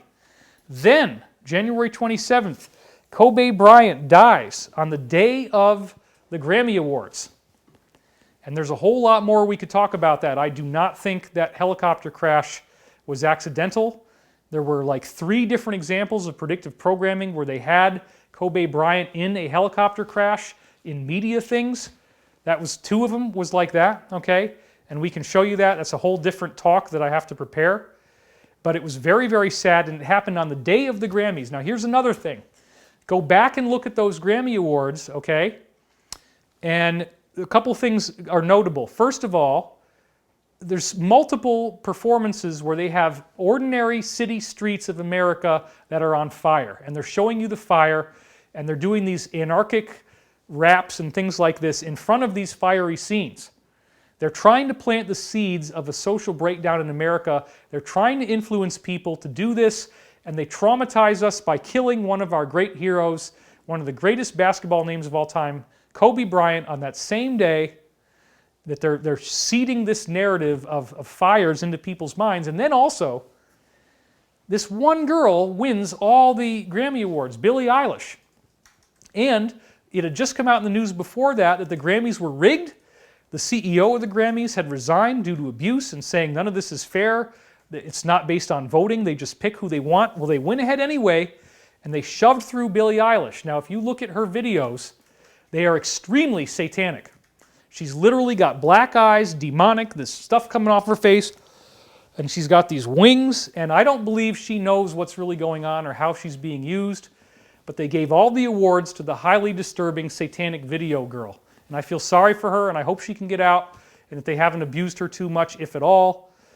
I don't know. It's really sad. But anyway, let's keep moving because we got a lot to do here. So that same day or the day after, then they do another big thing, try to traumatize us again. 7.7 quake in the Caribbean, and I do believe they have earthquake weapons. I was actually at the Steven Tyler Janie's Got a Fund event where he was raising money for disadvantaged teens. This is actually a fan of mine named Luke, who is in a rock band, which actually is really cool. And I forget what the name of the band is off the top of my head. Do you remember? It was the... No, wait. They were the Chill Up. Anyway, it's back there on the Struts. That's right, the Struts. And I didn't even know this when I met him. He just said he was a fan of mine, right? So he came up to me and wanted to talk, and we both had these glittery jackets, as you can see here.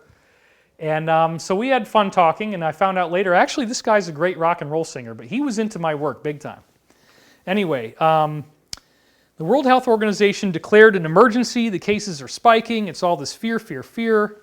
This is when Brexit finally was finally ratified and announced January 30th. Notice the correspondence.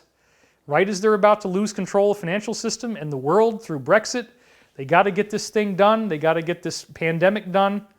The trial is about to be over on January 31st, but they've already got the next thing lined up.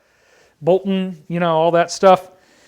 And at the same time, we got this unbelievably outrageous locust pandemic going on in Africa. So think about this.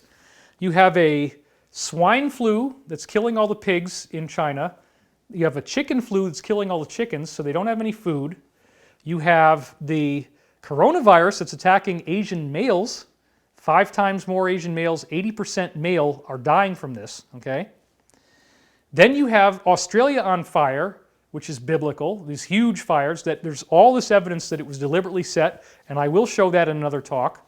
You have Kobe Bryant dying, which is very traumatic to the public, and it seems like they set it up that way. They predicted it in advance. You have these locusts, which, think about this now, if you can control the weather, this is what we're being told in briefings is going on, you can make it rain over desert areas.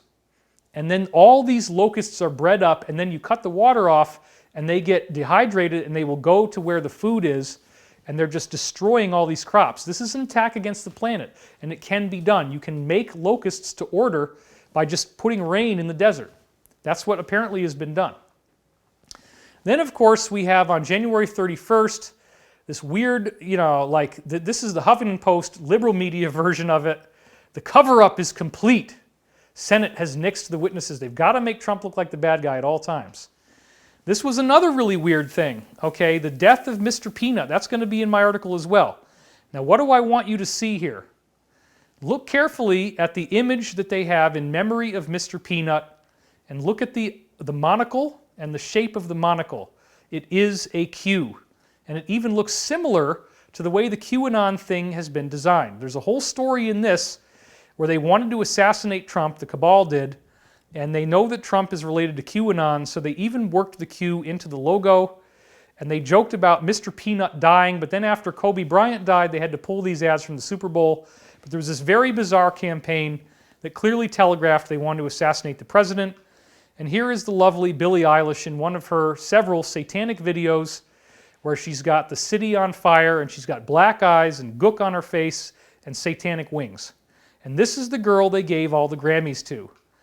And this is a mock-up of all the fire outbreaks in Australia. It was truly horrible. This is one of the cartoons that they did where they showed Kobe Bryant dying. It was called Chamberlain Heights, well in advance of when his helicopter crash actually happened. It's very, very sad. This is almost certainly not an accident. The helicopter pilot had done this 100 times.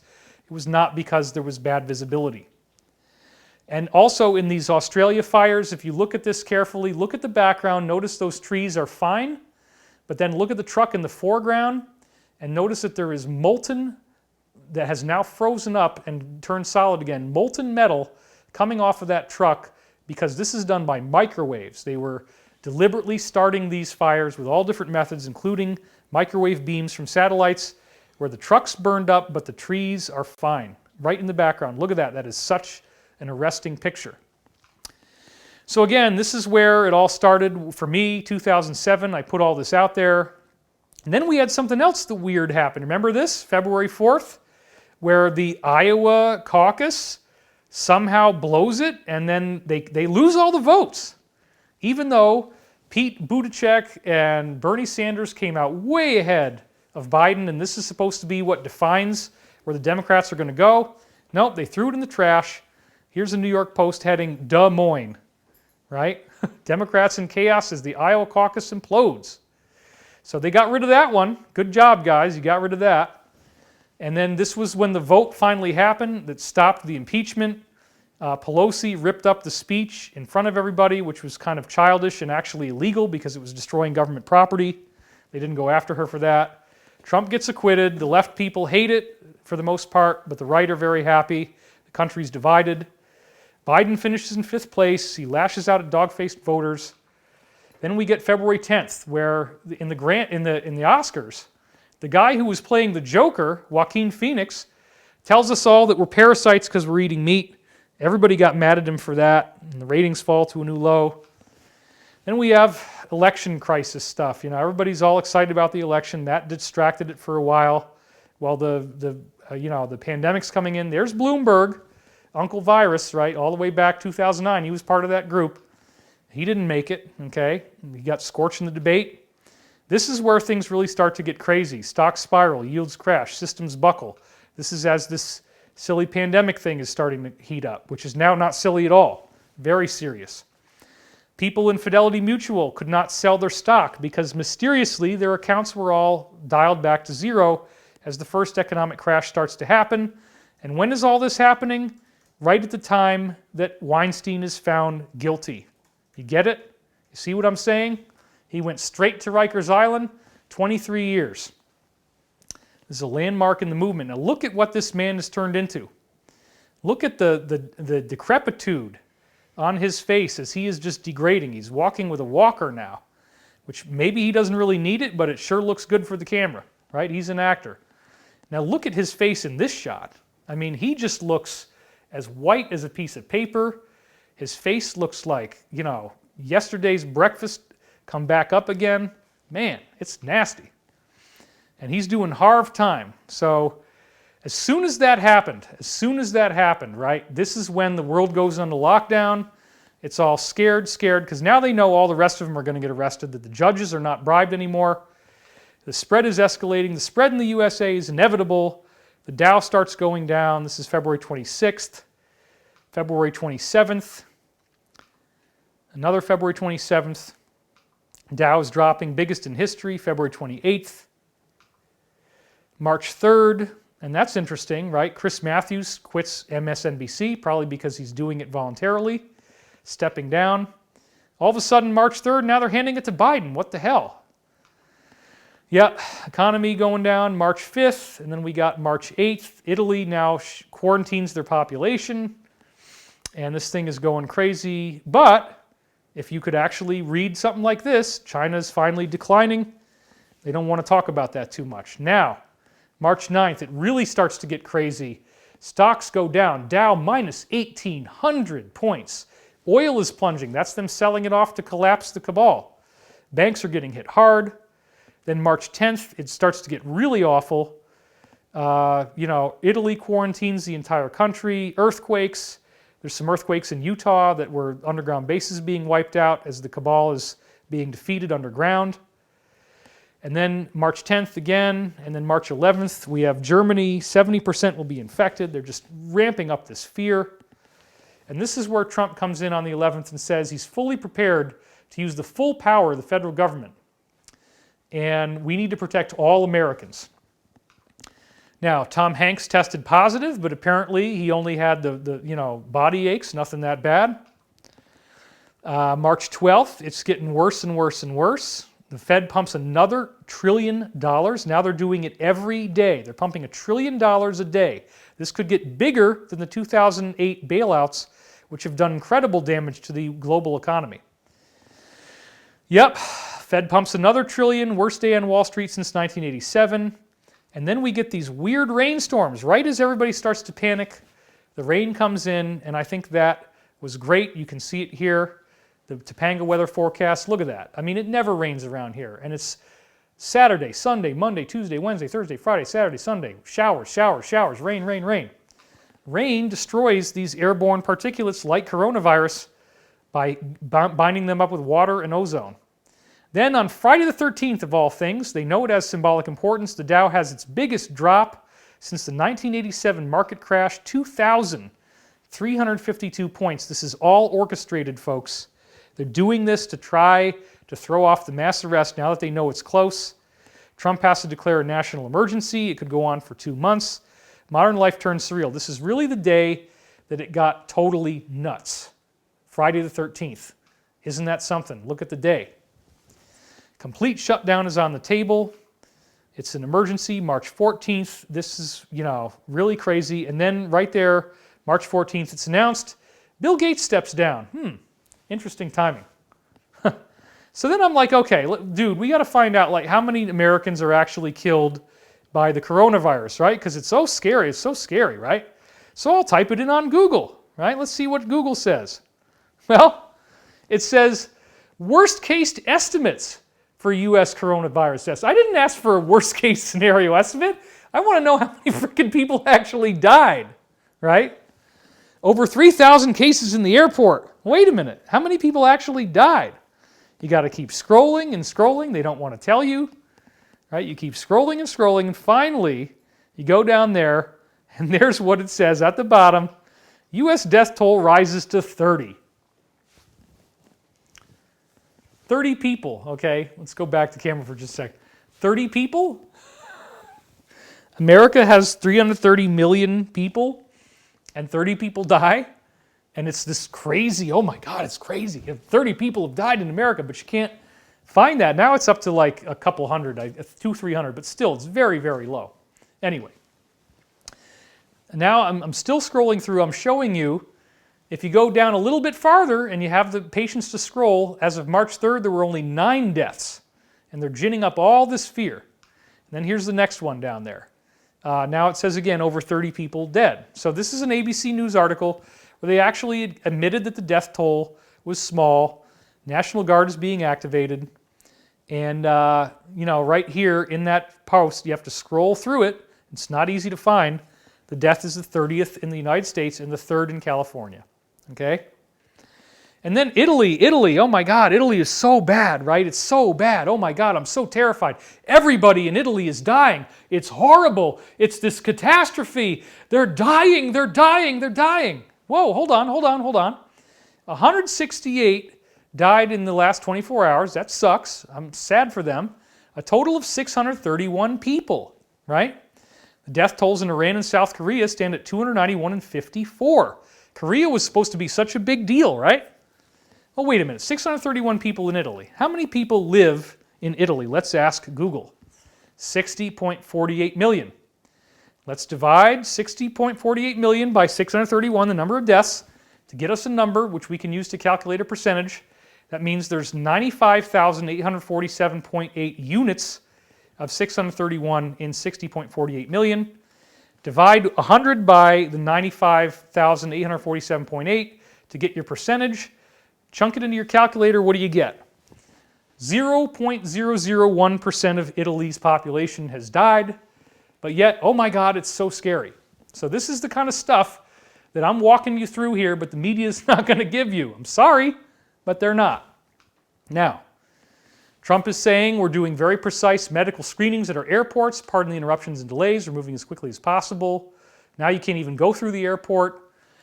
And then, you know, he's talking about Michael Flynn, and he's strongly considering a full pardon. Now, I know for a fact that Michael Flynn was instrumental in the alliance, in building this alliance, and he got screwed because of it. And when the Pizzagate stuff first came out, the Podesta emails, he was the one who tweeted several times, at least twice I saw, saying that these children need to be saved, that this is an abomination and we must do something. And boy, did they come after him. So Flynn is your buddy. I gave him money for his legal defense fund. I suggest that you do the same because we need to get him back in the fight. This has destroyed his family. It has destroyed his life. And I would like to personally congratulate you and thank you, General Michael Flynn. Thank you for your service. Thank you for honoring this country and the people of this planet by doing the right thing. And we will see you get pardoned. I know that is going to happen. So now all of a sudden we're learning about things like the lipid envelope. This is the fatty tissue that surrounds the virus. Let's go back to this one. So the fatty tissue that surrounds a virus is called a lipid envelope. And now everybody's an expert on germs. Oh my God, David, you were touching this thing and you put it down. And then when you watch the movie Contagion, right, people are like, oh, and then he touched that, and oh my God, then he touched that, and oh, they say in the movie Contagion, right? And then Kate Winslet from Titanic, right? She says it with a totally straight face. The average person touches their face 4 times a minute. Okay, look, my hands are on the keyboard. I'm a geek. I'm on the computer all the time. I don't care about I'm touching my face 4 times a minute. The average person, and you can't touch anything. You can't touch anything, right? And the masks. Dude, do you understand that unless you have one of those R95s, or N95, I guess it's called, right? The other kind of mask, it doesn't help you. It's only to stop your crap from infecting other people. When you sneeze with these masks on, it makes it less likely that this big cloud of mist comes out of your mouth. So the only mask that you actually might not inhale particles from other people is the N95. But the other masks, it's only to help other people from you, dude. So you don't. But we've been ordering local food delivery here, and now the guy has gotten to the point where he's got the mask on, he's got the gloves, and he's like, I'm sorry about the mask. Don't worry, man, you got the costume. It's great, you know. And I'm fine. I mean, look, I already got this thing. I kicked its ass. It's not a big deal. I just slept for a month, a little more than usual, a lot more than usual, 9-10 hours a day, but still. Now we're all experts on germs, right? Everybody's like a germ freak. They know about it. And the lipid envelope, we must find a way to penetrate the lipid envelope. We must breach the lipid envelope. Now there's all kinds of ways I could go with this about penetrating the lipid envelope, but we're not going to go there. Beth is like, oh my God. No, I'm not going to do it, I promised, okay? But there's a lot of comedy gold if you want to mine and get your hands into the lipid envelope. I'm not delirious at all. I know exactly what I'm doing, and I'm making people laugh. And I'm having fun. We got to have some fun with this, okay? So it said here, if you want to read about the lipid envelope, it says here on the third line up from the bottom, as EPA policy explained, once the lipid envelope is damaged, the integrity of the virus is compromised and its infectivity is neutralized. Viruses without envelopes are harder to kill, so there you go. You got to penetrate that lipid envelope. Okay, it's getting crazier and crazier. March 16th, chaos getting back into the U.S. Don't hoard. Here's the sidebar. You can pause this if you want to. Banks are running out of $100 bills. Israel is monitoring people's phones. Closing bars and restaurants. Now, of course, there's 3 states that you can't leave the house. Amazon is running out of everything. Bank runs are going on. This little known thing shows up. the King of Spain renounced his inheritance over an offshore fund with ties to Saudi Arabia, if you read the bottom. That's very important. That's all part of the deep state being arrested. The Queen flees Buckingham Palace for some reason. They're claiming it had nothing to do with coronavirus. Maybe she had a tip-off. You got guys like our good friend Mike Adams, who is saying, that there will be critical infrastructure. Federal government will oversee the distribution of groceries and protect those points so the cabal cannot stop us from getting food. And again, I remind you what he said here, the president, every authority, resource, and tool will be used to safeguard the lives and health of our people, and we will remove or eliminate every obstacle necessary to deliver people the care they need. Think about the gravity of that statement. If anything gets in the way, it will be eliminated. That means the deep state is not going to be able to stop us from getting fed. Thus, they told you to have 2 weeks of food, because this is going to get crazy for a while, but it's not going to be the end of society, because nobody's really dying, so they're not going to be able to crash the entire world from this. So, we're getting right up to the present now. We're living through history. That's what the headlines are saying. It's a new war, and all this interesting stuff. The Saudi prince's super yacht collapses, capsizes. Why do you think that might happen? Could it be that the deep state is mad at the Prince of Saudi Arabia for selling off all the oil and killing their oil business? Yeah. So what are they going to do? We're going to collapse your super yacht. That's the kind of stuff that's going on right now. You look behind the scenes. So they were thinking that they might have to shut down the whole U.S., the FBI, the acting head of the, actually it's Department of Homeland Security has now said that's not going to happen. We will not have nationwide martial law. But we are getting this lockdown in California for 15 days. Partial lockdown in America, March 16th. Again, the sidebar. Now we're getting, everybody's apparently going to get $2,000. It could be higher than that once this whole thing comes out. And then I tweeted this, in the event that I'm reincarnated, I'd like to return as a deadly virus, from Prince Philip. Right above, right after Trump said, the world is at war with a hidden enemy. If you think he's talking about coronavirus, you're wrong. That's not what he's talking about. And he said, we will win. This is very important. Amazon is suspending non-essential shipments. Now you basically can't order anything from Amazon but food. Everybody's going to get $2,000. Wartime authority. Here's the sidebar. And this is the latest, today of when I was going to do the broadcast, if my slides hadn't screwed up. Testing chaos continues. New York cases double overnight. Oh my God, are you going to have to stay home for 18 months? No. That's totally nonsense. It's not going to happen. Okay, so QAnon during this whole time has been bizarrely quiet. And now we're into the final little third act of this thing, which I'm going to have a lot of fun with, which is QAnon, again, grows directly out of the Mega-Anon stuff. I talked about it, and then they go and post on the same forum, the same kind of idea, but a lot more cryptic, but it was saying the same things that she had been saying. Exactly the same things. They have since done over 500 Q proofs, as they're called, where the president says something to make it very obvious that QAnon is his administration.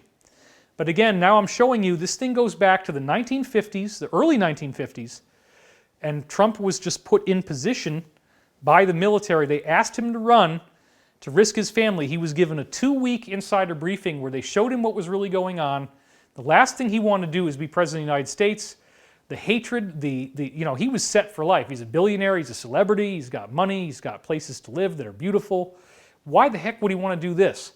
Well, they told him, we don't have enough money to do this any other way. We need somebody who can finance his own campaign. We need somebody who we know we can trust. He was not a part of this satanic cult.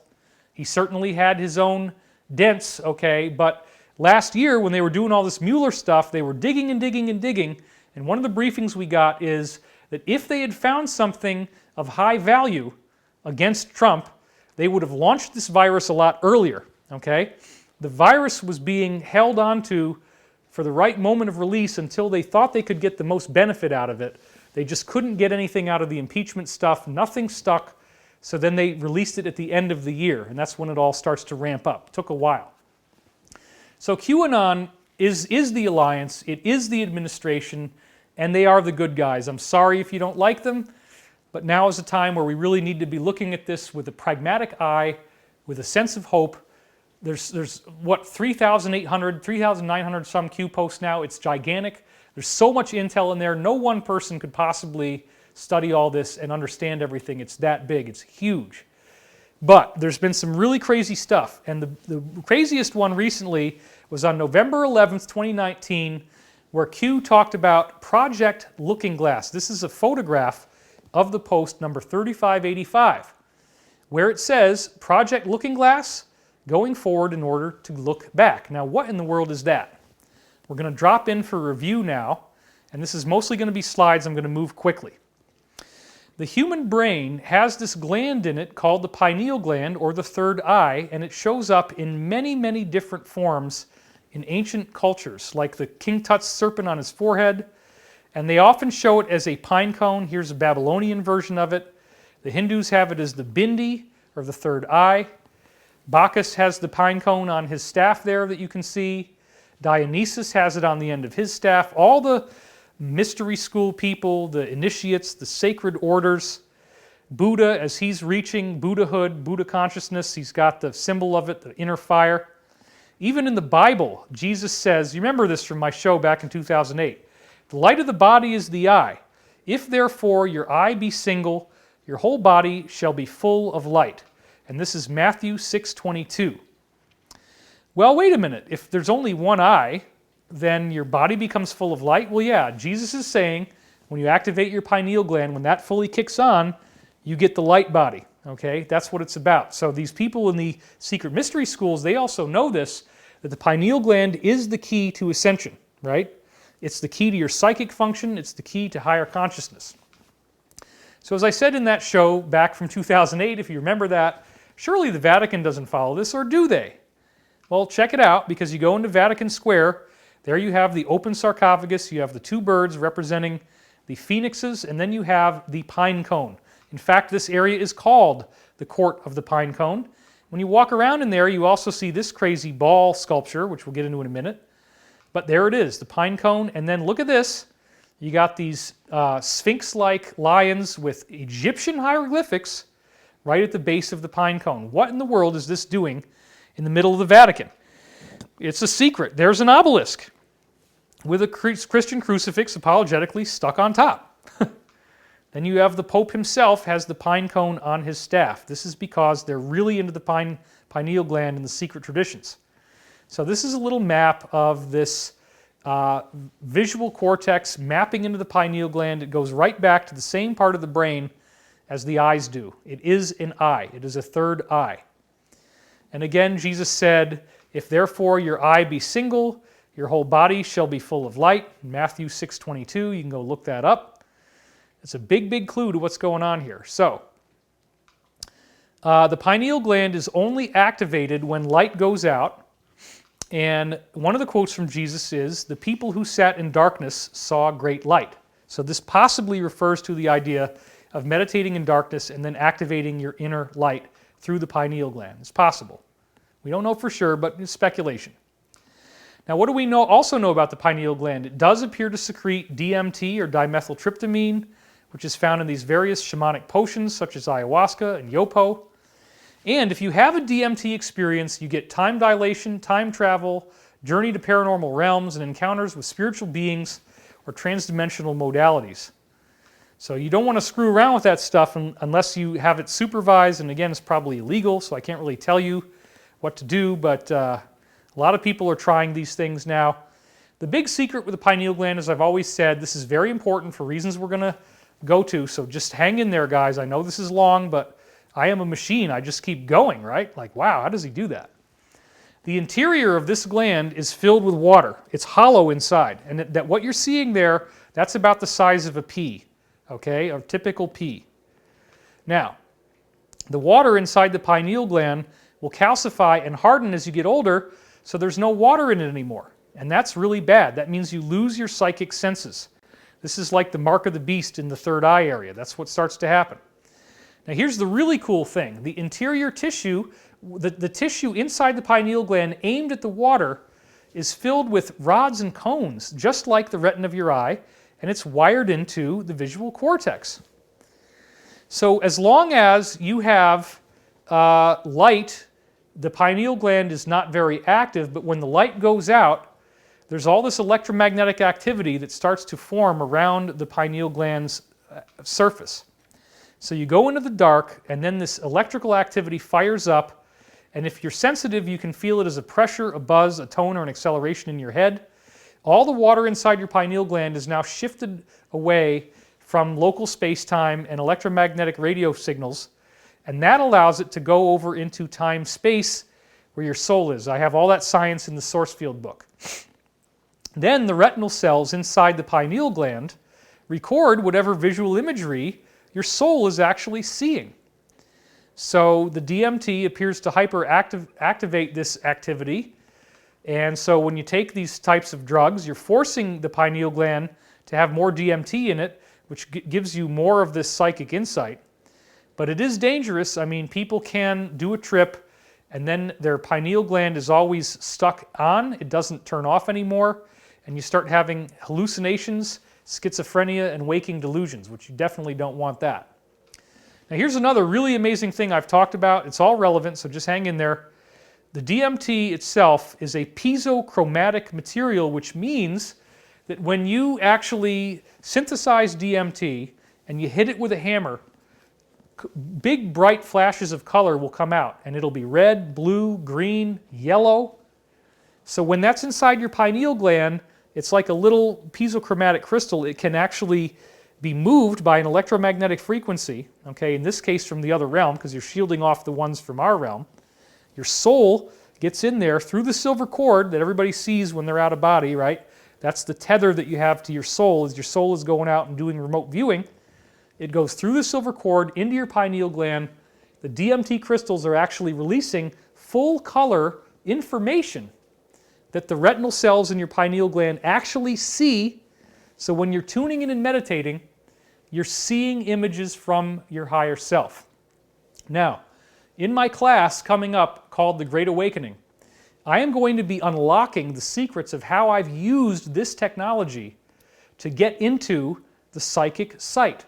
I'm going to teach you how to analyze your dreams, because that's one of the best sources, how to do this type of verbally dominated remote viewing, how to get your own readings. Never before have I gone into this much information to get you clear communication with your higher self. We're going to talk more about that a little later, but I want to get through this first. So it's in the middle of your brain. It's kind of upside down, as you see there. The pine cone is actually kind of tilted upside down, but it's in the geometric center of the brain.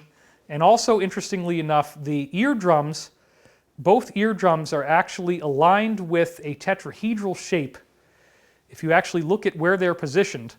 And so this is like the higher dimensional fields that the ears are also pulling in information as the pineal gland pulls in the visuals. Your eardrums pull in the higher sensations, and this is why you'll get these sounds that you think you can hear, but you're not really sure, auditory hallucinations when you start meditating. It's from that tetrahedral vibration that your pineal gland is creating. Now, apparently, when people really know how to activate the pineal gland and they get that thing fired up all the way, which is what's going to happen to all of us as we go through this great awakening, this great change, of which an event like what's happening on Earth right now is a big part of this great awakening. If we do get out of this thing and everybody's okay, and satanic evil people have been arrested and we find out what they were up to, the whole planet's consciousness will change. And as that happens, the physics changes, right? So, the pineal gland, if you're activated, you can create a stargate for yourself to shoot through and go somewhere else. And what does that look like? You see a round halo over the person's head, a halo of light. That's what they're describing in those halo pictures, because these ascended masters, these human ETs that we call angels, would travel with their pineal gland, and when they want to leave, you'll see this halo form over their head, and then they shoot up into it. The gravity pulls them up and they disappear. That's what was done, okay? This is really, really cool stuff. So again, from my 2008 slideshow, are great secrets being held? Well, yeah, you know, the awakened pineal gland is the symbol of the Illuminati. They co-opted something positive for their own purposes. And now we get to this part of my show from all the way back in 2008. Nobody else ever did this but me. And this is what Q was referring to. Could we reverse engineer the pineal gland, or has it already been done? This is what Looking Glass is, folks, so just hang in there. I'm going to explain looking glass to you now. What might we need? Well, first we got to build the basic shape of the pineal gland, right? So we build something roughly in the shape of the pine cone, a barrel-shaped container. We got to fill it with water. We know that the pineal gland needs water. Then we got to put those DMT type of crystals in there, resonant microclusters, which apparently they actually used ground up dust from some of these human ETs. They have a lot more of that kind of DMT in their body, which I guess makes it pretty freaking cool to be an ascended master. You got a constant DMT thing going on. Anyway, you put those microclusters, the mummy dust in the water, and you got to shield it off from electromagnetic fields like it happens inside the gland. And then you got to fine-tune those electromagnetic fields. It starts to give off photons from the other side, which you then capture in an ionized gas, which in this case is argon. Okay? So here it is.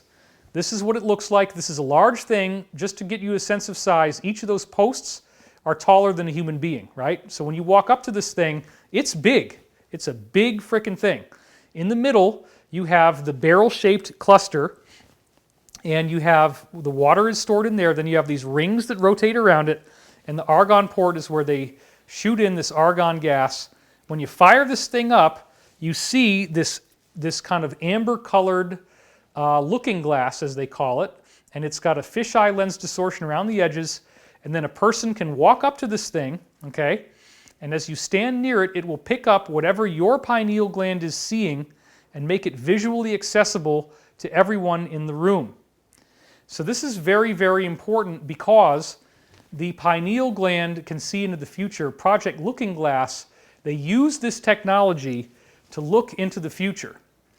And so what we've heard for many years is they called this quantum surveillance, and if they really wanted to screw with somebody, they could use Looking Glass and they could see where you're going to be and set up these things to scare you and make you go crazy. And apparently they did do this to some people. A lot of people who have a diagnosis of paranoid schizophrenia might think that's happening to them, but it's really not. So they don't do this very much. Looking Glass has largely been discontinued. But let's go back to the slides now. You have the movie Contact, which showed you almost exactly the same kind of thing. We're not going to go through all this in a lot of detail, but they show you basically something that looks and works very similar to Looking Glass, including the fact that Jodie Foster's character gets dropped into it through the gantry crane. She goes down. The first one died, of course, and there's a crucifix symbolism there, as I said before. It looks like the cross because they do hate Christianity, the Cabal does. But anyway, they have another one in Japan. He says, "You want to take a ride?" And she ends up going through that one. It's this gorgeous sequence where she goes inside the capsule, it closes up, and then she drops through this thing and she goes through this amazing wormhole ride where she then goes to another reality and sees her father. I didn't know at the time, but the movie The Last Mimsy was also originally written by Jim Hart, the same guy who wrote Contact. And there these kids are playing around with this thing that looks like a cube that has exactly the same abilities. It looks into the future. Well, that is another thing that our guys have on the inside world. It's called the Orion Cube, and it was taken from the beings at Roswell. One of the beings at Roswell came out of the ship with this box in its hands as it was dying, and it was carrying it, and then they took it, and they found that when you hold on to it, and it will open up like the flower petals, and then whatever you want to see will appear in full color without the problem with Looking Glass. Looking Glass apparently is some Atlantean thing, goes back 11,000 years. But this is another example of Looking Glass, but it works better because it's 3D. So in the Roswell ship, these beings would hold on to this cube, it would open up, they would think about where and when they wanted to go, they would see it in this thing above the cube, they would decide that's where I want to go, and then the ship would take them there through space and time. The UFO is a time machine and an anti-gravity machine, and it travels faster than light. And they use that cube to do that. So we have those. So they could use this technology to look into the future and see what the heck is going on. So I also talked in that video about the doctrine of the convergent timeline paradox thing, which is the idea that everything they saw through these types of devices blanked out after 2012. Because apparently they weren't authorized to see where this was going. That includes the Snowden stuff, all the other things that are going on. So the Orion Cube is probably what they're referring to when they say looking glass in these Q posts. And this was Dan Burrish saying, which future do we choose? Now I'm going to give you one other tasty little thing here that is very relevant. This is a pyramid in Egypt where it says gate there, that's the pyramid. And this was an artificial stargate that Dan Burrish claimed that he had been sent through. I never actually used these slides, but this is what he gave me. This was the setup of what he saw out there, heavily armed soldiers, pylons. Now this is the key right here. This is what he said he saw. You see that there's 3 pillars and they got these weird gears on the top of them that are luminous. Then you have this slate gray disc. That is the Stargate. You walk through that thing, you go somewhere else.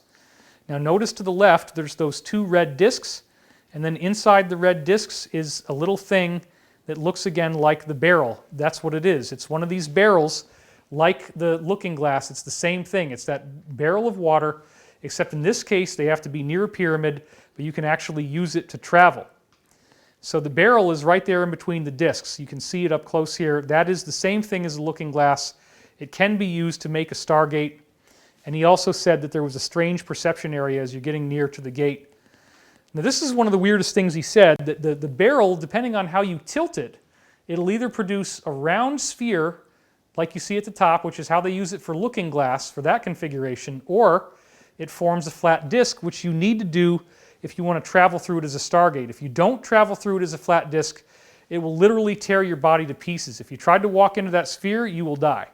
But you can walk through the disc, apparently.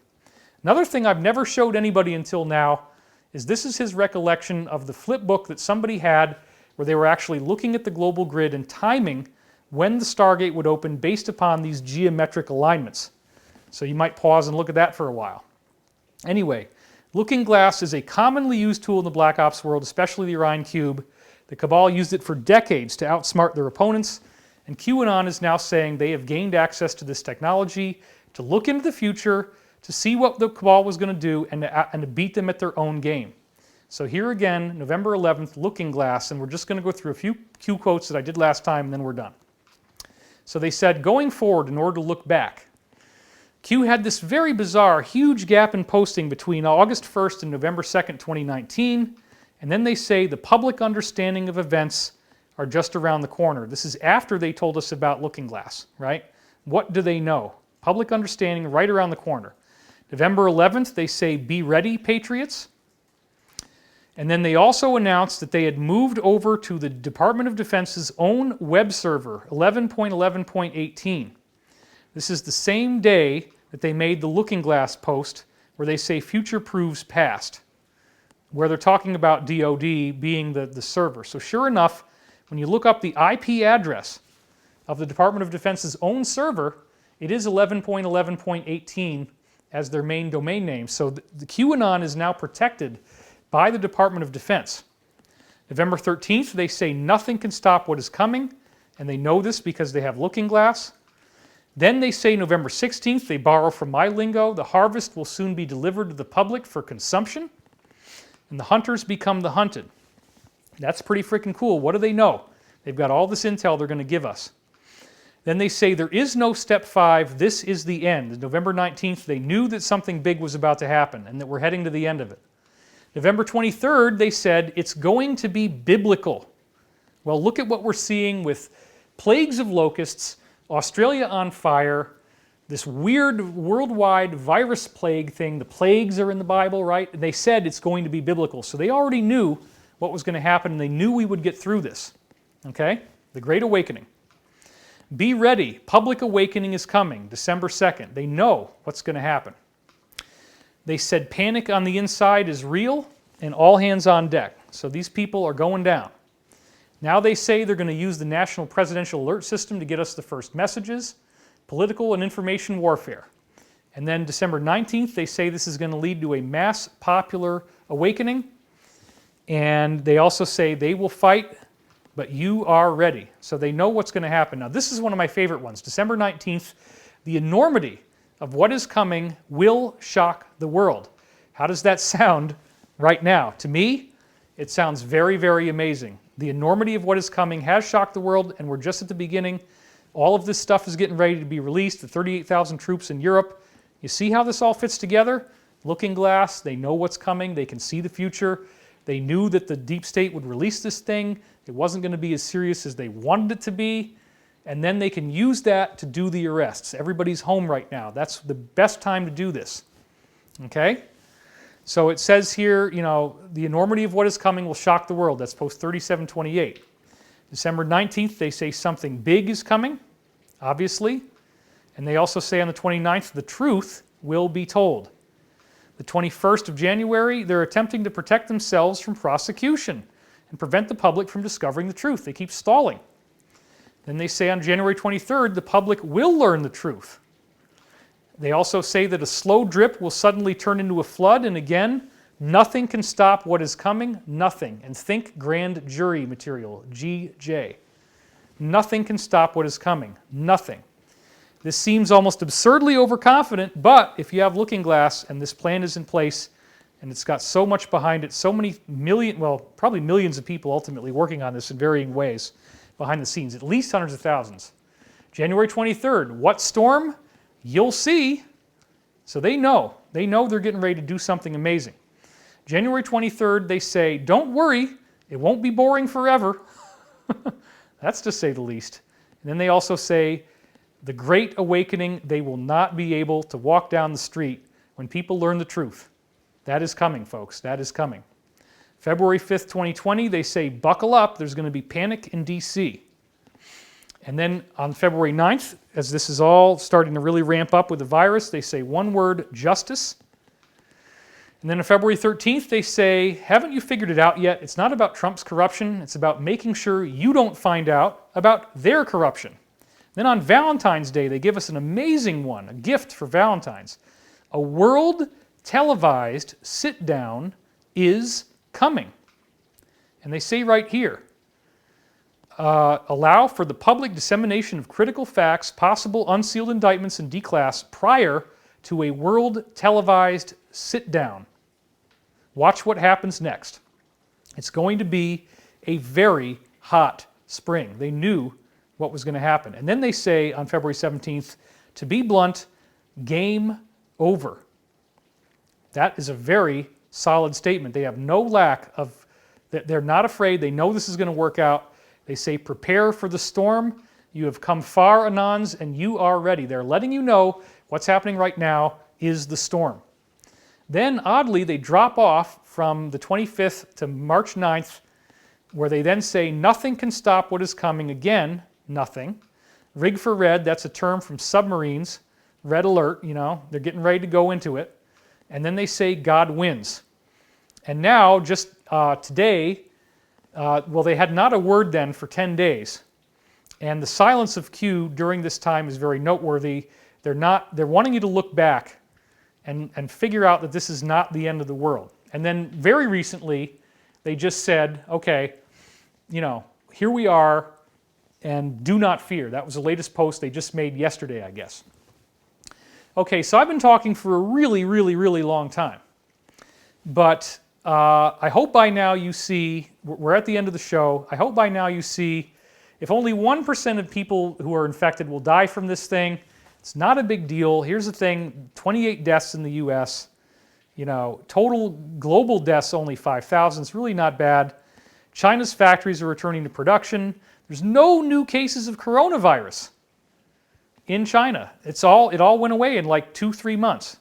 So the world is not going to stand by and kill 5 to 20 or 50% of the population to save this 1%.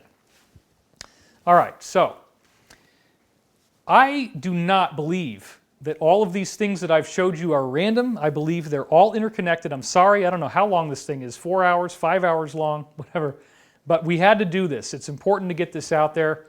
So thank you for hanging in there with me. You know, just the Great Awakening course, okay, is live. So now we can put that nifty sidebar up on the screen, the little animated ticker that we got. The specific URL as well. Okay, so we do have a specific URL that you'll see in the ticker. You're going to go to ascensionmysteryschool.com.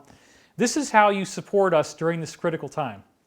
So I'm going to talk a little bit more about how this all fits together with QAnon and everything before we end this video, so you don't need to click off now. I'm just going to again remind you The new course is amazing. I wrote a whole new book. It took me a year and a half of really hard work. 500 references, so much new information about these angelic beings and about ascension, and 127 new quotes from the Law of One, spiritual practices on how to activate your pineal gland, how to download the information that you need from your higher self, how to use your dreams to do that, how to do it telepathically, meditation practices. Every week we're going to have a guided meditation. Every week I'm going to lead you through a consciousness-raising thing, and it's all new information, so even if you saw Ascension Mystery School before, you're still not going to see this. We do also have an opt-in page, okay, that you can go to by clicking on that link. You go to ascensionmysteryschool.com, and you'll see it there. And if you opt in, we have a special video that I shot. How long did it end up being? Was it like a half an hour? 20 minutes. 20 minutes long. It's a whole new video. It's free. All you got to do is opt in, and that allows you to see the video and to put your email in for the class. Now, the class does cost money, and part of what I'm doing is offering you an alternative since all the other conferences have been lost. There's Contact in the Desert is probably not going to happen. They haven't really canceled it yet, but New Living Expo, I was going to do that one. That's gone. I was going to do a whole thing in Holland. That's gone. So I want to be clear here that we are in amazing times, and this is information that really can help you to tap into the spiritual realms in a way you never have before. And that's something that I feel that I'm pretty uniquely qualified to teach. Having gained this type of stuff, having gained accurate prophecies, the new book has a number of examples of that. Hopefully it will still come out on June the 6th. And again, I gambled big time on the idea this would happen, and I put it into the book. So this new science of consciousness that we're learning reveals that the universe is one, that we are all interconnected, that the universe is ultimately made of consciousness. The universe is a sentient life form, and all of us are actually sharing one infinite consciousness. When you start to understand that, you go a lot deeper. And another thing I've done in this new book that will be in the course is the amazing linkage point between the Great Pyramid and Christianity. I am going to prove that the Great Pyramid was a prophecy of the coming Christ, and that the actual beings that built the Great Pyramid, which we call Ra, okay, were not evil. They were actually working for the good, okay? So all of this stuff is coming together. It's a part of the new class. You can sign up for the class at ascensionmysteryschool.com. I don't want you to miss that. And I have one last little piece of information to go through here, and that is that we want to go through right now a group meditation, okay? I do want to do that before we're done, because this is a critical part of how we're going to make this a better place. How many people do we have live right now? 25,000. All right, so we have 25,000 people live, okay? Let's go to this angle for a minute. We have 25,000 people live. Now, a very important thing that you need to know about the science that I had in Sourcefield is called the meditation effect. And that means what happens when 7,000 people, and remember we have 25, which is more than 4 times that many. What happened when 7,000 people got together in these large transcendental meditation gatherings, trained in a meditative practice, and they were able to reduce global war, crime, terrorism, and fatalities by 72%, with a corresponding increase in the health of the economy, okay? Or at least the good economy, right? We don't really want to help the cabal's economy at this point, but 7,000 people get together and meditate on pure consciousness, that's the key word, and there's a 72% reduction in anger, hostility, violence, right? All over the world. Wow. That means, literally, I want you to think about this. There's 7 billion people on Earth, or maybe it's 8 now, I don't know. Whatever it is, there's a lot, 7, let's just say 7. There's 7 billion people on Earth, okay? They have free will. They can choose to pick up a knife and stab somebody. They can choose to shoot a gun. They can choose to try to release a pathogen. They can choose to try to kill people. They could do They could beat up their kids, they could do domestic violence, they could rape somebody, they could kill somebody. 3 out of 4 of the people who statistically would have chosen to do that somehow decide not to do that through nothing more than the actions of 7,000 people put together under one roof, meditating at the same time on the same idea. And what's so amazing is that in Lebanon, during the Israeli-Lebanon war, they had a group of people inside the theater, and there was gunshots going on outside, literal machine guns and bombs going off right outside. They didn't know if people were about to break in and everybody was going to get killed. They decided to practice the technique anyway. They all got quiet, they all meditated, and within less than 20 minutes, all the war went away, and it was totally quiet, and it never came back. Now, this has been documented and studied over and over again. It's been published in credible sociological journals, 39 different scientific studies just from the Transcendental Meditation people alone. So this works. 7,000 people. Now, we have live 25,000 people right now. We know it for a fact. You can look at the number. That's more than 4 times more than it took to reduce global war, crime, terrorism, and fatalities by 72%. Okay? So we can do a real good hit on this thing right now. We can actually spike the ascension energy. So I'm going to get a chair, and we're going to do this meditation. Because I'll meditate better if I'm not standing up, that's for sure. All right. Now there is a pink shirt on this. Okay, that's my wife's. Just so you understand, that's not my design choice. Okay? I call her the little Chinese princess sometimes, and she does their beautiful moves. Okay. Oh, I think that, how am I in focus? Do I look in focus? Yeah. Or pretty much, or should I be back a little more? Back more? Okay. Let's do this camera. Yeah, this is a good one. All right. Okay, everybody. You can look at me. You can be a voyeur if you want to. I don't care. But, you know, you might want to close your eyes anyway. It's just going to be this frame, and I'm going to have my eyes closed. It's going to be boring. So just actually please try to do this, because let's close your eyes right now.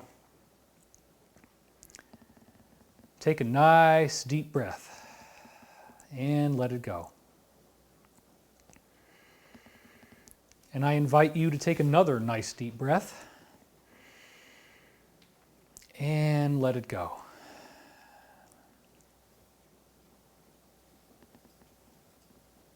And I want you to feel yourself as you breathe more and more deeply,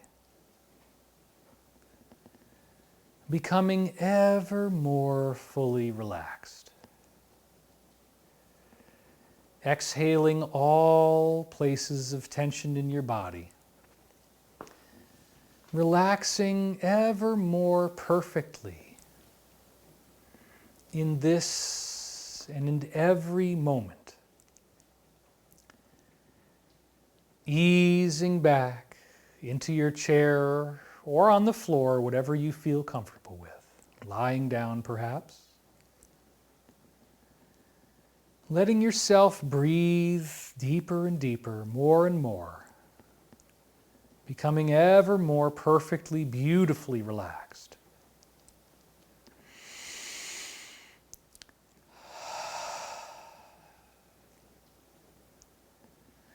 Allowing your mind to go to a place of true, deep, meaningful relaxation. All the chattering, all the noise, all the difficulty, just let it go. And let yourself feel ever more calm and at peace. It's truly okay right now to let yourself relax. You breathe naturally, however you choose. You're aware of your breath.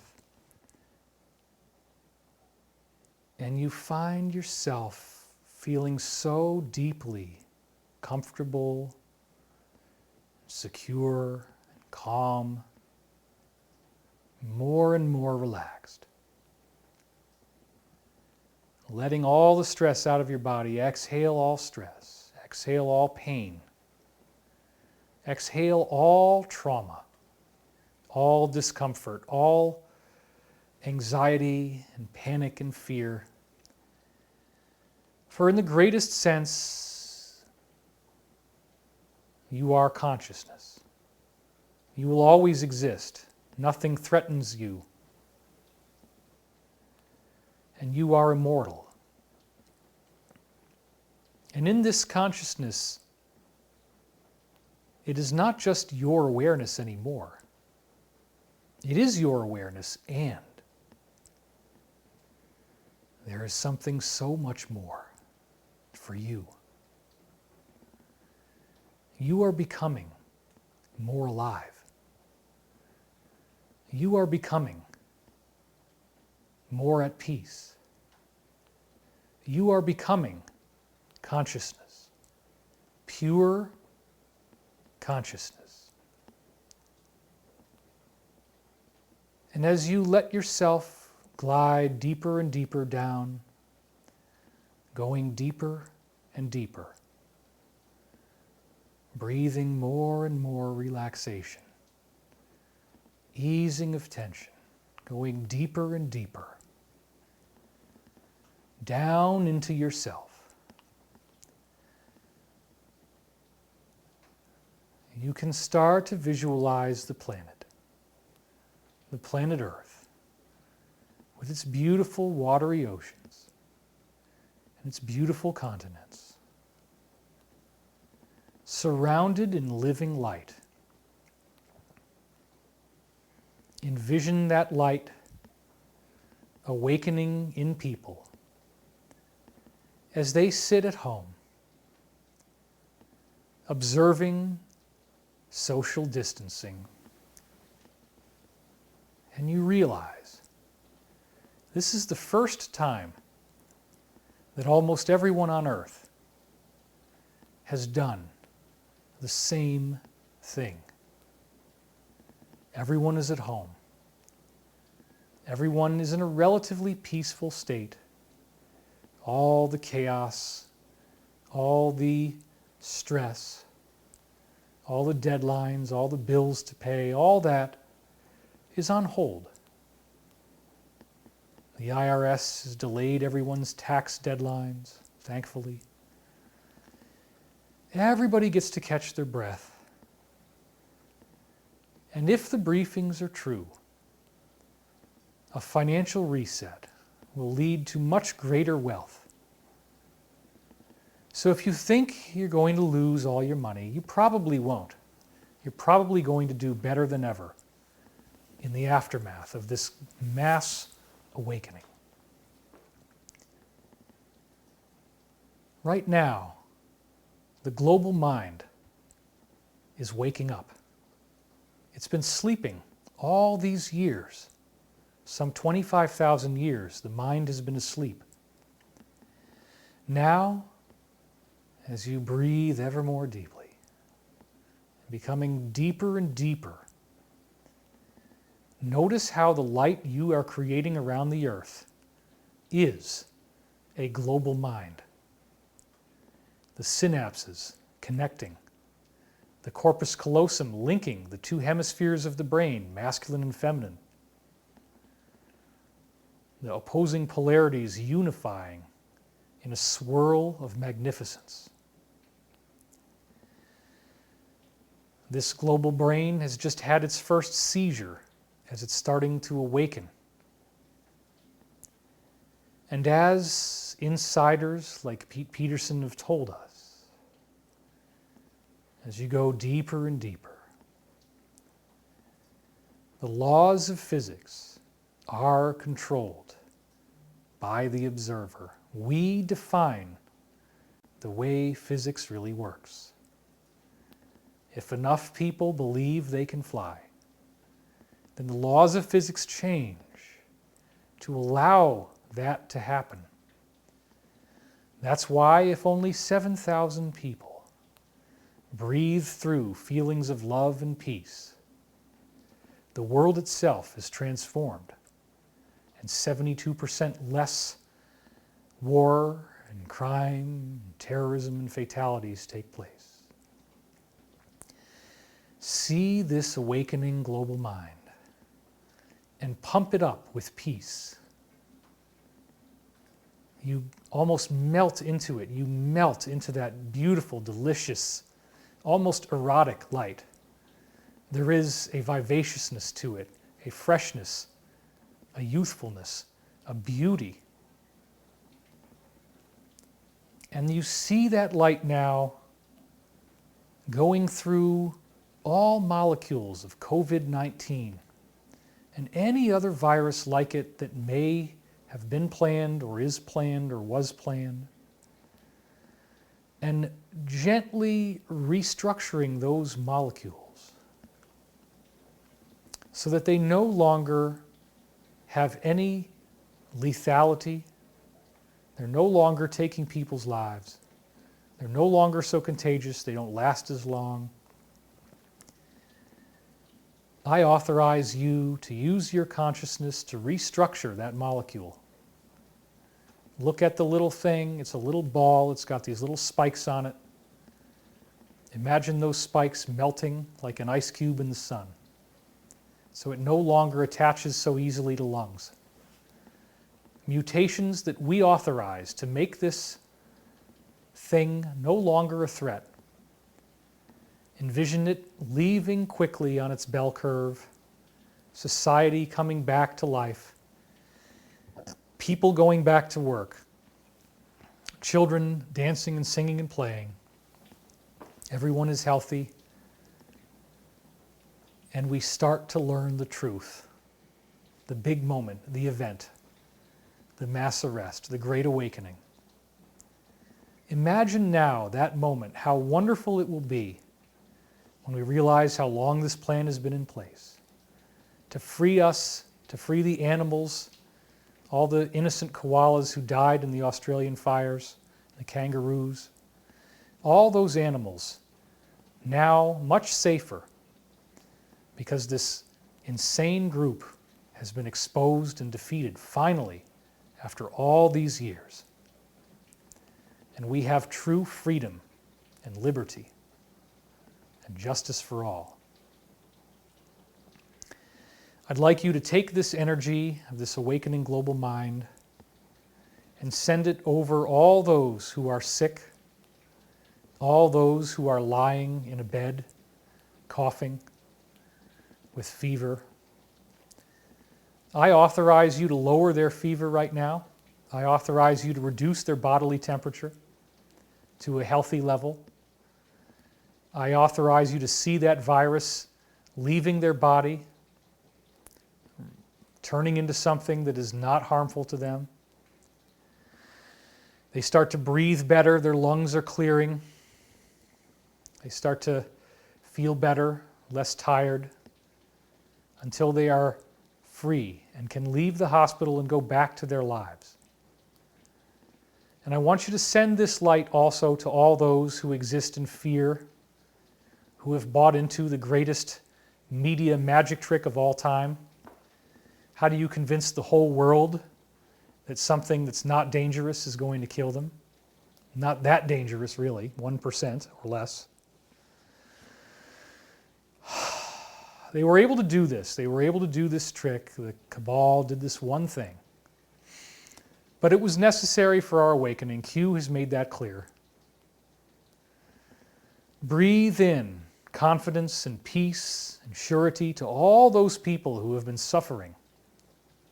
All those people who are terrified, who go to bed afraid, who wake up afraid, who cannot leave the house. They're so scared. They have their food, they have their water, they'll get what they need to get. Just imagine them starting to think more peaceful thoughts, starting to relax, learning about the fact that we do have all of the coronavirus cases gone in China, no new cases. Everybody's going back to work. In South Korea, going back to work. everybody in America, around the world, being able to leave their houses, going back to work, smiles on their faces, the new tomorrow, the great awakening. And maybe, just maybe, they learn the truth about how we've been lied to. And it's a little traumatic, it's a little bumpy, but in the aftermath of what we've just been through, when people find out that this was an attempt that was made, 22 vials smuggled into Wuhan in somebody's socks, and the whole thing thankfully did not end the planet. Now we learn the truth. Now we have freedom. We can live so much more happily. I want you to really embody that space, live in that space, live in the promise of freedom, the promise of disclosure, forbidden technology, anti-gravity, free energy, greening the deserts by desalinating water from the oceans, freeing the planet and its resources. This is the ascension. This is the awakening. This is our transformation into a far more spiritual planet. For as it does say in the Law of One, although it is not likely or probable that everyone will go through the ascension process together, it is ever possible in a single fine moment of inspiration. We can co-create that single fine moment of inspiration. We can help it to exist by being a beacon of light to others, by shining your light in whatever community you may find yourself in. Creating the ascension, creating something where maybe everyone just wakes up. We all get that we don't need to hate each other, to be fearful, to be chasing each other down, to be hunting each other down on the internet. We can just relax, stay calm, be friendly, smile at each other. No longer having to say, my God is better than your God, my race is better than your race, my country is better than your country, my gender is better than your gender, my age group is better than yours, my intelligence is better than yours, whatever it is. Coming together, learning to set aside our differences that this one group worked so hard to create, to make us hate each other, to make us have opposing religions, to make us have opposing beliefs, so rigorously held that we're fighting to the death over it. And you just let that go. It doesn't mean that we don't practice religions. It doesn't mean that we don't have different countries and different ideologies. It just means that it's all okay. It's okay to be a Buddhist or a Muslim or a Christian or a Jew or whatever else you choose and whatever your own journey decides. It's okay to have a certain race, to be of a certain country, to be in a certain age group. We're smiling at each other, we're walking happily, holding hands, seeing the planet become a true miracle blessing. For once and for all, it truly is. We authorize this by divine decree. We use the power of 25,000 people live to change this world with certainty, with solidarity, with knowledge, with grace. We open our hearts, we release our fear. We've been careful, we've been protective, we're doing what we need to do, and we can usher in a new era of hope and freedom and justice and liberty. We thank the many, many hundreds of thousands of people in the militaries, in the intelligence communities, in the governments, and in the private sector who have worked so diligently and risked their lives to create this mass awakening, to bring us to that point where this will come into being. We honor those who have died. We thank them for their sacrifice. And we have a moment of silence for all those who have contributed to the planetary awakening.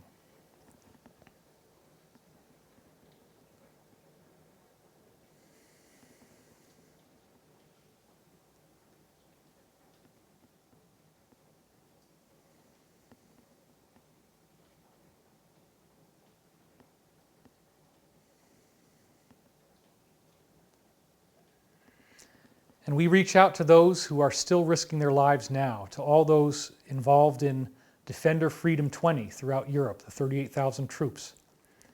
We thank you for what you're doing. We appreciate you. You are not alone. You are not working in silence. We know what you are doing and we thank you for it and we appreciate it. And we know that you had to stay quiet for operational security, but we're very grateful for you and we look forward to embracing you as heroes in a totally bug-free world. A world of peace, a world in which the plans of the Alliance have been fulfilled, that the great countries of this nation, this world, can all come together as one. Not that we're dividing ourselves, not that we're giving up our freedoms and sovereignties and laws, but just being able to see eye to eye and respect how this group tried to divide us, how this group tried to keep us hating each other, how this group kept us killing each other. And we're finally saying, you know what? We as a global mind, we've learned how to love now. We don't need this lesson of evil. We don't need these people to be making us feel bad. We don't need them to be killing the planet anymore. Thank you. Thank you for your service. Thank you for what you were trying to do, serving in the way you thought was right, trying to reduce population because you thought that was right. Thank you for your service. We don't need it anymore. We're drawing a sacred boundary and we're saying no. No more. No more wars. No more environmental destruction. No more pollution. No more hiding the technology that allows us to free the planet. No more corruption. No more lying. No more rape. No more murder. No more children being tortured and killed. We don't need this. We don't want this. We thank you for what you were trying to do, but we're done. It's over. You guys are done. It happened. You got to let go. You can be a hero by doing the right thing and telling us the truth. Even at this late stage, if you speak out and you become a whistleblower, almost certainly you will be received as a hero, so you can still do it. You have a chance. You don't have to go down with the ship. You can be a hero. And we thank all those awakening heroes, all those people who are choosing to become heroes or who will choose to become heroes. We thank you. We honor you and we will receive you as a hero. We will not judge you if you step away and you're willing to do the right thing. We promise you, we will not judge you. Enough of us will support you. Some will not like it, but many will support you. And we will do our best to help you as you become a whistleblower. We will be there, ready to hear what you have to say. And we will look in awe as so many of you step forward, finally letting us know that we are safe and we are free. And this planet is being returned to its rightful owners, the people of planet Earth. Now I want you to take all this light of this awakening global mind and return it to those you love. See the people you love, see them surrounded in light, see them happy and peaceful. And last but not least, I'd like you to share that light with yourself. Love yourself. It's so easy. You don't have to be worried about all the little things that might be wrong if you look in the mirror. You are worthy of love, respect, compassion, kindness, honesty, truth, fidelity. And you have a right to make sure that those things are happening and to gracefully disengage from the people who might not be giving it to you if it is a very consistent pattern that you've tried so hard to ameliorate, but you simply cannot. Many cords are being cut at this time, many old agreements are being ended, and you can step forth in confidence that you are helping to co-create this new world by easing and alleviating the codependent entanglements in your own life, giving those people a righteous release from whatever contract they might have held with you by being in such disarray. And now, again, send this energy back to the earth. Imagine any little bugs being discombobulated, being deconstructed, being molecularly rewritten. And this does work. We thank you, Father, Mother, God, however we choose to define you, the intelligent infinity, the oneness, the creative collective consciousness. The science is there. We know this is true. We know we all have a single unified mind in the greatest sense. And we thank you for guiding us through this epic planetary awakening. And so it is. Now I'd like you to come back into the room. You've been with me for a long time. It's 9:23 p.m. We started this around 4:20, so 4:20. What about that, huh? All right, let me take my little princess chair out of the way here. I'll put that over there. And I'll step back into focus.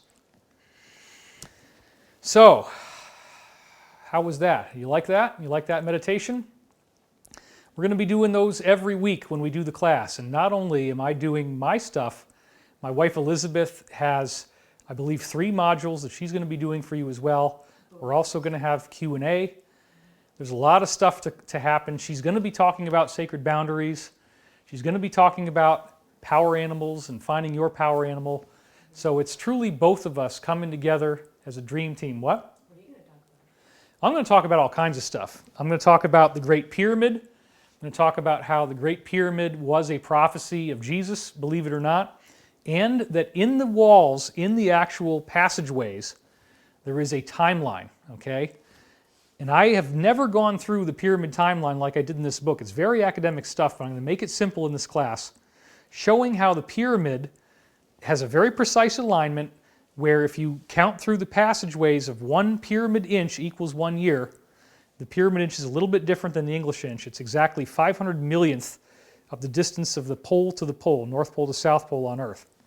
If you count by 1 pyramid inch equals 1 year, there's these changes in the walls that happen at exactly these very precise historical moments. It gets all kinds of things. It gets the birth and the ascension of Christ very profoundly. It gets the invention of the printing press, the invention of the telegraph. It gets World War I, it gets World War II, the Battle of Los Angeles is in there, and believe it or not, right up to the present, it got the 2007 to 2008 economic collapse. That's a very big part of the pyramid timeline. It actually got what I think is the Edward Snowden revelations of 2013, and it does appear to have the prophecy of when ascension is going to take place, including the date, which is corroborated with some other sources that we're looking at. It looks as if the window is around 2030, 2029, 2030, 2031. The pyramid timeline tells us that. We thought it was going to happen in 2012. I took a lot of heat for that, but we'll talk about why it got delayed. Obviously, all of this stuff is part of the awakening. It did get held off for a while, but not forever, okay? We're going to be going through something truly profound. We're going to be going through something we've never seen before. And with the Great Awakening, this is a way that you can support our mission. You can help us doing this work that we're doing. And you're going to have a lot of fun. We're going to have a great community. We're going to come together. We're going to meditate together. We're going to help to co-create how you can access your higher self. I'm going to show you the beings behind the scenes that are running the show and helping us spiritually, the angelic beings, the midwayers, the elders. There's different names for them. I'm going to show you some truly amazing connections between sources that I went back to and looked at and how that dovetails with what Corey Good was saying. We're going to talk about the secret space program. We're going to talk about sacred geometry. We're going to talk about higher level physics. And of course, again, real focus on clear communication. How do you dial into your higher self? How do you get the information you need to make the right decisions for you and your family, as Danny and Brinkley would say. That's his classic cliche. We've laughed about that so many times, but it's a great saying. Anyway, I don't want to bore you with my marketing prattle, but it really does help us if you can buy this right now. And you know, what else are you going to do, right? You're bored, you're home, this is fun. So let's have some fun together. Let's do this class. I mean, honestly, per hour, it's like such a good deal. You know, for the price that we're charging, it's $333. Might seem a little high, but on the other hand, you're investing in yourself, you're investing in your future, and you're investing in something that's really going to benefit you, and you are helping us fight both legal battles as well as personal battles, all the things we need to do to be on the battlefield for you so we can keep doing these videos.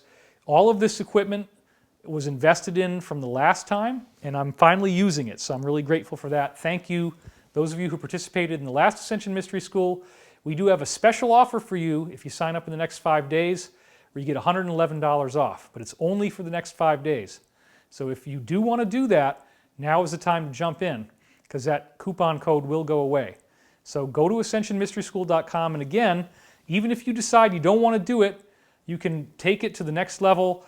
Watch the 20-minute video that we made for you there. I shot it over in the White Room. It looks great. And we'll see you next time. This is David Wilcock bringing you what's really going on with the so-called Great Pandemic, which I think is going to turn into the Great Awakening. Thanks for watching. Now we got to figure out how to turn this off. I'm gonna end it. That's what you got to do.